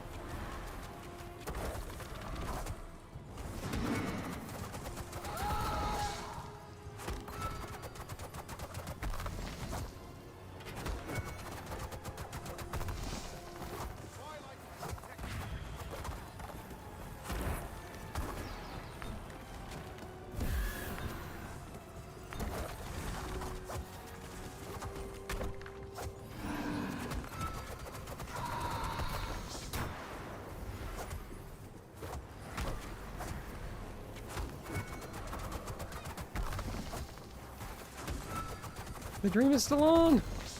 I gotta lock in.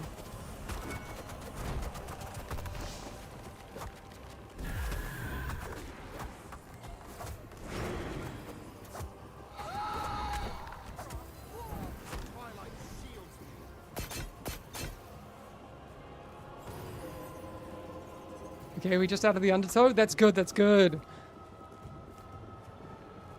Okay, 1 minute. 1 minute to burn it.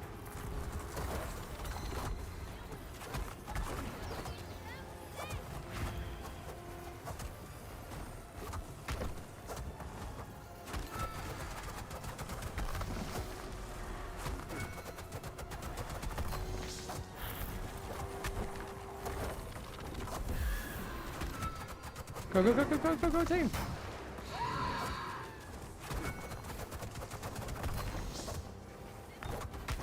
Oh no, does anyone have a res for Anos?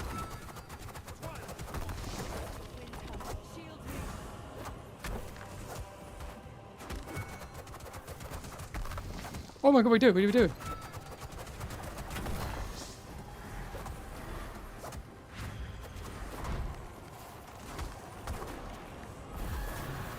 Oh, are we gaming?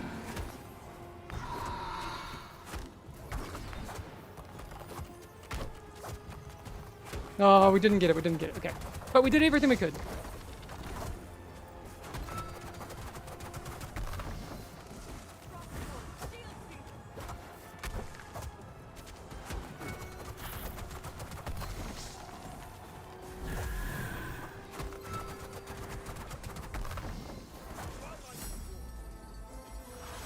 Yeah. Look, I mean, that's, I don't feel bad. We didn't wipe, we made prog, and we still get, like, we still get the loot.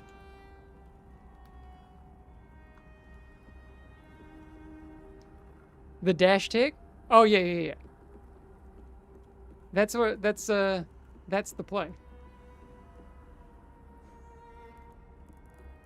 The straight back, the dash, I think you can also, like, jump as well.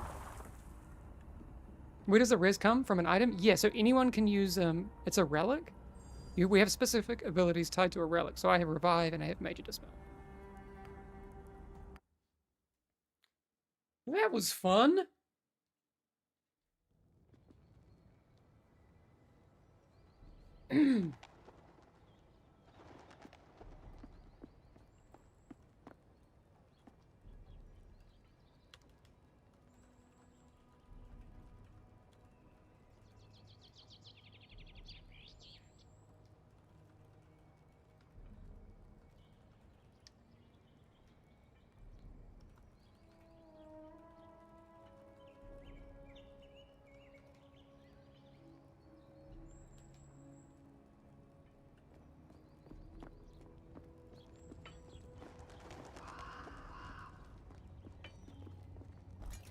That was really fun. Okay. But now we got stuff. We just send it into resources. Boom. Now we have 86 gold. This is the thing. Yeah, we didn't time it. But now I still get stuff. I can upgrade it with my lowest hanging fruit. I don't know. Let's just do something like this. 45. What can I get for? That's going to give us a bunch of stats. We're up to 101 now.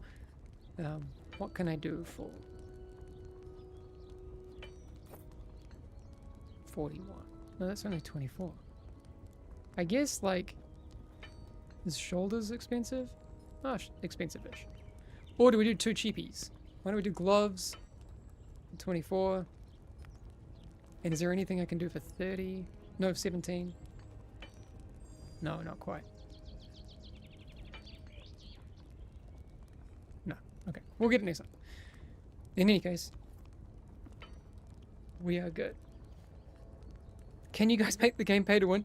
Stop. Stop with that. Never. Never gonna happen. What do we get? A gem pouch. Oh, wait. We need to check. Are any of these items that I've been getting? Hey, whispers do work.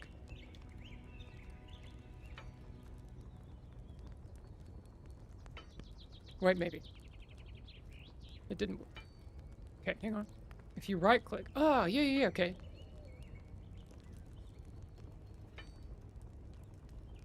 We made a friend today, chat.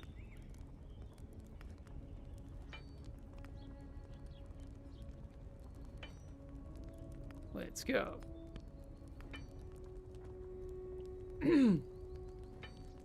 Incredible Force, sorry. Do you know what? I'm just gonna go to the bathroom real quick. And then I'm just gonna hang out with you and we're gonna talk, okay? Alright. See you in a sec. Like 1 minute.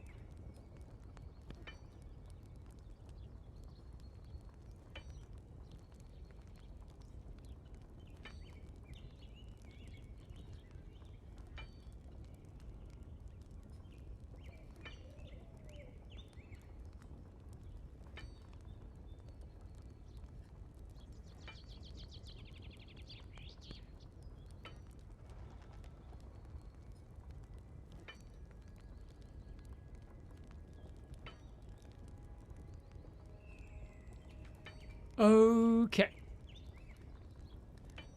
So we're gonna hang out for a few more minutes. I'm gonna grab some lunch soon, and then I have some things I have to do off stream, like a couple of written interviews and stuff like that. So yeah, that was fun. Thanks everyone for I'm actually just gonna close the game. We're gonna close the game. And that way, I can just bring this over and I can read chat. Day 3 of asking for the amazing looking UI. We now have a command for that, I think. Oddtail. Or ingratiate it before. I put a thing up on Wago, so you can just grab my UI from there. What's my UI scale? It's 100%, it's just 100, but I'm on a 4K monitor here. So there's some things there that, what do you think? Me Broken, thanks for a fun stream. It was really fun. It's been a cool morning. How was the plan for making money long-term for Fellowship? Cosmetic shop or such things? Yeah. Vanity only monetization. There's already some like supporters packs up there right now. You know what? I am in a good mood. I'm gonna look at something. Haven't done this yet on this channel. And also, people over on YouTube, we're going to be running this on Twitch if you want to join in, because I have to do it through a bot. Hang on. Let me just go. Yeah, it's Nightbot.tv. I think we can do a little giveaway. Can we not?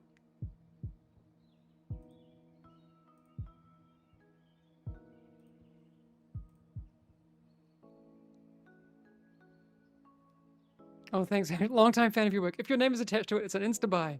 Yay! I don't get commission, though. Do we want to do a little giveaway? I'm gonna try and figure it out. Messages today. 10,000. Apparently there's been 10,000 messages in chat today. And you wonder why it's tricky to keep up.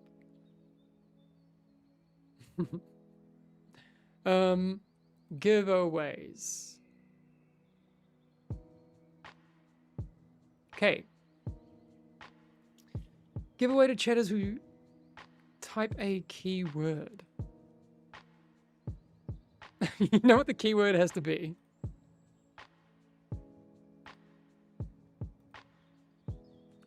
The keyword has to be Mako. for the memes. Okay. Type Mako in chat and you will be entered into the giveaway. So, the giveaway will be a supporters pack of your choosing. Okay? We were just... cool. Nice. Okay, we've got 46 entries. I'll leave this running for a little bit while we talk. Let's pull that over here and have a look up here. So, what if you have them all? Then you can give it to a friend. Or you can tell me to reroll. And I'm going to whisper you a Steam code for a supporters pack of your choosing. So you tell me which hero you want. We'll make sure it has it in there. And we'll be good. Danny, I would say YOLO mouse is okay for now. You can do that. So we'll leave this running for another 2 minutes maybe, and then we will draw a winner.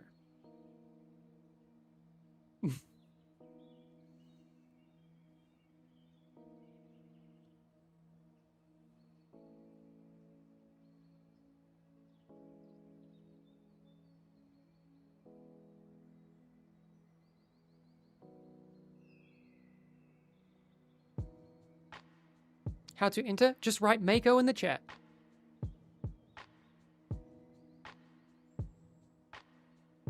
Crazy. 700 viewers and only 118 entries. I don't think it's case sensitive. It doesn't seem to be. So. Guitar tour already happened. Okay, we'll do that while we're waiting for viewers. Coming up, viewers. Entries. This is my, like, mongrel bass. It's an Ibanez Roadstar 2 with Bartolini pickups. It originally, when I bought it, was fretless. Although it started life with frets, but I bought it fretless. And then I eventually did put frets back in it. But a super cool bass. I really like it. It's fun. But you won't be able to hear any of that because of the noise cancellation.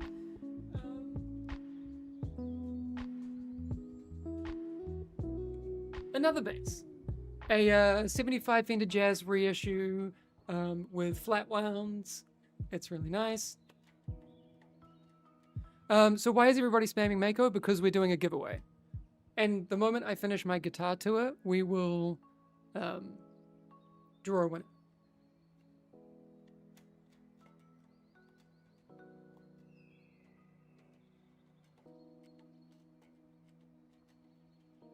Anyway, you can't hear that. I'm just, if anyone knows Deantown by Wolfpack, that's the most fun song to play on bass. I need to practice that a bit more.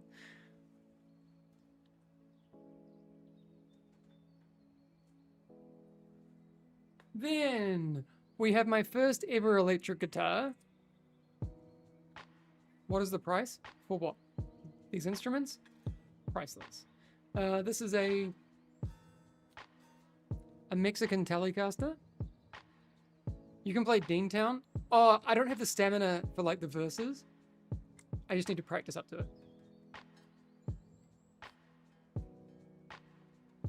Tele feels like the natural first electric.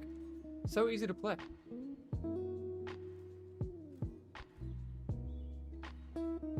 Like this one. That's not the pick guard that it had on it originally, but I liked it. So I put it.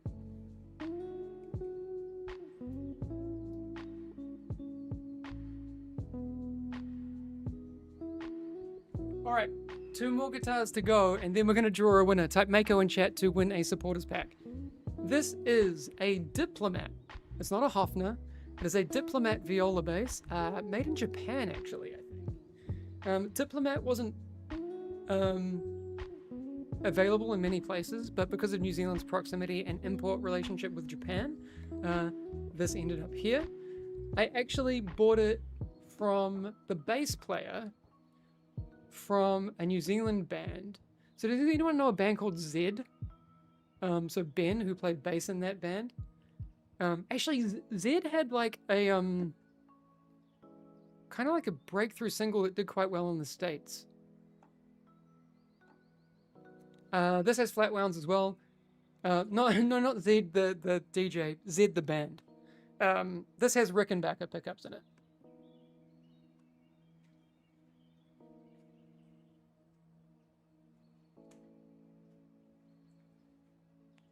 And then we have a 50th anniversary Strat. That's what it is. This was a 21st birthday present from my dad. He's cool. Ben Campbell. Nice. Wait, you know Zed? The album that I linked in chat earlier, that we recorded back in 2006, that's what that bass was bought for. So most of the songs on that album are with the Diplomat bass. There's a couple with the jazz bass. Okay, so that's. Are you talking about Zed? I think it's a single D. It's a New Zealand band. Look up Zed New Zealand band.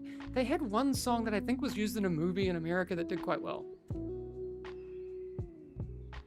Anyway, those are my guitars. Oh, there's a couple more, but I won't get them.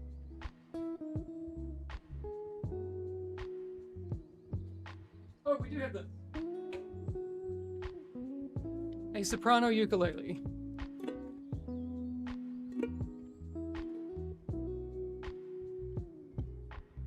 You got anything recorded? Yep.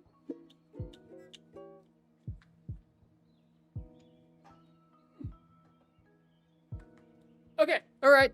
That's enough. Enough guitars for now. Let's draw a winner. We are going to draw a winner. Here's what's going to happen. I'll draw a winner. That person will let me know. I will whisper you. You will let me know which supporters pack you want, which hero, and I will send you a code. Sound good? Last chance. 10, 9, 8, 7, 6, 5, 4, 3, 2.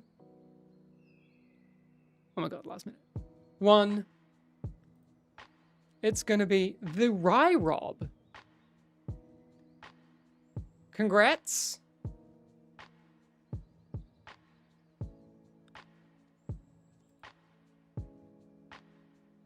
Now I just need to find you.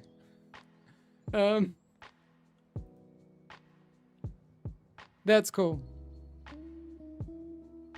We're not redrawing, that's it.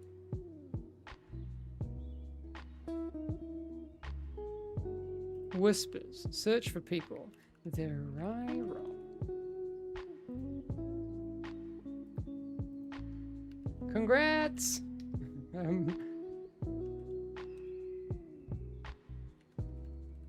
Which supporters pack do you want?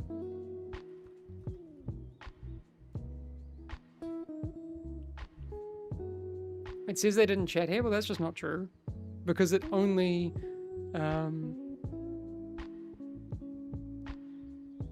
Wait, so the Rye Rob, you need to check your whispers. We're not going to be able to take too much time here. So your Twitch whispers, you will find a little thing in the top right, your little mailbox. Your little speech bubble. Gotta hear from you. Please. You followed 7 minutes ago.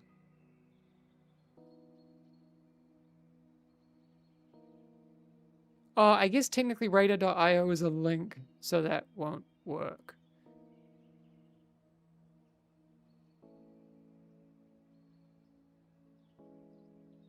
Okay, it's no problem. The Rye Rob will get in touch with me, I'm sure. If they don't, well, you know what?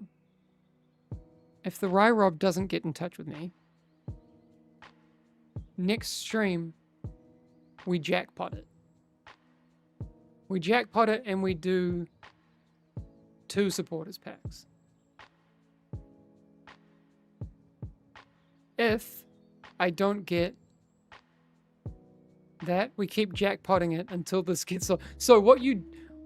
Actually, you don't want the Rye Rob to get back to me because next stream we double your chances. Okay? Solid. But I will let him get to me off stream. Double it and give it to the next person. Exactly. Let's find him. This is not the purge.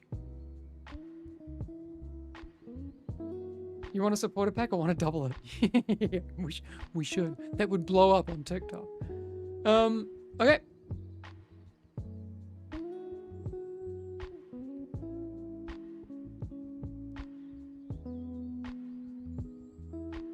You know what?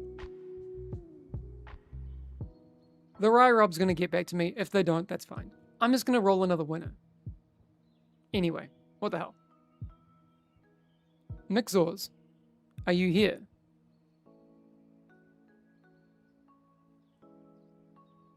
Come on, Mixors. Come through. Yeah, okay, we got you.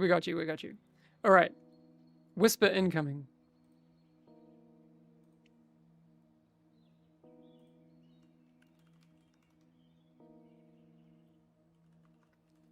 What supporters pack do you want?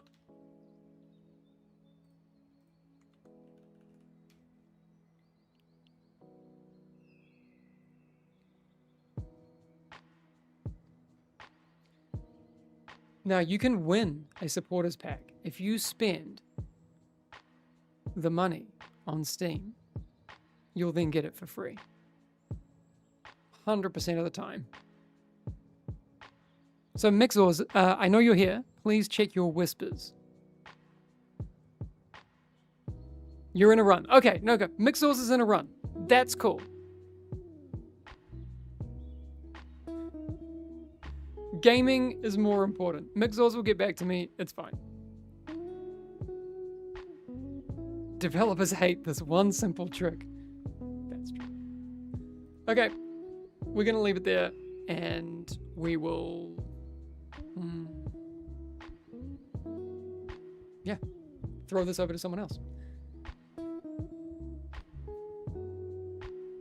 I was half listening. Am I missing free stuff? You missed the free stuff. We'll do it again next time, probably. Because I like it. It's weird. People seem to like me when I give them free stuff. Is that the trick?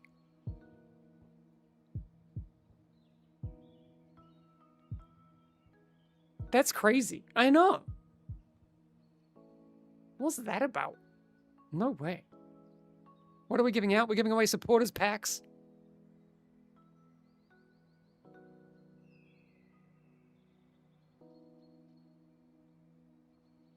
But we've done our one for the day. Who is on right now?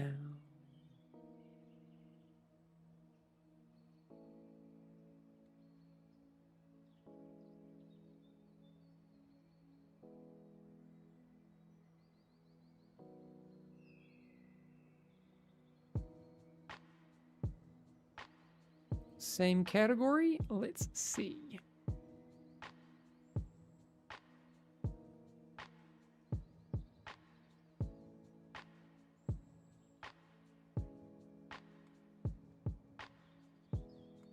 We went to Lord Petey yesterday.